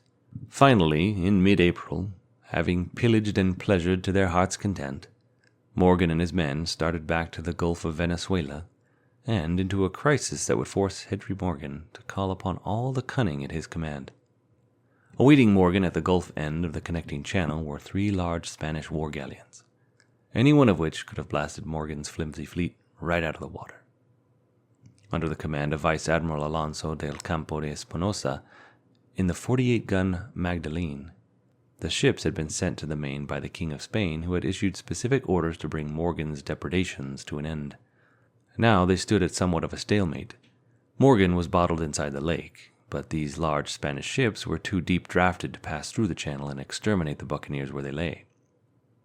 For a full week the deadlock continued, and then, late on the afternoon of April 30th, Don Alonso saw Morgan's fleet thrusting through the shallow channel and approaching him in single file. The admiral was understandably delighted, and his confidence was in no way diminished when darkness fell and the pirates, as he called them, anchored just beyond range of his guns. At daybreak, the Spanish admiral again saw the buccaneer squadron moving toward him. It was evident that Morgan meant to lead with his strength. The first ship bristled with men and guns. Secure in his overwhelming superiority, Don Alonso permitted the enemy ships to come alongside, intending to pulverize it with a single broadside attack. But the delay was fatal. As the buccaneer's ship drew within a few yards of the Magdalene, wisps of smoke curled up from its hold, followed by an explosion of flame that instantly spread to the Magdalene. Morgan's fire ship, for such it was, had been cleverly disguised as a warship. At the portholes, instead of guns, logs had been inserted, and the decks, as Esquemeling described them, were handsomely beset with many pieces of wood, dressed up in the shape of men with hats and monteros, and likewise armed with swords, muskets, and bandoliers. But inside, this phantom warship was packed with powder and brimstone, together with palm leaves coated with tar. The English crew had only to put a torch to her as they made their hasty departure, she exploded in a rain of fire that made an inferno of the Spaniards' flagship. Her stern consumed by fire, the Magdalene soon sank, but not until Don Alonso had escaped to the island fort, which had been retaken by the Spanish during Morgan's absence. The captain of the second Spanish ship, the 38-gun Santa Luisa, panicked and ran his galleon aground. And in the wild confusion, buccaneers boarded and captured the 24-gun Marquesa, which Morgan commandeered as his new flagship. But Morgan's difficulties were far from over. He still had to pass under the guns of the fort, where Don Alonso had now assumed command. To Morgan's offer to exchange Spanish prisoners in return for safe passage, Don Alonso simply replied that he would never grant that request, and that he would maintain the respect that is due to his king and only attend to his duty. Henry Morgan would now again have to resort to trickery. For hours he sent boat after boat, each loaded with armed men, to the island's far side, where the buccaneers were concealed by mangroves. On their return trips to Morgan's ships, the boats appeared empty except for their oarsmen. In fact, however, they were still filled, though now the men hid behind the gunwales. With growing alarm, Admiral Alonso de Campo y Espinosa watched and counted, until, convinced that Morgan meant to launch a massive land attack from the island's inshore side, he ordered his cannon trundled away from the seaward side to meet the assault. That night, without setting their sails, Morgan's ship weighed anchor and silently drifted past the fort on a favorable tide. When the Spaniards came to their senses, the buccaneers had spread their sails and were running into the distance before a gathering land breeze. In a mocking farewell, Henry Morgan fired 7 shots in the general direction of the fort. On May 17, 1669, Admiral Henry Morgan, in the captured Marquesa, led his triumphant fleet, bearing booty valued at 250,000 pieces of 8, or 62,000 pounds, into the great harbor enclosed by the old Caguay. The celebrating buccaneers rolled barrels of wine into the streets, forced all passing men to drink, and according to a local historian, found an excellent diversion to wet the ladies' clothes as they went along and force them to run from the showers of wine. But the news given Morgan by Governor Modiford was less exhilarating. A truce now existed between England and Spain, and there would be no more buccaneering expeditions, at least for a while. Morgan now turned his enforced shore time to profit, scouting about Jamaica until he selected 836 acres, in what is still known as Morgan's Valley, for which he was given a king's patent, a royal grant that entitled him and his descendants to ownership of the land in perpetuity. Maybe, just maybe, it was time for the pirate king of the Spanish Main to settle down. Part 16.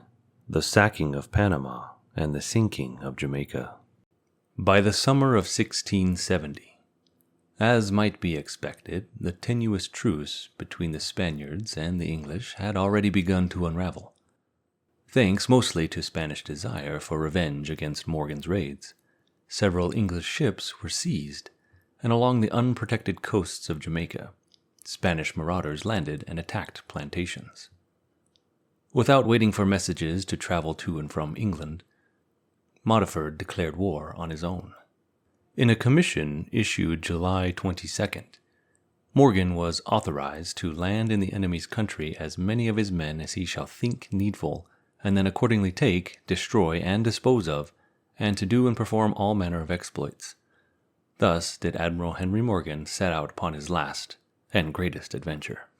So great was Morgan's fame by now that almost 2,000 buccaneers on 36 ships, by far the largest such assemblage yet seen in the Indies, answered the call to rendezvous near Cape Tiburon, Hispaniola, on December 2nd, 1670. Largest of the vessels was Morgan's new flagship, the 22-gun frigate Satisfaction. Of the remaining ships, 13 carried 10 guns or more. The 5 smallest mounted no guns, but they could still transport armed men of fierce disposition. At the customary council of war, Morgan seems to have left open the question of where the buccaneers should first strike, but he could only have been delighted when his captains selected the city of Panama. Yes, Panama, the heart of Spain's New World, the citadel on the Isthmus Pacific coast, the treasure house of gold and silver. Drake had dreamed of taking it, but not even that great captain had been able to fulfill his vision. The prize remained untouched, beckoning now to Henry Morgan. His fleet left Cape Tiburon on December 8th, and in a week covered the 575 miles to the flyspeck island of Old Providence, about midway between Jamaica and Portobello. Once a favorite buccaneer's anchorage, the island had recently been captured by the Spaniards. Upon Morgan's arrival, the island's governor surrendered and asked only that Morgan stage a face-saving show of force with unshotted cannon. Morgan was happy to oblige, and he now had a base about 300 miles from the mouth of the Chagres River, from which he would launch his strike against Panama. From Old Providence, Morgan sent an advance party of 470 hand-picked men to storm the castle of San Lorenzo, which guarded the mouth of the Chagres River, up which the expedition would have to travel on its approach to Panama. The buccaneers reached the fort on December 26th and found that an attack by sea would be out of the question. The bastion's powerful guns outranged the ship's cannon. So the buccaneers left their sloops in a sheltered cove and sliced through the jungle for an assault by land. They took the fort, but only after a savage fight that lasted almost 24 hours and cost the buccaneers more than 100 casualties. Nevertheless, the road to Panama now lay open. From the mouth of the Chagres River to the village of Venta de Cruces, itself a hard day's march from Panama, was a direct distance of only 25 miles. Yet such were the serpentine twists and turns of the sullen river that it took almost 75 miles by boat. Leaving behind 400 men to garrison San Lorenzo Fort and thereby cover his rear, the admiral and 1,400 buccaneers started upriver in 7 shallow draft sloops and 36 riverboats and canoes. But the rainy season had come to an end. The river was consequently low, and at least 5 times they were forced to portage their heavy craft. Finally, after 4 days, they gave up and set out on foot through a jungle of towering trees, bamboo thickets, tangling vines, tearing thorns, swamps of rotting, stinking vegetation, biting insects, alligators, and terrifying snakes whose venom could kill within minutes. Almost every tortured step of the way had to be hacked out with machetes. The men traveled light. Arms and ammunition took precedence over even food and water, hoping to seize provisions at Venta de Cruces. But word of their coming had preceded them. They found the village empty and in flames, torched by its own inhabitants. The hungry buccaneers had already marched for 7 dreadful days. It was too late for them to turn back. They could only move on into the perpetual gloom of the forest. About noon, 2 days later, January 17th, Henry Morgan and his men staggered out of the jungle onto the broad savanna. Morgan's advance guard climbed a hill, known forever after as El Cerro de los Bucaneros, and saw for the first time the gleaming blue Pacific, with the sparkling city of Panama resting beside the wide bay, a sight for the eyes and the spirit to feast upon. But there below them they saw something else, something even more to their present tastes. At the foot of the hill, hundreds of cattle were grazing placidly in grass as high as their withers. The starving buccaneers fell upon the animals and, recounted Escameling, such was their hunger that they more resembled cannibals than Europeans at this banquet, the blood many times running down from their beards onto the middle of their bodies. Glutted now with beef, the buccaneers continued their march and in early evening came upon the enemy. Arrayed in line on the savanna before them as if planning to fight in a classical battle in the wilds of Central America were the Spanish forces, 600 cavalry, 2,100 foot soldiers, all under Panama's viceroy, Don Perez de Guzman. The 2 opposing forces bivouacked for the night, and when Don Perez awoke the next morning, he discovered that 2/3 of his men, terrified by accounts of the brutality of the buccaneers, had fled back to Panama. Perez realized now that he was no match for Morgan in the flat, open grassland, so he gathered those of his troops that remained and headed for Panama.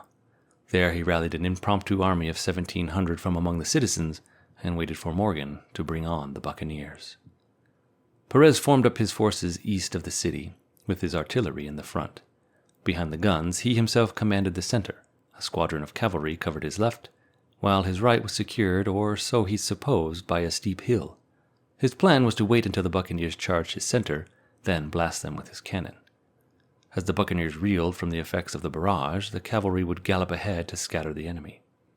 Then Perez meant to throw into the battle an extraordinary force, 2 great herds of oxen and bulls, driven thither by 50 cowkeepers on purpose to disorder the enemy. After the cattle had been stamped into the enemy, Perez's infantry would then move forward to mop up. But Perez was completely outgeneraled. Morgan, his own force divided into 3, with he himself commanding the center, quickly spotted the flaw in the Spanish position. He could reach the hill on his left, and from that vantage point storm the Spaniards on their undefended right flank. Moreover, Morgan's detachment might be able to reach the hill unseen, since the sun was glaring into the Spanish eyes and a light breeze was wafting smoke from preliminary gunfire across their front, further obscuring their vision. Morgan sent 300 men up to capture the hill. At that point, an impetuous Spanish cavalry commander, unable to wait for Don Perez's plan to unfold, led a wild charge against the buccaneers' center. Morgan's men coolly formed a square and broke the charge, felling the rash commander in the process. Now Perez was committed. He urged his men to follow him into battle. He later recounted of the experience that, "I went directly to the enemy, and hardly did our men see some fall dead and others wounded, but they turned their backs and fled, leaving me there with only a pair of servants that followed me." Perez somehow escaped the English and, desperately trying to recoup, signaled his cowkeepers to unleash the cattle. But like everything else for the Spaniards that day, the stampede proved a dismal failure.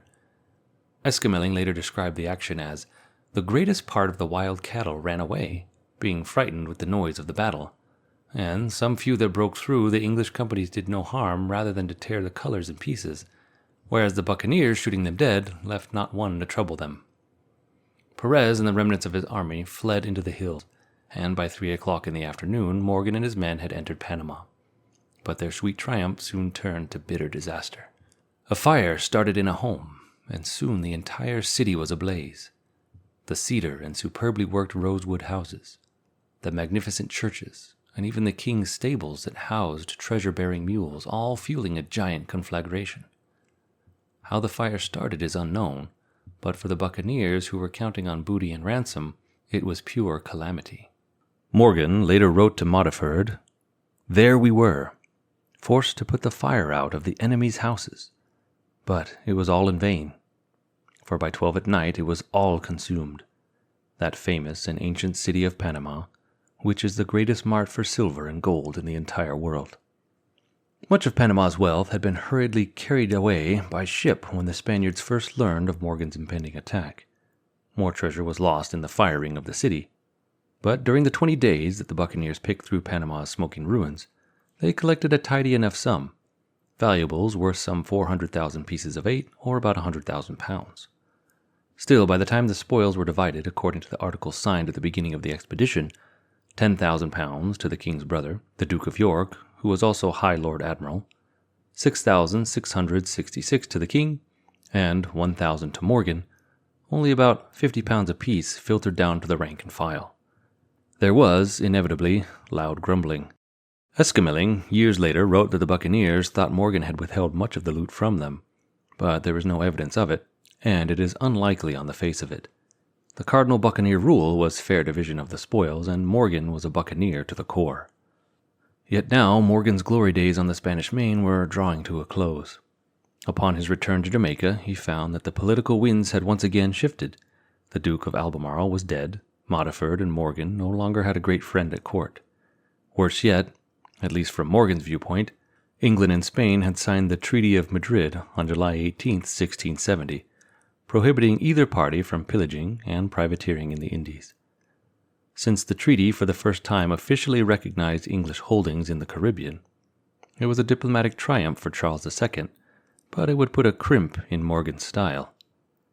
News of the treaty did not reach the Caribbean until May 1671, long after Morgan had embarked on his Panama raid. But now the Spanish ambassador in London was outraged and called the raid a flagrant violation of the peace. He demanded that both Modiford and Morgan be punished, and he threatened to overturn the treaty if they were not. The king buckled. Modiford was deposed as governor, and on August 15, 1671, he was placed under arrest on the frigate Assistance. He was taken to England and clapped into the Tower of London, where he remained for 2 years. Morgan, too, was returned to England, but not until April 4, 1672, when he was taken as His Majesty's prisoner on board the ironically named Welcome for a 12-week voyage home. Though technically under arrest, he was not confined on the ship or when he reached England. The reason is unclear, but it was probably that Henry Morgan was a popular hero, the talk of London coffee houses, the toast of the taverns. Within a year, the king's advisers had taken to consulting Morgan about the West Indies, and the force of Morgan's personality had evidently not diminished an iota. Even Charles II was impressed. In August 1673, when Morgan submitted a memorandum to him outlining Jamaica's military weaknesses, the king decided that he wanted Morgan back in the Caribbean. In an astounding reversal of fortune, Morgan was designated Lieutenant Governor of Jamaica on January 23, 1674. And soon thereafter he knelt before his monarch, received the touch of a blade upon his shoulders, and arose as Sir Henry Morgan, Knight. He returned to Jamaica almost exactly 3 years after he had left it, and by every right his twilight years on the island should have been golden ones. He had a title, he was rich, he was granted a royal patent for another 4,000 acres, giving him a total of 6,000 and making him one of the island's wealthiest planters. But the sedentary life did not become Henry Morgan. He spent his days and nights roistering from tavern to tavern, boasting loudly of his past exploits, denouncing old enemies and making new ones, being carried home in a stupor. On May 14, 1682, he was relieved as lieutenant governor. In 1683, he was ousted from membership in Jamaica's governing council for his passions and irregularities. His doctors told him to cut down on his drinking. Instead, he increased it. One physician wrote, "His belly swelled so as not to be contained in his coat." His legs also became bloated, and he was hardly able to move from the hammock in which he rested by day on the veranda of his mansion in Port Maria, across the island from Port Royal. Toward the end, he called upon the services of a Jamaican witch doctor who, according to the disapproving English physician, gave him enemas of urine and plastered him all over with clay and water.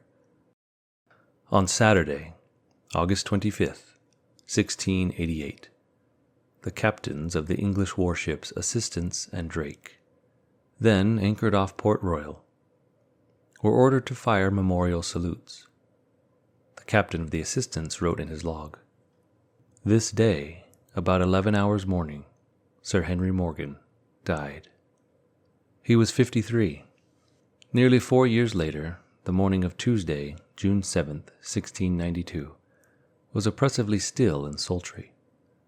Some of the Port Royal citizens later remarked that the ceaseless waves were no longer breaking against the old cagway. By noon, the Reverend Dr. Emmanuel Heath, rector of St. Peter's Church, a building Henry Morgan had largely financed, having already read prayers to keep some show of religion among the most ungodly people, had repaired to a nearby tavern to sip a glass of wormwood wine with Jamaica's acting governor, John White. Suddenly, Heath later wrote, "I found the ground rolling and moving under my feet, upon which I said, 'What could this be?' White replied very composedly, being a very grave man, 'It is an earthquake. Be not afraid. It will soon be over.'" The acting governor was a poor prophet. As the tremors increased, Heath ran toward Fort Morgan, which had a wide open courtyard surrounded by walls. As he made his way towards that courtyard, he later writes, "I saw the earth open up and swallow a multitude of people, and the sea mounting in upon us over the fortifications." He survived by making his way to the harbor and boarding a sloop, just as the sea engulfed the wharf and all the shops on it. Another survivor told of whole streets sinking under water with men, women, and children in them, and those houses which but now just appeared the fairest and loftiest in the parts were all at a moment sunk down to the earth, nothing to be seen of them again. And still another witness lived to report that most ghastly sight of all, that of persons whom the earth received up to their necks, and then closed upon them to squeeze them to death with their heads above ground, many of which the dogs then ate. More than 2,000 people died on that day. 1/3 of Port Royal crumbled away and sank into the sea. In one fluky and perhaps symbolic incident, a tidal wave raised by the earthquake carried a ship on its crest into what was left of Port Royal and deposited it safely in the marketplace. The vessel was French, a prize recently taken from the nation with which England was now at war, and whose privateers would dominate the next Caribbean era, now that the English power had been dealt a devastating, though temporary, setback.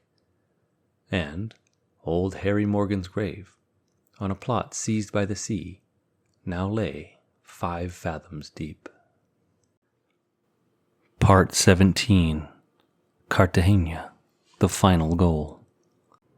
In an age and area notably deficient in chivalry, Jean-Baptiste Ducasse, governor of Louis XIV's rowdy little enclave of Saint-Domingue, the western section of Hispaniola that had been taken by default from the Spanish, was a true cavalier.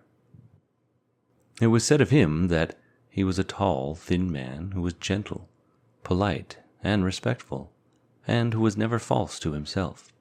He was very obliging and had a good deal of wit, with a certain natural eloquence, and even as to matters outside his calling, pleasure and profit were to be had in hearing him expound.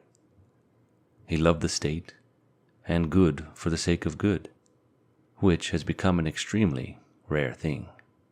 Remarkably, this paragon of drawing-room virtues was a vastly ambitious fighting man as well.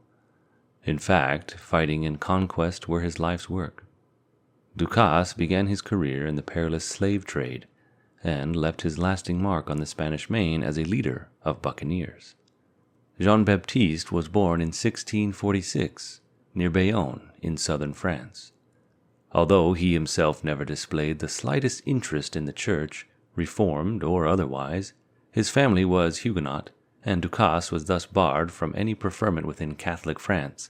Instead, he found employment with the Compagnie de Senegal, an enterprise of private shareholders set up to exploit the resources of Africa's west coast, including, especially, human beings. When the Dutch-held island of Gorée, a slaving center off Dakar, fell to a French fleet in 1677, Ducasse, then 31, established his company's agents there and set about extending French interests in the area. In 1680, he sailed from Senegal across the Atlantic to Saint-Domingue with a shipload of slaves. There he encountered long-standing planters' complaints about the quality of the product furnished them by the Compagnie de Senegal. Returning to France, he equipped a ship of his own, selected a prize lot of slaves in Africa, and journeyed back to Saint-Domingue, where he sold his cargoes to the planters' satisfaction and his own considerable profit. He used his earnings to fit out a privateer, and while sailing home to France, captured a large Dutch merchantman. He took care to divide his profits with the crown, which so pleased Louis XIV that the king overcame his religious bias to the extent of appointing Ducasse a lieutenant in the French navy. For almost a decade, sometimes under official orders, sometimes on his own, but always with at least the tacit approval of his monarch, Ducasse continued to enrich the coffers of Louis XIV by capturing English, Dutch, and Spanish merchantmen. Then, early in 1691, Ducasse learned that Saint-Domingue's governor, Tarin de Cussy, had been slain during a Spanish raid on the French holding. Ducasse immediately wrote to Count Pontchartrain, the French minister of marine, urging that French forces on Saint-Domingue be strengthened. In his letter he wrote, "The question of Saint-Domingue is the most important facing His Majesty outside his own kingdom, from the standpoint of the enterprises that can be fashioned there against Spain." The letter came to the attention of Louis XIV, and his eyes must have glittered when they saw the word enterprises, a long-standing euphemism carrying the promise of plunder. In the maelstrom of European politics, Spain, England, Holland, and Austria were now leagued against France in a war that was rapidly draining Louis's treasury down to its last reserves. The Sun King, as he styled himself, was almost bankrupt, and more eager for prize money than ever. Ducasse was forthwith given a frigate and 2 smaller ships, and ordered back to duty in the West Indies as Saint-Domingue's new governor. Ducasse was under no illusions about the character of the people he had to govern. Saint-Domingue, Ducasse wrote shortly after his arrival in 1691, was composed of the refuse of all the kingdom, men without honor and without virtue. That was not much of an exaggeration. Among the thousands of immigrants who had come to the island during the 3 previous decades, there were some honest, earnest settlers working to build a viable sugar and tobacco economy. But the place was as rough and lawless as any frontier society, filled largely with cheats, thieves, brawlers, and fortune-seekers of every description. With every man out for himself, there was little sense of community and even less of service toward the general common well-being. The local militia, in the opinion of Ducasse, was utterly hopeless. In actuality, the only real fighting men in the place were French buccaneers, who were content to tolerate the growing colonial enterprise so long as no one interfered with their pursuits. Previous French administrators, and now Ducasse, were happy to grant them status as privileged rogues. In return, the buccaneers agreed to serve the colony in time of danger, and help beat off the almost constant attempts by Spain to oust the French from Saint-Domingue. Once the buccaneers discovered that Ducasse was truly a man to be respected, and that he had aggressive intentions toward both the English and the Spanish, they accepted him, and only him, as their true commander. To Ducasse, the June 7, 1692 earthquake that leveled Port Royal and sent Henry Morgan's body to the sandy Caribbean bottom appeared a heaven-sent opportunity to bedevil the English. During the ensuing months, rarely a week went by without small parties of French buccaneers landing to harass Jamaica's shaken and enfeebled English colonists. In December 1693, Ducasse sent 170 buccaneers to raid St. David, near Port Royal. They pillaged the place and stole 370 slaves. The next April, a 400-man force set out in 6 small vessels. However, they thought better of the project upon sighting a British warship and decided, in the words of one of the observers, that they would only get broken bones from the venture. Nevertheless, 2 months later, Ducasse himself led 1,500 men in 22 ships against Jamaica. He had it in mind to seize the entire island and began by pillaging and burning in Jamaica's southeastern section, around Port Morant and Cow Bay. Sailing west, the French passed the devastated Port Royal and landed on the island's south-central coast at Carlisle Bay, where they remained for a month, burning 50 sugar plantations and capturing some 1,300 slaves. But then the English attacked with about 950 men, and Ducasse abandoned his plans to annex the island. Gathering up the booty he had already gotten, he and his band of buccaneers sailed back to Saint-Domingue. But hectoring the British, profitable and pleasurable as that pastime may have been, was far from being the summit of Ducasse's ambitions. His grandest project was to conquer the rest of Hispaniola, to fling the Spanish from their oldest possession and to rule it himself from the city of Santo Domingo. By the summer of 1696 he was ready to launch such a campaign. But then he received a distressing letter from his mentor, Pontchartrain, instructing him to call off his plan and to bide his time until the arrival of a certain Baron de Pointes. The Baron would be at the head of a powerful fleet, and Ducasse was to place himself at the nobleman's convenience. Ducasse immediately protested by return courier, but his pleas for independent command were only met by another disturbing letter, requiring him to round up all of his buccaneers and place them at Pointes's disposal. Born in 1645, Jean-Bernard Louis Deschamps, Baron de Pointes, was egotistical, arrogant, mulish, greedy, and, as it turned out, a cheat on the grand scale. But he was also a seaman of high order and a first-rate fighting man.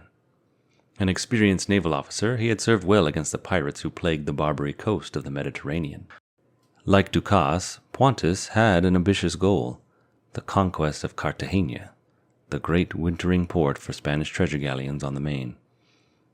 He also had a detailed scheme for this project, one he evidently had stolen from its originator, an unfortunate Huguenot merchant, the Sieur Petit, who had been cast into the Bastille for his anti-Catholic activities. In happier days, Petit had dwelt and done business for a while in Cartagena. Seeking release from the Bastille, he produced details of the city's defenses and specific proposals for its capture. The fate of this Sieur Petit is unknown, but the Baron de Pointes somehow got wind of the project and adopted it as his own. He approached Louis XIV. If the king would lend him the ships and the men, then Pointes would undertake to storm Cartagena and return a handsome profit to the crown. To make the proposition even more attractive, all other expenses would be covered by public subscription, with investors receiving a share of the spoils. Since it would cost him so little, the Sun King was delighted to accept. The Baron fitted out a fleet of 9 heavily armed frigates, 4 lightly armed corvettes, and several transport vessels. Some 2,000 sailors and another 2,000 soldiers boarded the vessels, and the expedition got under way at Brest, on the Atlantic-washed tip of France's Finistère Peninsula. Because France was at war with England, a British blockading squadron under the command of Vice Admiral John Neville had been lying off Brest for some time, Pontus, flying his own admiral's flag from the frigate Scepter, made his break at dawn, January 7, 1697, and succeeded in sailing his fleet past the British with the loss of only one ship. Details of the escape are unclear, but outwitting Neville could scarcely have been difficult, judging from the Englishman's subsequent performance as he slogged across the Atlantic and throughout the Caribbean in unavailing pursuit. Held back by hard winds and stopped along the way for provisions, Pontus did not anchor at St. Domingue until the end of February. By then, some of the buccaneers whom Ducasse had dutifully assembled had wearied of waiting. They were restless men, and this was a season when Spanish galleons were under sail on the Main. Only 700 buccaneers remained, along with 170 colonists, and local militia, and a number of black slaves, bringing Ducasse's forces to about 1,000 men. These men Pontus proceeded immediately to alienate by announcing that they had to follow the same rules as any of the other men on the king's ships, and unless the buccaneers obeyed him, he would burn their ships without any regard to prior service. These buccaneers had sliced off men's ears with considerably less provocation, but Ducasse somehow managed to mollify them. Moreover, Ducasse loyally submitted to Pontus's insulting demand that he, the governor of St. Domingue, sail with the expedition not as a commander, but as a mere captain of a buccaneering ship. There was, however, one point on which Ducasse was adamant. The buccaneers must receive their legitimate share of all the booty. Since there was roughly one of Ducasse's men for every 4 of Pontus's regulars, the buccaneers would get 1/5 of the spoils to divide among themselves according to their custom. Pontus gave his word. Jean-Baptiste Ducasse and Baron de Pontus, Jean-Bernard Louis de Jans, were indeed a most peculiarly matched pair, and yet between them, despite dozens of disagreements and the venomous hatred with which they had come to regard one another, they would find both glory and gold in the last and perhaps the greatest exploit of the buccaneers in the Spanish Main. In late March, the French fleet, now boasting 7 buccaneer craft, 13 royal warships, and 6 to 10 smaller vessels, departed from St. Domingue and laid a course almost due south across the Caribbean to the coast of South America. The passage was uneventful, and about 2 weeks later, on April 13th, this powerful armada arrived off Cartagena, renowned as the Queen of the Indies. It required the merest glance at Cartagena's glowering fortifications for Pontus to see how inadequate the Sieur Petit's crude paper drawings were compared with the reality. The massive defenses before him had been building for nearly 150 years, ever since the 1560s. As the work progressed in the 1580s, the expenses of construction had become so great that, according to legend, Philip II once sat staring intently westward until a courtier inquired, "Why, my majesty, what are you looking for?" The reply came, "I am looking for the walls of Cartagena. They cost so much, they must be visible from here." The fortification of Cartagena had gained new urgency after 1586, when Francis Drake proved the defenses still inadequate by capturing the city. Now, a century later, as Pontus and Ducasse gazed at the stronghold that held the fabled riches of Potosi and gems from the Colombian highlands, they could begin to see how the Spanish engineers had skillfully imposed Cartagena's man-made defenses on the formidable impediments provided by nature. Cartagena was on the northwestern coast of the rounded top of South America, almost 200 miles northeast of the point where the continent is joined to Central America. The city lay at the north end of a deep-water bay, 9 miles long and 4 miles across at its broadest. It was sheltered by arms of land and open to the west. Resting squarely athwart the entrance of this natural harbor was a hilly and densely wooded island named Tierra Bomba. Originally, 2 narrow channels leading into the harbor, Boca Grande, or Big Mouth, to the north, and Boca Chica, Little Mouth, to the south, had flanked Tierra Bomba. When Drake conquered Cartagena, he anchored in the bay just inside Boca Grande, and there disembarked his troops for the short march along the Caribbean beaches to attack the city. Cartagena would not yield so easily to Ducasse and Pontus. In 11 years since Drake's raid, the city and the bay had been heavily fortified. Boca Grande had been filled in and now served as a causeway linking Tierra Bomba with the walled city. Thus, the only passage into the harbor was Boca Chica. But this opening was so narrow and shallow that Pontus wrote, "There's no sailing through it, but you must warp your ships along by their anchors and cables." That was hyperbole, Spanish vessels, including large treasure fleets, routinely passed in and out under sail. But Boca Chica was indisputably narrow, and the channel was treacherous for strange vessels without the benefit of local pilots. And its traverse had been rendered suicidal for an enemy by the construction of a Spanish stronghold, Fort St. Luis, on the southern side of Tierra Bamba, with 33 guns commanding the passage. Before Pontus and Ducas could hope to reach Boca Chica with their fleet, they would have to capture Fort San Luis. There were 4 more forts on the inner shores of the bay, and the walls of Cartagena itself were massive and studded with heavy cannon. Pontus was in a hurry, having it in mind that England's Admiral Neville would soon catch up with him. In fact, the hapless English pursuer was now only dawdling around Barbados, awaiting intelligence of Pontus's whereabouts. Studying the formidable defenses, Pontus at first decided not to force the harbor entrance, but to go ashore outside and attack Cartagena from the beaches, deploying Ducas's buccaneers in the van as shock troops. But the sea's bottom shelved so gradually as to make it impossible for ships to approach within cannon range of the city from the ocean side. Moreover, a giant surf built in the wide shallows, making it dangerous and exceedingly difficult to land even small boats. When Pontus and Ducas attempted to reconnoiter the beaches, their boat swamped in the surf and nearly capsized. Only by furious bailing and great good fortune were they able to get through the breakers again and escape. Obviously, this was not the way. Even the pig-headed Pontus was forced to conclude, as he later wrote, that the sea upon all the coast and all the seasons is a natural, invincible rampart. Cartagena is approachable only by the harbor. Noon of April 15th found Pontus anchored in deep water off Boca Chica, ready to launch his strike. Again, Ducas and his buccaneers were assigned to lead a landing party, although this time they were preceded by 80 black slaves who would spring any trap the Spanish might have laid. The landing force was to seize Fort St. Luis, which the French called Fort Boca Chica because of its position on Boca Chica. Ducas and the conscripted slaves, paddling light, shallow draft boats, slipped through Boca Chica, hugging the far shore and drawing no fire from the fort, and then landed in several places protected from the surf. Woods lay close to the shore, affording the Spaniards perfect cover for an ambush. But the way was clear, and soon Ducas raised a white flag as a signal for Pontus to send the rest of the French soldiers ashore. Then, while the slaves with machetes slashed a half-mile trail toward the rear of the fort, the fleet diverted the Spanish garrison with a bombardment. Surprisingly, considering the imposing look of the fort, the bombardment drew only desultory return fire. One reason was that the fort's guns were mounted on flimsy cedar carriages that kept breaking down. The French fleet only suffered a small amount of damage to the rigging, and only had 3 casualties.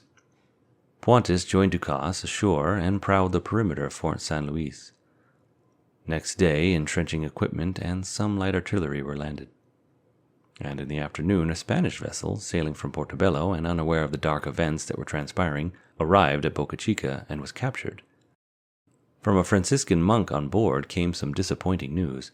The Spanish treasure galleons, which Pontus had hoped to find at Cartagena, were still at Portobello. Ducas, who was familiar with the Spanish schedules, had predicted as much, but had been scoffed at by Pontus. Nevertheless, the attack was to proceed. It was decided to use the Franciscan monk as a go-between to demand the surrender of the fort. To properly awe the friar for this mission, Pontus employed a ruse reminiscent of that used by Henry Morgan when he pretended to be sending men ashore at Maracaibo. Pontus paraded most of his 5,000 troops and buccaneers in a circle through the woods, so that the naive Franciscan was counting the same men a second and third time. Pontus later wrote of the friar's reaction that if the matter had depended only on him, the fort would have surrendered at that very instant. As it was, the attackers did vastly outnumber the defenders, and to a far greater degree than anyone on the French side might have imagined. In a sense, the very strength of Cartagena's outer works spelled the city's doom. So confident were the Spanish that a mere sight of the fortifications would discourage any invaders, that they neglected to provide the bastions with sufficient troops to man them effectively. Fort San Luis, for example, had a garrison of only 150. Despite the friar's tale of disparity in the numbers, the fort's commanders kept up a heavy, effective fire. As he was momentarily expecting a reinforcement of 300 men, he declined to surrender. But when the reinforcements arrived in 2 large boats from Cartagena, they met fierce resistance from the French troops and were finally put to flight by a wild machete charge from Ducas and his buccaneers. At that, the fort's flag was lowered, the gates were open, and Sancho Gimeno, who had been governor for above 25 years, came and delivered the keys to Pontus. The cost to the French had only been 50 men killed, but among the wounded was Ducasse, who had been struck in the thigh by a fragment of rock when a cannonball narrowly missed him. Pontus now held the key to Cartagena, but the door was still a long way from open. He knew that the citizens of Cartagena would flee into the interior with their valuables at the first sign of attack. Pontus meant to cut them off by sending a force inland to approach Cartagena from the rear, while he and his main force attacked from the harbor side.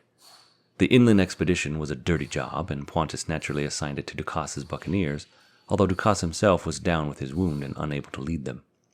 The buccaneers were accustomed to such work, and didn't bother to bargain for better duties. The plan was set in motion, and Cartagena was in the grip of a daring pincer attack. Part 18. Goodbye, Buccaneers. Hello, Pirates. From Cartagena, a single road led into the interior, twisting through a swamp. Any force heading along that road toward Cartagena, as the buccaneers must now do as the vanguard, would first be brought up short by a steep-sided pinnacle of volcanic rock, where, as on a pedestal, stood the convent of Nuestra Señora de la Popa, the patron saint of Cartagena. Heavily fortified, La Popa was an awesome obstacle, and as if that were not enough, the buccaneers would have to rely for fresh water on what little they could carry with them. Over the decades, Cartagena's authorities had repeatedly vetoed suggestions that an aqueduct be built to carry water from the interior. Under siege conditions, such a structure could not be defended, and would only help an enemy. Cartagena's own water supply came from the clouds. There was hardly a flat surface above ground level that was not connected by pipe to one of the thousands of cisterns in the city. If the water from the cisterns was sometimes a little putrid, it was still far healthier than that from the puddles and brackish bogs outside the walls.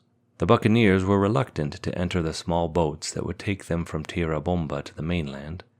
With Ducasse incapacitated by his wound, Pontus had appointed a leader from his French officers who, according to Pontus himself, had not acquired either the esteem or love of anybody. Pontus later claimed that he devolved to threatening to burn their ships and abandon them if they did not obey.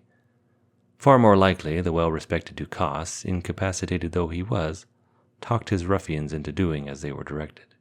After all the arguments, La Popa itself was anticlimactic. The Spanish had deserted the place, although not until after a train of 110 mules fleeing from Cartagena laden with gold and gems had passed through. The bloodless fall of La Popa pinpointed the fatal flaw in Cartagena's defenses. For all their technical genius, Spanish engineers could not account for human nature, and the myriad fears by which it is afflicted.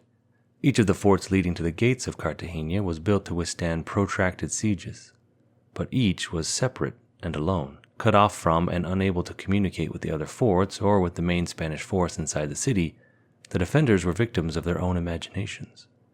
And so they ran. It happened at Boca Chica and La Popa, and it would happen again. With La Popa now their own, the buccaneers moved to the next fort in the line, San Lazaro, constructed on the only solid ground within cannon shot of Cartagena. There they were joined by Pontus and his French regulars, who had been having a more frustrating time than Ducasse's men. The Baron and his men had meant to pass through Boca Chica once the fort had been secured, and sail right up the bay to bombard Cartagena. But that was easier said than done. The city lay on the northern shore of a lagoon that served as an inner harbor. The narrow entryway was guarded by opposing sandspits, reaching toward each other like closing tongs, on which the Spanish had constructed defenses. On the eastern tongue stood little more than manned bulwarks, but on the western side of the lagoon entrance stood the imposing fort Santa Cruz. This fort would have to be taken before Pontus's ships could make their way into the lagoon. Thus, Pontus decided to march 1,700 men across the causeway that had been formed between Tierra Bomba and the mainland. He would then be in position to take one of the sandspit bastions, Fort Santa Cruz, from the rear, after which he could move his fleet into the inner harbor and lay siege to the city itself. While the fleet moved up the bay toward Fort Santa Cruz, the land force approached the bastion cautiously, and with good reason, since Ducasse later estimated that a mere 300 Spanish could have held the position for days and perhaps weeks. But again, to Pontus's perfect astonishment and vast relief, the Spanish were gone. Putting a skeleton force in Santa Cruz so that it could not easily be retaken by the Spaniards, Pontus did not immediately return for his fleet, which was now waiting in the bay just off the fort. Instead, he quickly marched this force of 1,700 men toward the city. The townspeople were congregated on the walls, looking quietly down upon them. Among them was the governor, Don Diego de los Rios y Quesada, who, wrote Pontus, answered my drum that he was ready to defend himself better than we could attack him. Pontus soon learned that the governor was right. The area where Pontus had drawn up his army was all sand and marshland, too unstable to mount cannon. Frustrated again, Pontus ordered his men re-embarked in the ships, to cross the lagoon and join the buccaneers where they lay hidden in the woods outside Fort San Lazaro. The fort would have to be captured and Cartagena taken from the rear. San Lazaro, occupying a commanding position atop a steep hill, was enough to give pause to even the most reckless attacker. The crenellated walls were so devised as to provide an interlocking pattern of cannon fire, and the masonry of the entire edifice was massive. But the French soon discovered that the eminence on which the fort stood was so densely covered with thicket that they could creep unseen to the very foot of the walls. Hacking a tunnel-like path through the brush, they prepared to mine the walls with gunpowder and blast their way in. Small arms fire did break out, but to bring their pieces to bear, the defenders had to lean over the walls, and the French snipers could pick them off. At the same time, Pontus called for scaling ladders to be brought up, in a voice loud enough to be heard by the Spanish. As at San Luis, La Popa, and Santa Cruz, Spanish nerves began to fray, and suddenly the gates of the fort flew open, and the Spaniards came pouring out, racing pell-mell down the road to Cartagena. Pontus let them go. San Lazaro was now his. Now, at last, the French commander brought up his ships to begin a bombardment of Cartagena's immediate environs. On the morning of April 21st, 1697, a steady fire was commenced against the massive limestone walls of Gestemani, a fortified island suburb over which a road led across two bridges to Cartagena's main entryway, the Gate of the Half Moon. Cartagena also came under fire, but the defenders fought back furiously. Pontus reported that one French ship was forced to withdraw after it was shot through with several balls and ready to sink. Pontus's chief engineer was badly wounded, and the admiral himself was hit in the abdomen with a piece of grapeshot. The wound was more painful than dangerous, but Pontus was immobilized and thereafter directed the attack while being carried from place to place on a makeshift stretcher. The most powerful weapons Pontus had brought from France were 6 great artillery mortars, able to fire 24 and 36-pound balls. Pontus named them the Royal Battery in honor of his sponsor, Louis XIV. Merely manhandling these monsters ashore and setting them in place consumed the better part of a week. Meanwhile, the bombardment with lesser cannon went on. Now, the siege guns were finally in place and ready to commence with their terrible work.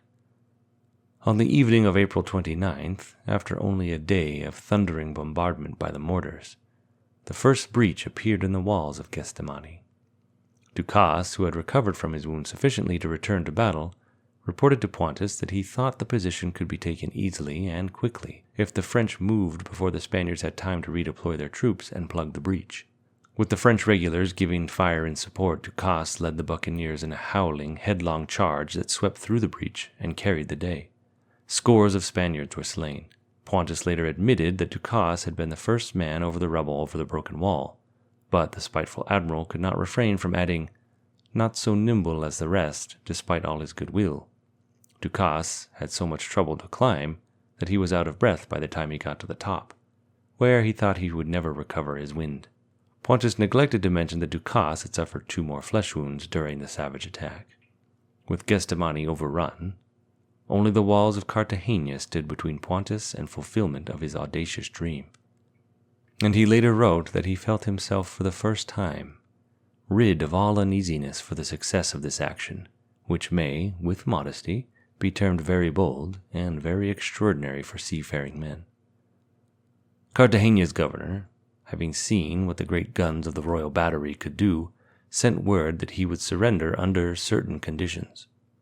The terms required that the Spanish would not be ill-treated in any way, the churches were not to be despoiled, and the citizenry would keep their personal possessions.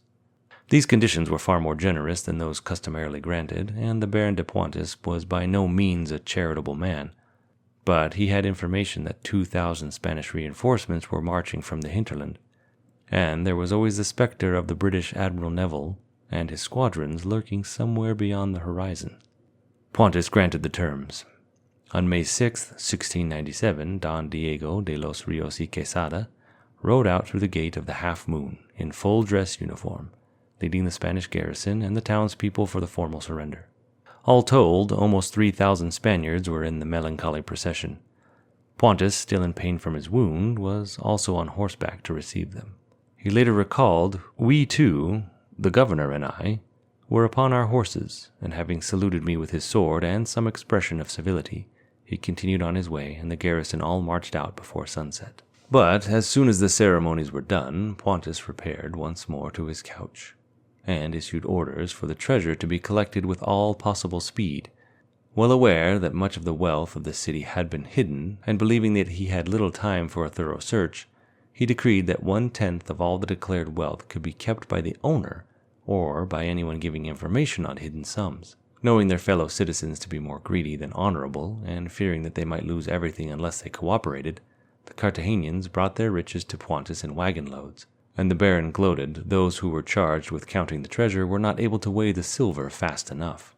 By Pontis's questionable reckoning, the total take came to some 8 million livres. Ducasse estimated closer to 20 million, and as quickly as it was collected and weighed, it was stowed aboard the French warships. By now the rainy season had officially arrived, and with it, mosquitoes, yellow fever, and other plagues. In just 6 days, 800 Frenchmen, nearly 1/5 of the original force, were infected, and most died. Few of the stricken were buccaneers. Pontis noted that they were accustomed to these climates, and they were infected with the unhealthiness of the air already. When the fleet was at last ready to sail, the buccaneers, who had so far seen not so much as a livre to call their own, demanded not simply a fifth, but 1/4 share of the loot, then and there. Presumably they had taken a head count and upped their demand because of all the dead French. The seemingly aghast Pontis replied from his sickbed that the buccaneers had never been promised even 1/5 of the whole treasure. They had agreed to share man for man with the French regulars, and the regulars were being paid on the basis of 10 of the first million and 30 of subsequent millions. The buccaneers could have 1/4 of that. The rest went to pay back the investors and to the king.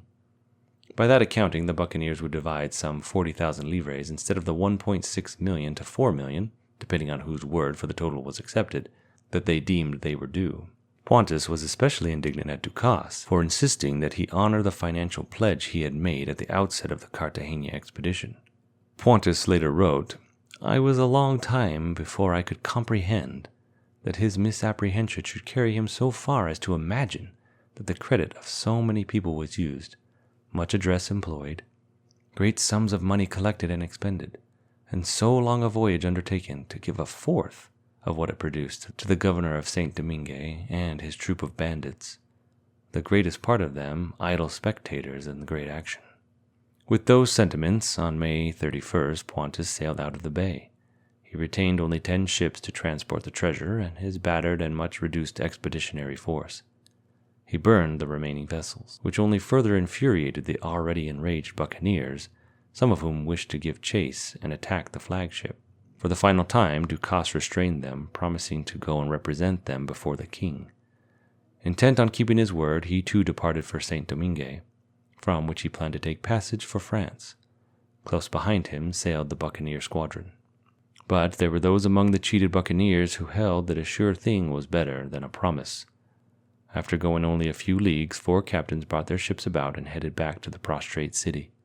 This time there were no terms given, and with unrestrained rape, torture, and the sacking of churches and homes, the buccaneers made clear their intent not to leave before the sum of 5 million livres was paid to them. It says something of Pontis's haste in departing that he left so much behind as to meet the brigands' demands, and for the last time in the history of the Caribbean, a significant force of buccaneers set sail with booty-laden ships. Meanwhile, Pontis, who had regained his health at sea, decided to make directly for the channel between Cuba and the Bahamas. He thought thereby to give the slip to the English, who he imagined, since they had not caught up with him at Cartagena, would be awaiting him off St. Domingue. In fact, Neville, with a combined English and Dutch fleet, was sailing south to intercept him, and in the darkness of the night, June 6th and 7th, the two fleets interwove just south of Jamaica like strands in a long splice. At daybreak, the French counted 29 enemy sail around them. The odds against the French were nearly 3-1, and 8 of the largest English ships, each equal to or better than Pontus's flagship the Scepter, had the weather gauge against the French. Dismal misfortune, as Pontus put it, had replaced the luck that had so far graced his enterprise. Further noting, what an altercation for me in particular. Further reflecting, Pontus writes, the taking of Cartagena seemed to have acquired me a pleasing distinction, and being enriched, I had, at my return, a prospect of glory and pleasures. All that now passed like a shadow, and I had before my eyes the destruction of a flourishing squadron, which I had the honor to be entrusted with. What Pontus did not know was that the English ships were woefully undermanned. Neville hesitated to attack for an entire day as he sought to marshal his whole force and descend on the French en masse. The delay was costly, for during the night Pontus neatly reversed course. By the next dawn he had put considerable distance between their fleets. Crowding on sail in an attempt to catch up, a number of English ships lost their rigging. In the end, the French simply outsailed them. Riding the Gulf Stream north, Pontus reached Newfoundland, where he put into Conception Bay for water and provisions. There he learned of a squadron of 8 English men of war in the port of St. John's, less than 25 miles down the coast. Seizing the initiative, Pontus headed south and found the enemy still in port. He later explained, apparently some reflection of the force of largest of our ships had prevented them from coming out. I was contented to show myself and offer them battle, which, seeing they did not answer, we steered for the coast of France. Toward the end of August, the French sighted yet a third English fleet, this one near the Scilly Isles, just off the tip of England. Pontus fought a running battle through the course of a long afternoon, and when night came, he was still able to sail away. There remained now only the British blockade off the French ports to run. To Admiral Pontus, that posed no more of a problem than his original escape. On the dark night of August 28th, his fleet simply slipped unseen through the loose net of the patrolling British into the haven of Brest. Pontus had been gone just 1 week less than 8 months, and he carried a fortune in his holds. In September 1697, France signed the Treaty of Ryswick, making peace with Spain, England, and Holland. Under the terms of the pact, Spain formally recognized French possession of St. Domingue.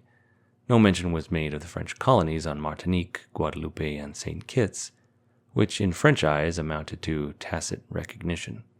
Nor was any mention made of the Dutch or English colonies, which in the eyes of those nations solidified their claims. In return, all three pledged to help the Spaniards suppress buccaneers in the Caribbean and the Gulf of Mexico. Henceforth, buccaneers who sailed the Caribbean in their small ships to prey on other seafaring men would do so without commission as privateers, outlawed as common pirates by all nations, and facing an almost certain fate on the noose if they were caught. Jean Bernard Louis de Jans, Baron de Pontus, lived in France until his death in 1707. He was wealthy, and he was much admired for his great deed, but he was unbeloved, as if he cared. Jean-Baptiste Ducasse also returned to France, where he was made a Knight of the Order of St. Louis, was promoted to Admiral, and was assured by Minister of Marine Pontchartrain that His Majesty is as satisfied with your conduct as you could possibly desire. As he promised, Ducasse fought for and finally won a settlement of 1.4 million francs to be distributed among the buccaneers Pontus had built. But in the end, the buccaneers would have virtually nothing to show for their adventures. They had lost nearly everything they had looted from Cartagena. On their way back to the stronghold of the island of Hispaniola, they had run afoul of Neville's squadron and lost 4 ships, 2 of which carried the bulk of their plunder. And most of the money won from them by Ducasse simply and quietly disappeared for expenses in graft on the way to the West Indies. Toward the end of his life, Ducasse might have reflected on the curious tricks politics and fate played on men. In 1708, with Spain and France now allied, Admiral Ducasse was detached for service with the Spanish fleet, his old enemy. His assignment, fantastic as it may seem, was to convoy the Spanish treasure fleet from Veracruz to Seville, and to draw on his vast experience to protect it from pirates swarming in the Caribbean. That first year he lost only 2 vessels to the brigands, and the next year he got the entire convoy through without a scratch. For this remarkable feat, Ducas was awarded one of the highest honors within the power of King of Spain to give, the Order of the Golden Fleece. No act could have better signified the passing of the day of the buccaneers on the Spanish Main. Ducas died in 1714 at the age of 69, the last of the great buccaneering leaders.